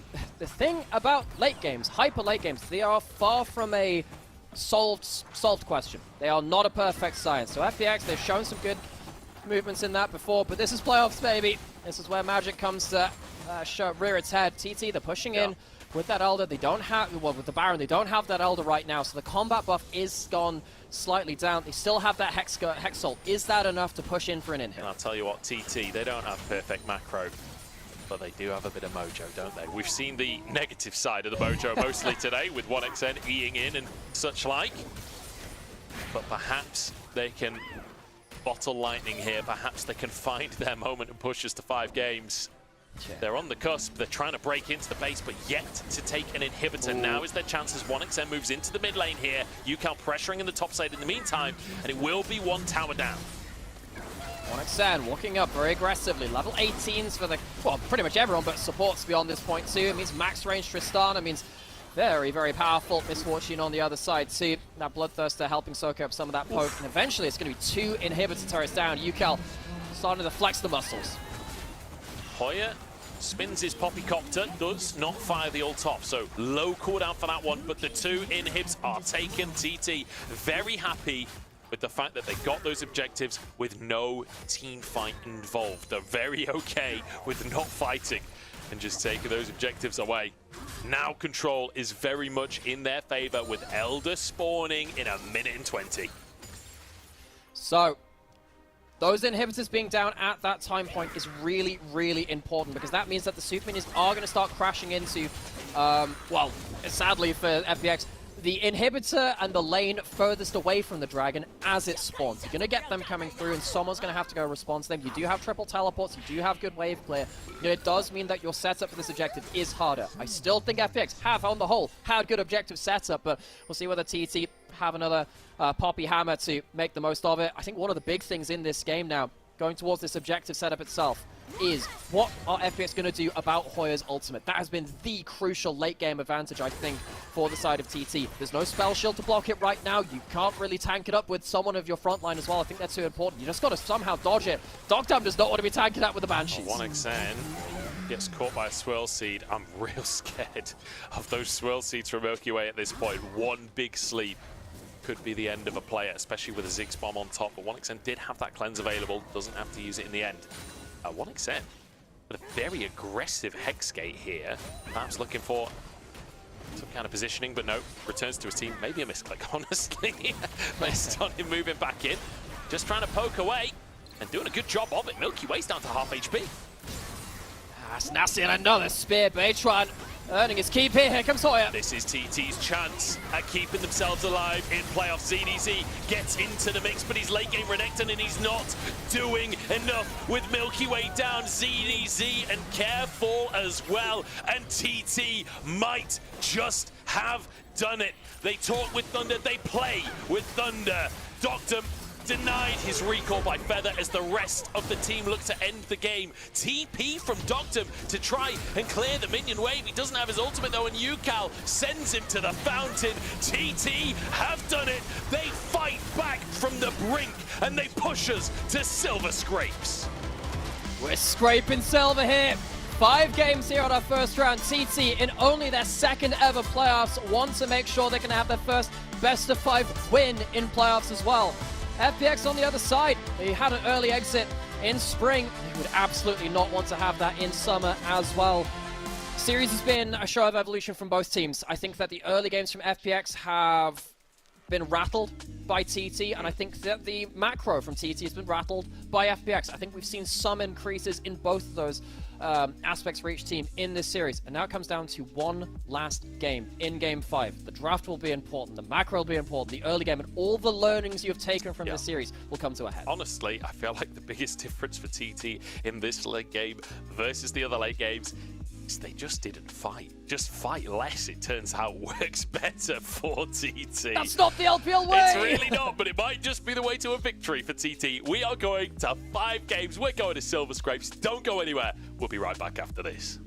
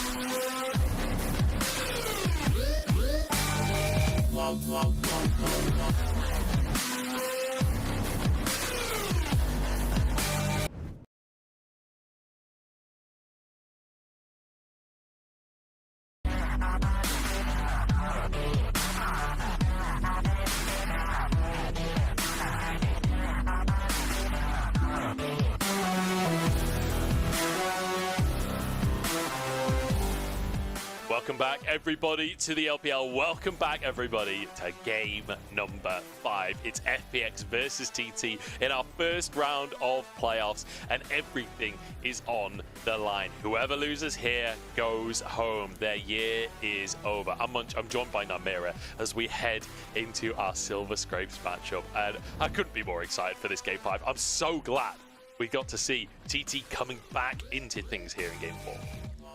Man, it says something about the depth and entertainment of the LPL, that this is a round 1 matchup where we have 10 teams in our playoffs. 10 teams is enough for an entire region to compete elsewhere in the world. And yet in our round 1, between our the bottom rung of the ladder here, you get game 5 series like this, which is so entertaining, with honestly great stories to cap out as well. You know, sometimes it is easy to get lost in the narratives, even for these teams. One of these team stories ends for this year, right here, right now. I think a lot of people would have expected FPX to be sweeping this as the Ascension group. TT have shown it is not nearly so easy. Certainly not. And I love this Nidalee in this game as well, where Beishwan will grab himself that MVP. Like, it was the polar opposite to the classic Nidalee Renekton that you expect, where you're snowballing the lane to go. This was just full artillery Nidalee. This was classic AP Nidalee, where you're just looking for massive spears at max range. And in these fights, these slow battles of attrition, I feel like Beishwan really took over. And, you know, I think a lot of people, when they see the Nidalee, they think, oh no, it's another Nidalee, and it's not Canyon or Tien or Kanavi or something like that. Beishwan has shown he deserves that respect on this champion. He gets himself huge amounts of value into these late game fights. He gets the Smite Steal here. Yes, very much helped out by Hoy. This is an ensemble performance, as it often is in a playoffs. You don't often get those 1v9 hero moments without some help from the rest of your team. Gets a snipe here with the Elder on top of it. Beishwan, right from beginning to end of this game, prove that this pick is genuinely important for him, and he can do a lot of value with it. I mean, just the spear's fantastic. And again, like, it's a very different style of Nidalee to what has really been the case in recent years of League of Legends, but I'm enjoying watching it, and I certainly enjoyed Beishwan playing it. It's been a signature for him across the course of the year, and he sticks to it, and he wins with it. And we go to game 5, and now we kind of have to return to some of the stories we were talking about at the start of the day, because for both of these teams, like, there are not enough championship points for FPX to make it to Worlds off of round 1, round 2. They've got to make it further into playoffs. So if they lose to TT here, after being 2-1 up as well, that will be the end of the run, and it will be the end of the story for Milky Way's debut year. It would be such a sad way for that story to end. Yeah, I think that Milky Way is one of those rare players which captures the hearts and minds of players and fans alike right from his debut. Yeah. I think that when he came up in spring, coming out of LDL, people were like, well, okay, is it really going to be that much of a difference coming in? I think he came after 2 series of their jungle before him, not really impressing that much again, but he came and he took the LPL by storm. I think that spring was an incredibly high moment for him. I don't think he adapted as well to the carry meta as maybe some would have expected for him at that level of play into summer. But I think particularly on champions like the Lilia and stuff like that, he has ended up being, again, that player which you can see hints of that player from spring, where you can just take a game by the scruff of its neck and make the difference. He couldn't do that in that last game, though, and this is the problem. You can do as much as you want in spring, it doesn't count towards now. You can do as much as you want in the regular season, in the Rumble stage, it doesn't count now. Everything else fades away, and we're left with this game 5. One last draft, one last game. One last opportunity. I feel like the carry jungle meta has meant every team is so good about playing around carry jungles that kind of removes that big advantage that he had in being the carry jungle guy. We'll see if he can find a way, though. You know, Maokai to start the series for Milky Way didn't work out for him. He's been on carry since that point with the Lilia. In game number 4, not quite enough. TT on the other side, though, like, again, a team that have managed to become favorites to a lot of fans out there, UCal especially, jumping out onto the stage and bringing that enthusiasm for the team. 1xN having some insane moments across the course of the year. But is it enough, is the question. It was enough for game number 4. It felt like they changed their style a little bit for game number 4. And we'll see if they can close things out and keep their own dreams alive here as we head into Champ Select for game number 5 here in the first round of playoffs. The beat drops, and as do we into this Champion Select. In spring, we have 5 series go all the way to that 5th game. We're starting off nice and early here in the round 1. TT on that blue side, Aurora once again banned by FPX. They learned that mistake right from that game 1. Won't be allowing that one through again. What else have we got? Tristana, very powerful. Lilia, Ezreal, Leona. A lot of these picks can have a huge amount of value. I'm curious how on earth this last one's going to turn out. They've got all of the learnings from the previous games, and TT banned Cassante, removing the safe weak side top laner away from FPX. So, this is something I was thinking about in the break. The difference between ZDZ and Hoya on Renekton compared to the Cassante and the Poppy was absolutely monstrous. I think both these top laners have failed to get the Renekton pass. If we joke about that with the Nidalee, there's definitely one there for the Renekton as well. I wonder whether this will open up something like the Kennen or the Poppy a little bit more for Hoya and get away from that Renekton. Renekton is still up and available, but I'd much prefer to see something like the Lilia, Ezreal, the Leona, even the Tristana could be valuable. So let's see what the first pick is going to end up being here. Renekton up and available. I mean, the Renekton won against Cassante. Is that not just fine to have the Cassante in the game if you're going to play Renekton anyway? Yeah, this to me feels like this feels to me like a misread. And yeah, I mean the problem I had with the Renekton for both these top laners is that yes, they had that feel-good moment in the early few levels of the game, but that was it. Hoya got 1v3'd in the game that he played that and lost on, and things fell apart beyond that point. ZDZ in that very last game as well just couldn't be that front line. He was basically non-existent towards that late game. I'm really worried about this Renekton pick. I don't think it's worked for either top laner. I wonder if this is a signal that TT are going to pick up the pace here in game number 5, that they want early dominance. We'll see what other laners they end up going for. The Lucian banned away, which has been like one of the biggest answers in that mid lane. Could end up being a Corki game for UCal instead, but things like the Zeri have made it through that have been banned throughout the rest of the series, so could be a Zeri angle for UCal, but again, that goes against what we just said about maybe TT speeding things up with this Renekton. Well, the thing is, CT specifically have used that Zeri to hop over walls to get UCal involved in early fights. We saw that an awful lot versus OMG in the Knights Rival stage, so maybe for them specifically it can speed that up. I don't disagree with you, but I think TT, maybe they just trust UCal's hands on this pick. He was one of the first people to pick up that mid lane Zeri. Of course, it can be a flex as well, but not saying it's going into that mid lane. I wonder what else they're going to lock in right now. Could go towards the Ezreal too. I am saying it is going into the mid lane. Like, UCal is his most played mid laner, which is crazy. He loves it. It only just came in at the end of the split, it feels like, but he's got 9 games on the Zeri mid. He's got a 78% win rate on the Zeri mid over 9 games as well. Like, this has been a massive pick for UCal in the mid lane. It's locked in. FPX didn't ban it for game number 5. Maybe they'll regret that decision. FPX not locking in a top laner here. I wonder whether not locking in top lane and jungle could come back to bite them. They're going to lose the Lilia, presumably. Wouldn't surprise me if they lost something which can fight back against Hoya on the Renekton too. Maybe the Kennen gets banned away from ZDZ, because I think if you lose those top side early game picks for TT, what you were mentioning in terms of TT looking to accelerate the game around the Renekton, potentially around the roamings area as well, because we know how good UCal is on that, I think FPX might have deprived themselves the tools to fight against that. And in the game 5, look, they're trying something different. Yeah. I just don't know whether this is the best angle. The real question to me is, do we come full circle now and see Milky Way, the carry jungler of carry junglers, lock in Ivan for game number 5 against TT with his Tristana mid and his Ezreal? Said it so. I could believe it. I can believe it. The Kennen is going to be banned from ZDZ, as you said, as well as that Lilia away from Milky Way. Still plenty of AP carry jungles available. Don't worry, Ivan's not the only choice. Could go towards that Sejuani as well if you wanted to go towards that. ZDZ, he has been a bit of a tank connoisseur at points. He has played a lot of that Ornn back when he was on Weibo as well, back in spring. He was a player of that but it does leave you at the risk of a topside snowball. On when he gets level 6, yeah, absolutely can come out of lane and influence the map, but last pick for Milky Way, last pick for their superstar jungler in what could be the last game of 2024 for Fun Plus Phoenix. It all rides on him. I look at this draft and I say, you're not getting any help from that top lane early on. TT, they have yet to lock in their bot lane as well. We're talking about signature champions. If you have not seen 1xn's Aphelios, this is very much a true hover. He is a monster at that pick, but maybe not to be. Definitely was tempted by that one. It looks like it's a topside-centric draft from TT, but Varus is very, very happy to being a lane-dominant island by himself.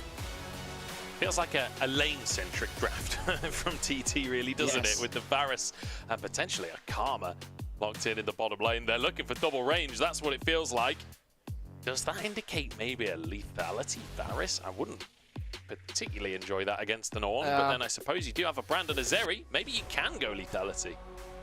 I think right now, because of the changes to Varus and his passive, and I think it has really become around to the on-hit again, Milky Way locks in Kindred. Game 5, his signature pick. We've talked about it for many players, but Milky Way on the Kindred stands first and foremost amongst them. Game on. It is all in his hands, and he has a carry pick. FPX say, screw magic damage. We just want 3 AD carries. There's 5 in the game, and it's 3 versus 2 in favor of FPX. TT, a very different draft of their own, with a Zeri in the mid lane, with a Varus coming out in the bottom lane for the first time this series, and Beitron with that brand. But my goodness, FPX, when it comes down to it, when it comes to game number 5, they go classic, they go vintage, and they go for Milky Way's Kindred. We haven't taken much time to start scraping silver here in LPL Summer Playoffs. We have 18 best of 5s and only a few in. We get ourselves the distance for the first time. I think this game from Thunder Talk is very much about their lanes. How much can they brutalize just their individual lanes and start skirmishing around the Renekton, around Yukal on the Zeri, which he's made a name for in this summer. And on the other side, FPX, can they survive that initial onslaught and get Milky Way into the game? Can they get their triple AD carries online and behind that front line of that all? TT want to take over early. Yukal wants a bit of redemption for some of the mistakes this split. But FPX, when it matters the most, they bring out the Kindred from Milky Way. It's 13-4 across the course of his career, a 75% win rate. He's an absolute demon in the jungle, and he hollers back to his spring performances on the carry jungles as he brings out his signature one last time.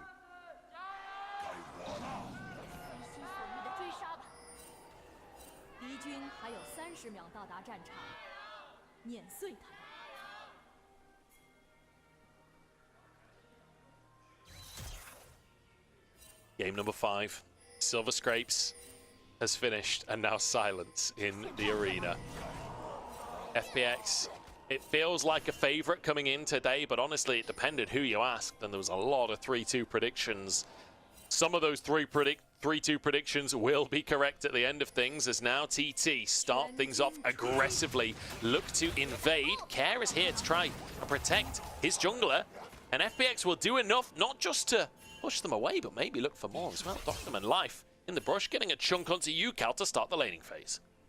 So TT get an early ward down. That'll help track Milky Way a little bit. I think that TT, they're not expecting Milky Way to do that many aggressive plays. I think it's hard to do that when you're against, the Zeri that can roam very easily, and you've got the Renekton as well. I think particularly when it's Yukal on that Zeri, that's when it becomes a roaming threat. And of course, this destructive bot lane of the Varus Nautilus as well. I haven't seen it that much in summer, but the Varus has had some buffs to the attack speed build because of changes to that passive. That ward is mainly just there to make sure that Milky Way isn't where the play that Beitron wants to make is. Let's see if Beitron can leverage that. Beitron needs to be proactive, needs to make things happen. Again, this is a game of lane dominance for TT, with a Renekton up top, with the Varus down bot, with a Zeri mid that does extremely well into the other AD carries. Although, I'm not sure Tristana is necessarily her best matchup in that mid lane. We'll see how Yukal does. It's certainly something that he is a bit of a specialist on down in the mid lane. But, I mean, returning to some of the points we've been making about these two teams, actually 2v2 in the bottom side. 1xn dodges the Q though and won't lead to anything. But I mean, 1xn Yukal, these carries for TT that have been, making their way, making their names for themselves. Like 1xN, this is his first ever playoffs. It's only his third ever split, and I remember him coming in as a rookie, being such a hyped up prospect, and perhaps has a chance onto Dogdom as Feather starts a fight, but traded fairly even. Dogdom chunk low though. 1xN and Feather, the 2v2s have been really solid across this five-game series as well. Again, 1xN, first playoff series for him, but he has really, really had some of those high moments. Look, he's not been without his faults too, folks. We've all seen those Ezreal lead forwards at this point, and I'm sure they'll be replaying in the back of his mind. So, but that is a hook of all time, all right?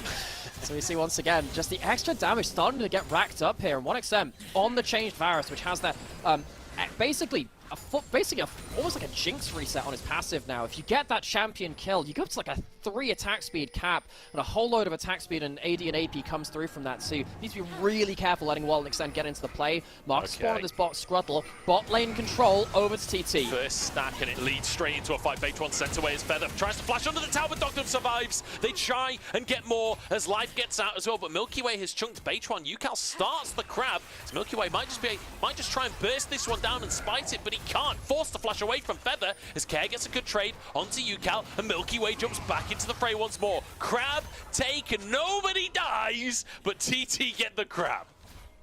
Milky Way denied his first stack of the game, and that bot side scuttle fight was all about this 2v2. 1xN Feather using this brutal 2v2 of the Varus Nautilus to make sure that they could control Dogdam and life on the Ezreal Recon, which is not a bad 2v2 in itself. It's just 1xN and Feather played it out better. Ucal has flash, might have to use it. Immediately has to flash away there. Big chunk from FPX. Care now with a flash advantage in a matchup where we all know Tristana can do dangerous things in a 1v1. Ucal has to be so cautious, and in fact, they'll just go for a reset. Doesn't have TP. Okay, he's cancelling it. He doesn't. Oh, he's back already. I think he already teleported back in, tried to get some wave control there. There is one thing you can do on the Kindred where you can kind of wait for the mark to reapply on the top scuttle after the other one's died. Problem is, that's happening at the time point for Beitron to get into this bot side river after his first back and make this as well. Beitron had that first back, didn't buy that pot early again, and got himself that fated ashes. So Milky Way denied those first marks of the game, and on his signature pick, which we will continue to refer to because it's so cool that it comes out in a Game 5, folks, doesn't get himself the easiest possible start. TT, they have been winning the early games most of the time versus FPX, and this is an important one to do so again. TT understand what Milky Way's objectives are in this early game and do a fantastic job of shutting it down in that bot side river. Locked up with a nice trade onto 1xN, but the Q goes wide, so not too much of an advantage there. But Milky Way, to reiterate the statistic that I mentioned as we came into the game, 17 games of Kindred in the LPL, 13-4 is the scoreline. It is truly something else. Care jumps in for these trades, a level up in the mid lane and dodging away from the Ultra Shock Laser as well. Care really taking control of that mid lane against Ucal's signature pick of this series. Yeah, I think that chunk which came into mid lane really hurt Ucal because he's lost control of that wave, he's lost a lot of XP from that too, so this is something that Milky Way brought about here. You can see that Beitron has to come over to at least make sure that there's no dive threat after this point. Next time that bomb came up, there was a chance that Ucal could jump in and flash out from under that turret. Let's check in on the rest of the map. Hoya is on the Renekton. Hasn't been 1v3 this time, so I guess he'll be happy on that side, but that's definitely something to be afraid of. Oh, 1xN. 1xN's kind of low here. Dogdom is going to be able to get his W off. 1xN caught under the tower. Oh! Mystic shot, not quite enough. The barrier is, though.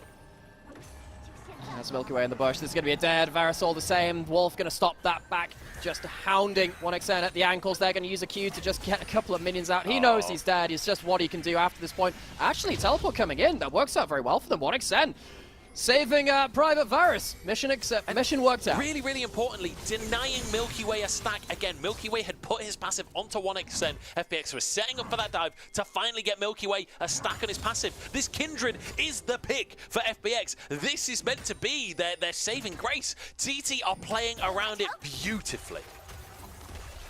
Now, Milky Way, you just kind of expect him to explode with marks at some point in the game, but it's not been easy coming at this point. And FPX, with this kind of early game, reminds you, over the course of this year, the revolution that this team has gone through, with Milky Way coming into this roster, bringing stuff like this Kindred through, it's revolutionized the way that they've thought about draft, it's the way that they've thought about the early game as well. This has been, this is what we've seen from FPX this year and how they want to play the game. They do get themselves that first mark here now onto that top scuttle, finally for Milky Way, but I think it's also testament to how much some other teams have grown around the league as well, where FPX, they were up there towards a top 4 team in the LPL at points in spring. TT were absolutely not at that kind of margin, at least in spring. They are now contending FPX here. They've had a good early game. They've been beating FPX in the early game most games in this series. Yeah, they've been contested in other areas, but they have evolved to step up to the plate here and make this a genuinely very entertaining series.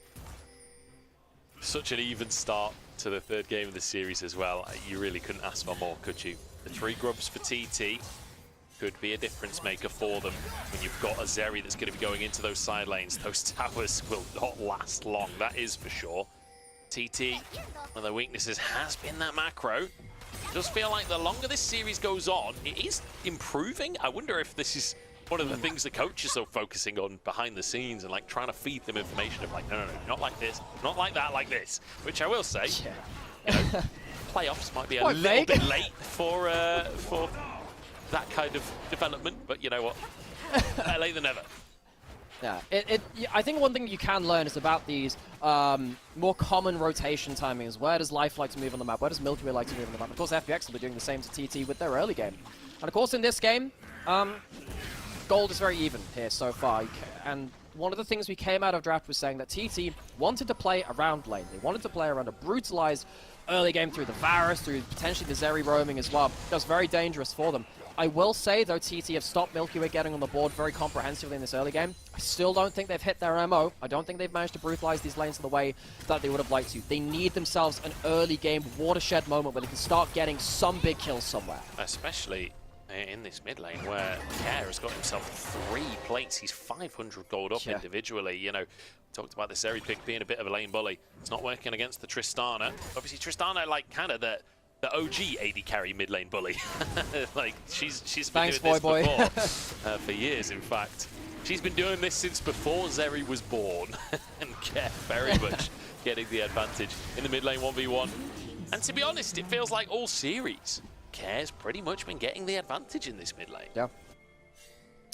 And I think that's such a huge kind of talking point to revisit, because in spring, Care was, in a lot of ways, the reason why FPX went out of those players. His Azir play was disastrous, and I'm sure he's looked back on that series and rued those opportunities in that series an awful lot, especially given the level of form of the rest of the members from FPX. Now here in this series, I think he's been playing fantastically. I think he's made up for that series, absolutely. But now the question is, can you get it across the finish line? Does that effort mean anything? You lose this game, and while it might be a fond memory, it's not getting you any further at this point. FPX, this could be a year of oh so close for them, and I'm sure a lot of people out there would want to see that continue beyond this. It would be heartbreak, wouldn't it, if that was the way that it ended. And I think Care would maybe blame himself a little bit for that result back in spring, like you say. But he's looked so good today. He's managed to get himself MVP performances, and now dominating lane against UCal. UCal is kind of the opposite story, right? Where felt like towards the end of this split, he'd started to come into his own a little bit, not had the best, you know, split, not really had the best year overall, to be honest, compared to previous. But perhaps here in Game 5, that's where he can step up and make a difference. Perhaps not, though. There's a 4th plate goes down in the mid lane. Yeah. He is on Zeri at the end of the day. Like, there's plenty of time to scale, but that's what we thought about Smolder, and that didn't find a win. Yeah. This is the kind of game where you will probably want to watch back in terms of that, if you can find the pro view of Care or UCal. See how important that gank was from Milky Way earlier. We said that TT stopped him getting involved in the early game. That one chunk onto UCal as soon as he teleported back to lane has led to this. He hasn't had that clean reset. His teleport's back off cooldown now, but ever since that gank, which is of course a long time ago now, Care has been using that health advantage to keep pushing in again and again. Feather and Baytron have been able to bail him out of his lane a little bit, but it's not before that Demolish proc on that Tristana has kept coming down time and time again. UCal, who has been Mr. TT for the last 2 years, dyed his hair the colors of the team, is not having the game he would want in this early game of Game 5. Let's see if they can get the rest of the A team on board as well. As UCal, whoa, big damage out from Care. He's got his Blade of the Rune kick, and he knows it. He's looking to finish off the first tower of the game solo in the mid lane in just the straight-up 1v1 matchup.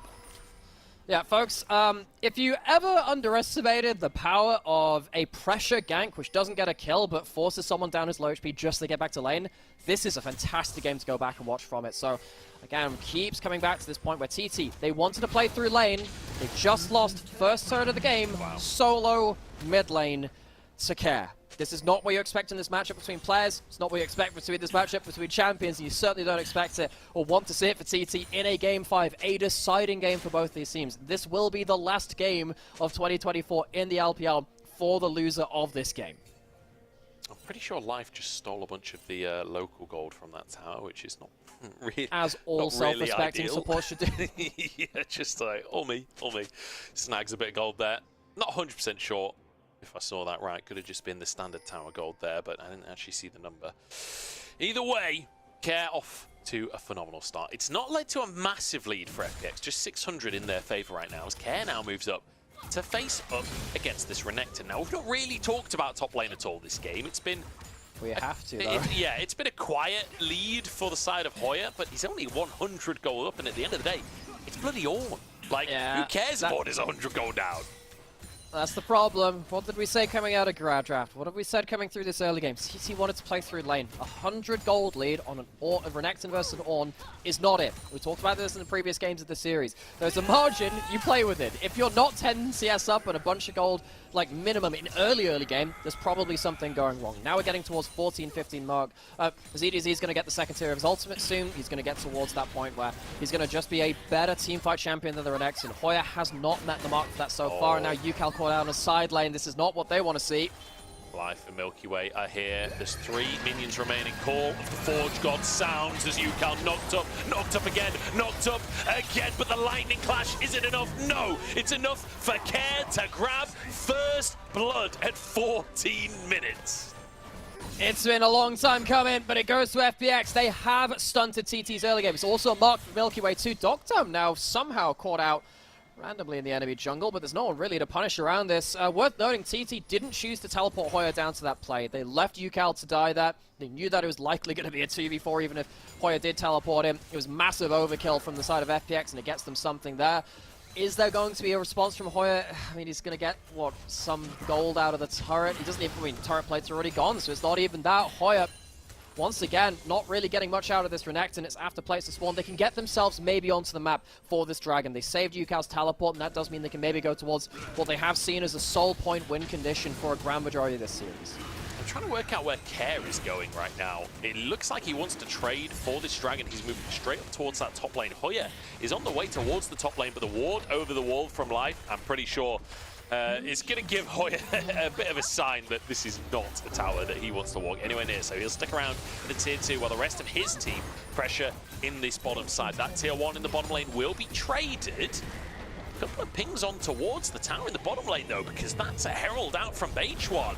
And Yukal, he may be behind on the Zeri, but he is still a Zeri with 3 grubs. This tower might just fall in TT. Find themselves a fantastic trade.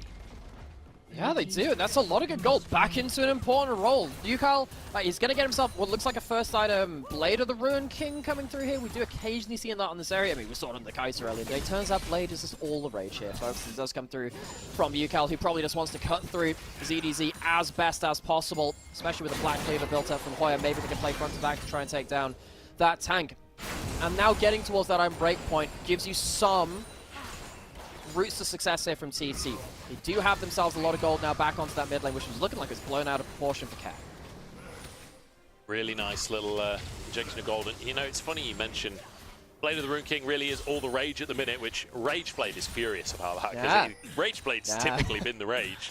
But damn you, Viego! I mean, there's a lot of people that have said that over the years, especially when it first came out. That was a sentence I'd said many times. And honestly, it's a sentence we've seen said during this series. You remember game number 1? It feels like a long time ago. We saw that Viego Aurora combination. It was certainly potent. But like I said, a long time ago now. Big tower trades coming across the map. Lots of demolishes up for FPX, and of course Ornn, one of the best users of that, going to use the 3 grubs, which they have, which is split across the board to make sure that the turret trades still keep flowing across the map. I think also another thing, I think it's now important because we're going to get our big fights coming in soon. We haven't really seen a 5v5. So how do these teams operate? So this is something that we've seen coming up a little bit. We saw a little bit in PCS, I want to say, and I believe we're starting to see it in the LPL coming up again too. Brand Varus is insanely good at killing tanks. The percent HP and the ultimate of the Varus ultimate pitting people in place for the Brand to do damage like this can be a big, big problem. So watch out for FPX's frontline. If they get caught with the Varus ult and the Brand within combo range, that's how TT win fights. That's huge for them. On the other side, you're looking to punish the Brand and the Varus themselves because they're immobile. And you have a Varus, you have yourself that Ornal, you have yourself the Rakan. So it is really about how that backline will be able to get themselves out. Oh no! Feather tries to predict the W, but he just hooks way too early. Oh, so close to a pick for the side of TT. I just can't believe quite how slow of a game this one is compared to the rest of the series. We were talking about statistically, TT are the bloodiest team in the LPL, and FPX were not that far behind them. And yet, here we are, Game 5, when it matters the most. Both teams so nervous to make a mistake. But what this means, Joe, and this is the bonus of this, hopefully the first 5v5 of the game is going to be all fireworks. Hopefully when we've got, you know, good enough gold across the map, it'll start coming up to huge, huge plays beyond that point. Getting first items coming through into second items too. We just saw the Mikhail's built up for life. That might be very important because that first stun coming through from Renekton, coming through from Brand or Varus ultimate can be huge. One of the things, what we were talking about in the big win conditions, well, that Varus ult into the Brand. The same can be said of the Renekton buying into that too. If that Mikhail's can stop that win condition, that could be very important for FunPlus Phoenix. Have a minute until that Dragon, like everyone's eyes are going to have to be on the minimap to see where those next fights are coming to be. It'll either be at that Dragon or the setup of it. We know that we haven't always fought directly around those timers. I really hope that we do get some big 5v5s in this one. I feel like a lot of the fights across this series have been based off of picks, haven't necessarily been a proper 5v5 team fight like you'd hope to see, which is not always necessarily a bad thing, but it would be nice to finish on some fireworks. The one thing I will say, TT, if they do fall behind in this game, it suddenly becomes really difficult for them to ever get control of anything again. Like, Renekton, not the best face checker in the game. Nautilus, a similar story where if you do have to be the one first in against the damage out from a Tristana, from an Ezreal, from a Kindred, probably won't survive long in the fight that follows, and Ornn's really good at following up and starting a fight. So TT, these next few minutes and potentially this next Drake could be a decider in that regard. So FPX, they get themselves good vision control. Their setup for the objectives, once again, is very good. God, when you're walking through that brush. The fog wall from TT has got to be terrifying at this point. BH1 needs to be careful not to stack up into a choke point against him. You've got to be careful not to give those resets over to the Varus passive as well. Very, very powerful on this patch. FPX, they have the ability to stop that Brand, the Zeri, and the Varus, but they can't disrespect them. 4 stacks for Milky Way, by the way, so it does have that range increase. Call of the Forge God, and DDZ flashes to make it happen. Beishwan, the target, and found a triple knockup from Life as Care is on the bottom side, but he dips away as they try and jump onto him. Doctum getting the damage down in the meantime. It's 4v4 on the map right now, but there's no jungler for the side of TT as Doctum chases TT away, and Care is on the flank right now. There's no tower to get onto, and they're slowly being picked apart. It's the Drake for FPX, and perhaps a little bit more. Feather flash away from his life, finds the knockup as well, and the Lamb's respite keeps FPX afloat. 1xN falls, not a single casualty in the follow-up fight. FPX are large and in charge. And Milky Way pulls the Lamb's respite out at the best possible moment. TT, that was their moment to make a difference, and they cannot do it. FunPlus Phoenix getting themselves all of that damage, all of those AD carries involved in that last play is so, so powerful for them. The Ornal to start things off with the flash follow-up to make sure that Beishwan cannot get the huge combo he wants is the difference. Look at the difference in the engage between FPX and TT. Yes, there are health bars left from TT after this point, but they have been shredded so, so low that they can't deal with the Kindred, with the Tristana, with the Ezreal, with all their range and their mobility. Poor Hoyer and Feather, they don't have the HP to look for a snap engage beyond this point.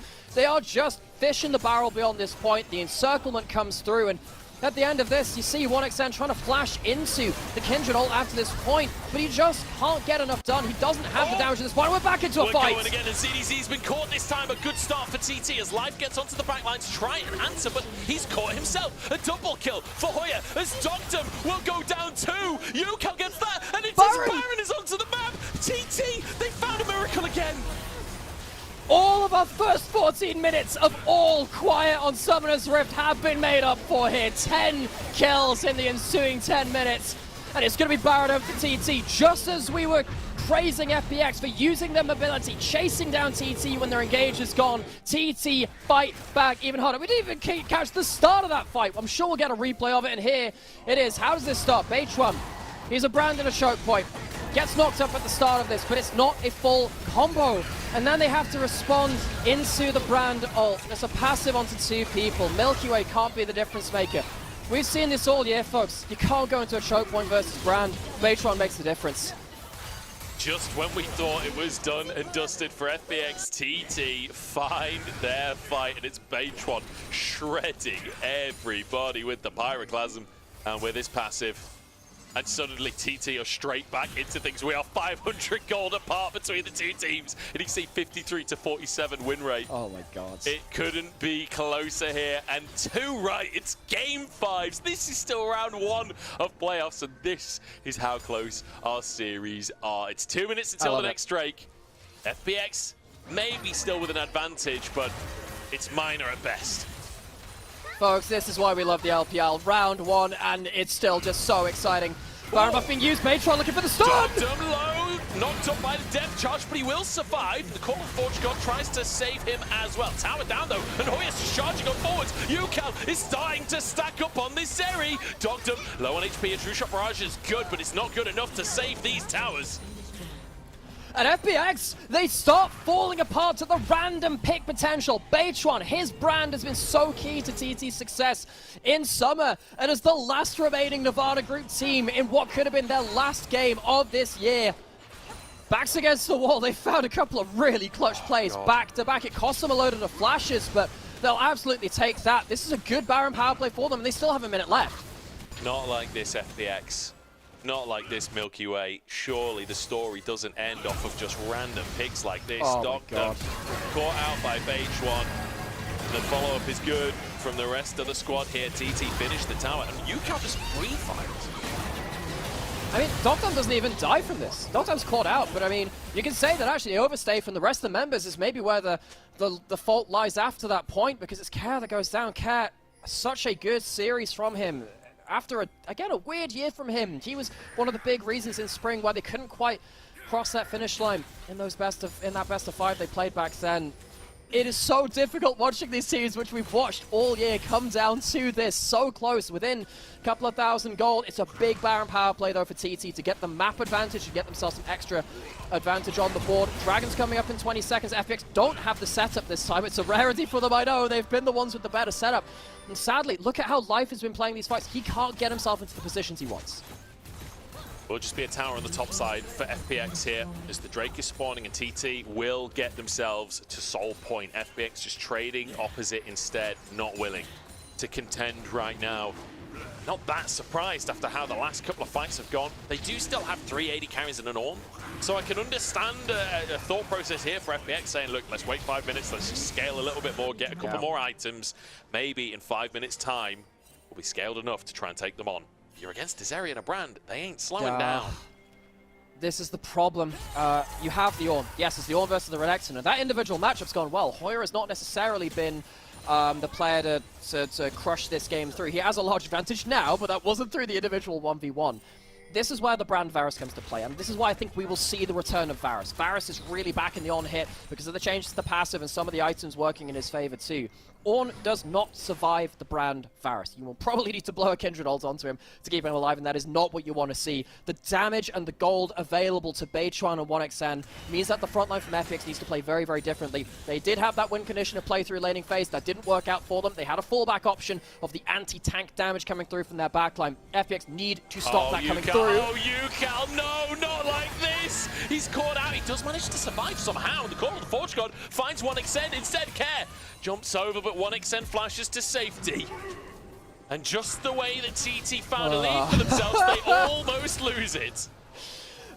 This game 5, it could come down to one of those miracle picks. We can talk about win conditions, we can talk about 5v5s. If you're out of position, yeah, Nautilus Hook, Ornal, Rakan, all of this stuff could flip the game on its head. We've got Baron spawning in a minute, Dragon spawning in next to you at this point. A fight there wouldn't have necessarily ended up with the objective, but this is what we've been saying about these teams in the LPL. Sometimes you can fight for summoners, and now suddenly you've got that flash out of 1xN. That's actually more important than getting UCAL out of position.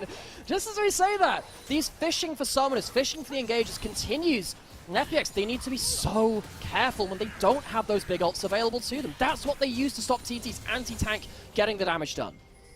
However, Doctum and Life moving over from Korea this year to try and make a name for themselves here in the LPL.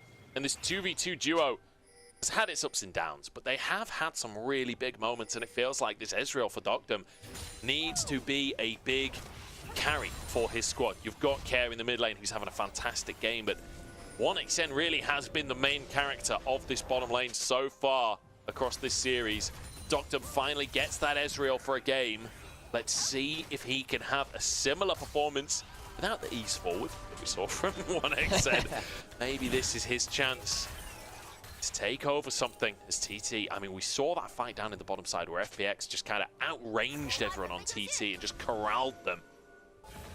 I'd love to see more of that from them, but it does feel difficult to achieve. I think one of the things which is going to really hurt that, watch where the Rylai's burn goes. If you're walking forwards as the Kindred or the Tristana and you do get tagged by some of that damage, it's much harder to play for your range because you're slowed by a heck of a lot if Baytron gets himself that DOT onto you. I will say that FPX, they do still have a lot of ability to spread and make sure that they don't get themselves that clumped fight, and they have been using their vision control well to make sure that fights are starting on their terms, but you can't deny the power of this brand in this late game. We've seen him do it all year. ZDZ on tank duty here, looking for further, and here comes the choo-choo train, but no! Doesn't get the second hit, and Milky Way's being burnt down. Lamb's Respite already used here, as on the front line, Baytron gets into the Lamb's Respite himself. The shield is there, and Mikhail saves the day, but FPX are so low. Arrows fly in, and a knock-up from ZDZ nearly saves the day. Stun from Hoya as Care tries to carry, and he might just do it. 1xN falls, and Care wants redemption from Spring as he takes the game by the horns. I think they've done it! I think they've cleared the clouds! The Thunder Talk might have just fallen to a whisper. Doctam and Care turn it around when they need it the most. When it was all on the line, FPX, they went all the way to 5 games, but this story is not finished yet. This incredible debut from Milky Way, this incredible year from the rest of the squad, they keep their playoffs and world's dreams alive. Thunder Talk, blink, and you miss it. The clouds are cleared. And the thunder is no more. It is clear skies to be flying in as a Phoenix. Milky Way and crew will win their first best of 5 of the year. They will go beyond that first round. And Thunder Talk, it looked like it was in the palm of their hands. They had so much damage there. That team fight was won. They overchased, and FPX, they bounced back. What a hell of a clutch shot from them. What a moment for FPX. They do make it to the next round of playoffs. I mean, this roster, such a fresh roster in the grand scheme of the LPL, and yet so much success. Making it to round 3 of playoffs last time around off seeding. This time, they have to work their way through the bracket bit by bit, and they take that first step on the road. Next opponent, ALTT. We have to commiserate them as well. It's been a tough year for them. And they were the last team from that Nirvana group. They managed to qualify for playoffs, but unfortunately, that is the last game they will play for the year. And we shall lock them away with the rest of the Nirvana teams with our happy memories in a heart-shaped box. No more from them. FPX, they clutch it out, and this is the problem. This is both the great thing and the problem with LPL players. There are too many teams which I enjoy watching. There are too many teams with great stories to them. I love seeing 1xN become that safe pair of hands for most of this year. I know the series it wasn't necessarily in the same way. I've loved seeing Baytron adapt through to those AP junglers again.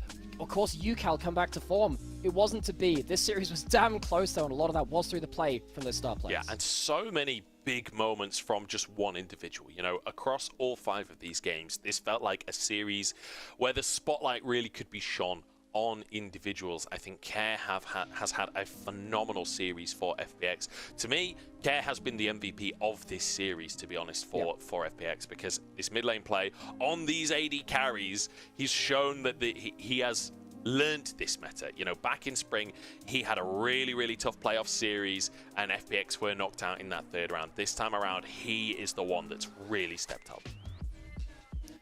FPX go further.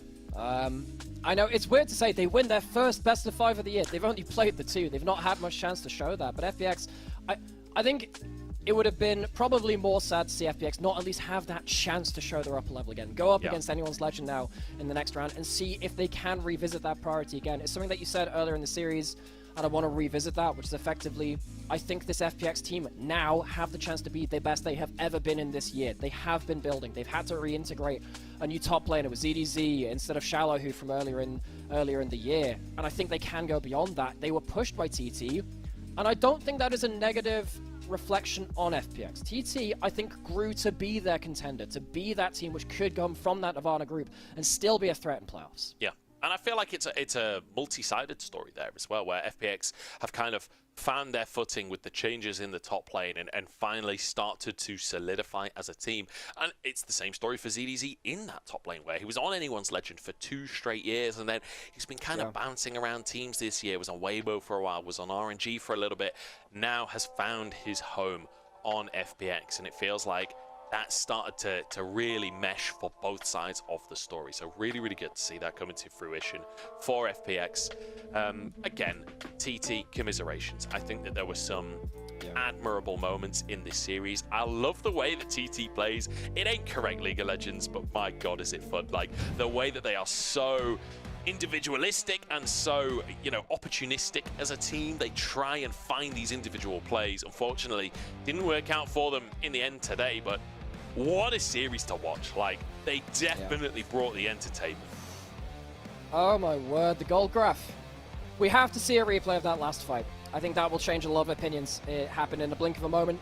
I think T2 should have won that game 5. They should have won this. If you look at the way that the game was, even the first half of that last team fight which ended the game, it looked like a flash to a forward or two too many from TT. Allowed Care and Doctam to hit a stray Mystic shot, get that reset onto Care to jump back through the team fight.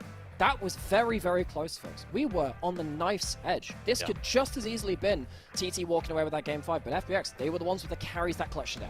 I feel like part of it might have just been the fact that they were in the mid lane, not the jungle this time. So the brand damage not necessarily hitting the whole squad like it had. I mean, the early game, this was the name of the game, right? Try and bully UCal. I feel like, you know, the whole laning phase, Care had the advantage, and then these coordinated plays. ZDZ looking really good on the Ornn in the first few fights. And you know, for the Mercenary top player, his 3rd team, how many players have been on 3 teams in a year? Like, to win a best of 5 like this and be part of the core part of the reason why you win it as well. I mean, not that anyone wasn't a core reason. I think that both these teams are very unit play based. I think it's incredible to see that. But, you know, he was getting burned down by the Varus and the Brand, but he was doing the good engage work for most of this game before that. And, you know, we saw a lot of these huge, tumultuous team fights. For a lot of this game, it went to FPX. This was the big moment for FPX. Things fell apart immediately after. This was so close to see. I cannot stress how close this was. They funnel into that choke point against Spaintron, and this is exactly where FPX beat LNG. They were the ones that managed to get that choke point Brand ultimate, and they very nearly ran away with this game. Hoya managing to get the stun to stop the call of the Forge God, I think might just be the difference maker in this fight between people like Doctam getting away and surviving the play. And then Doctam himself getting caught in that mid lane, nearly going down, and it's actually his teammates that end up going down instead as he walks away. So many of these moments, such close moments in this final game. TT nearly hung on. I think this is going to be one of the key ones as well. Baytron walks forward to get himself this huge combo. I mean, this could have been it. All of these fights I'm looking at saying, wow, how close was this? As you know, you see Milky Way forced out of the fight early, but Yugal's got his thing here. this is where things come close. Look how close this gets. Flash forward, 1xn goes forward too, but a key knockup. That knockup right there stops some of this follow-up damage. Right here too, watch this. A stray Ezreal cube catches Baytron. That's the difference maker too. Either of those two things doesn't happen, this game completely turns on its head. It is a clutch knockup, it is a clutch skill shot.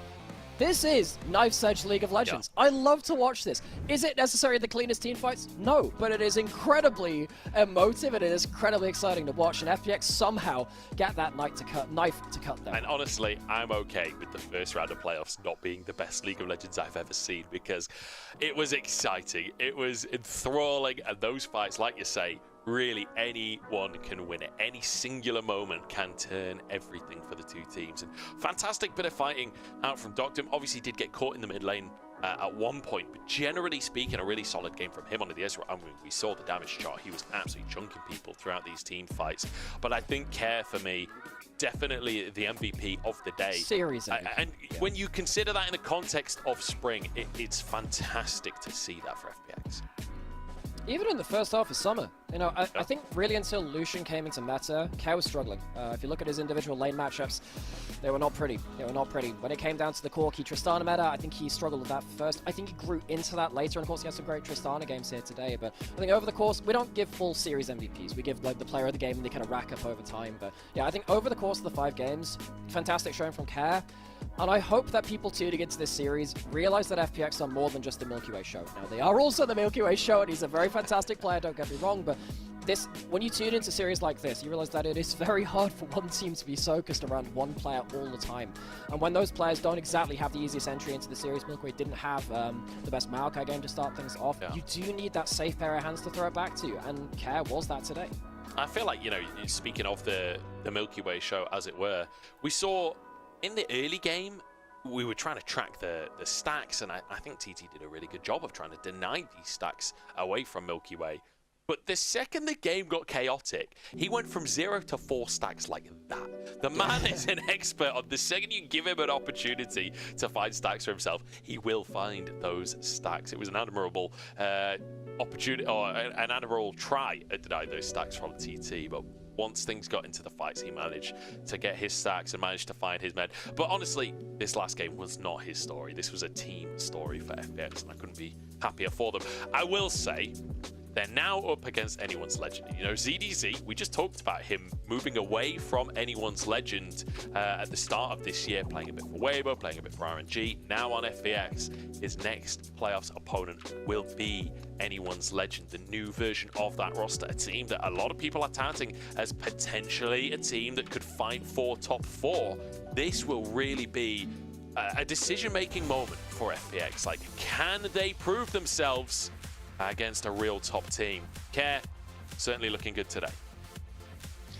Care versus Shanks in that next round on this leg of the bracket. Of course, tomorrow we get a Rookie versus Yagao as well, so absolutely keep tuned in for that one. I mean, the great thing, again, I keep just spouting out about these LPL playoffs. You just get great matchup after great matchup, and I think it's something that you were saying, you know, if you go back to 2020 and maybe some of those years of LPL playoffs, the first round matchups were sometimes a little bit uneven, and they sometimes struggled to deliver to this. I think for the last couple of years, round 1 of playoffs has actually been really, really entertaining.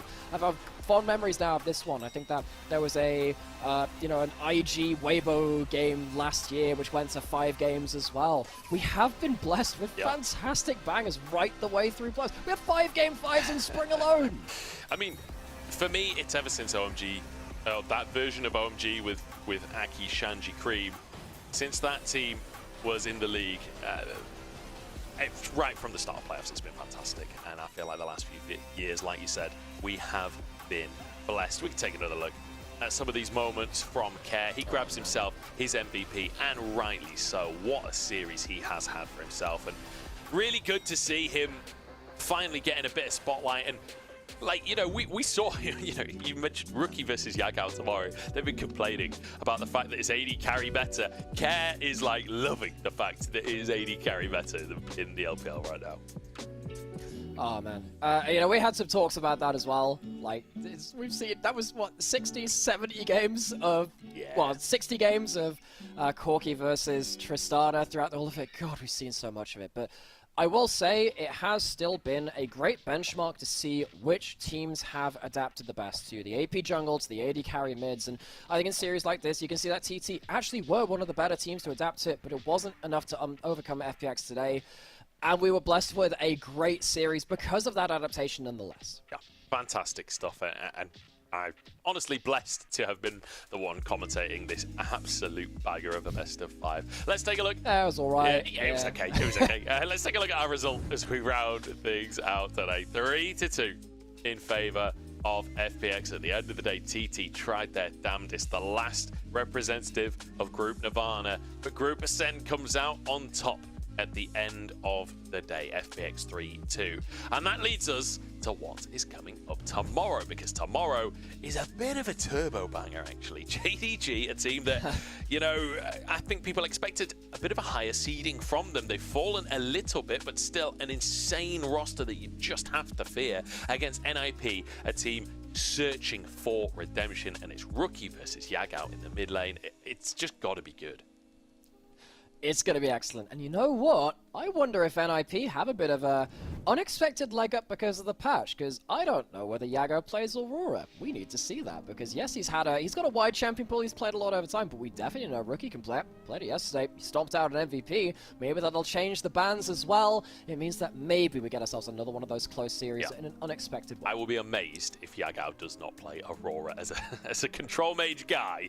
I feel like this is right up his alley. That is going to be it from us, though. Thank you so much, everyone, for watching. I've been Munch. I've been joined by Nightmare. It's been our pleasure to bring these games to you. We will see you, though, tomorrow in chat for that absolute banger of a matchup. But until then, we'll see you, Champ Select.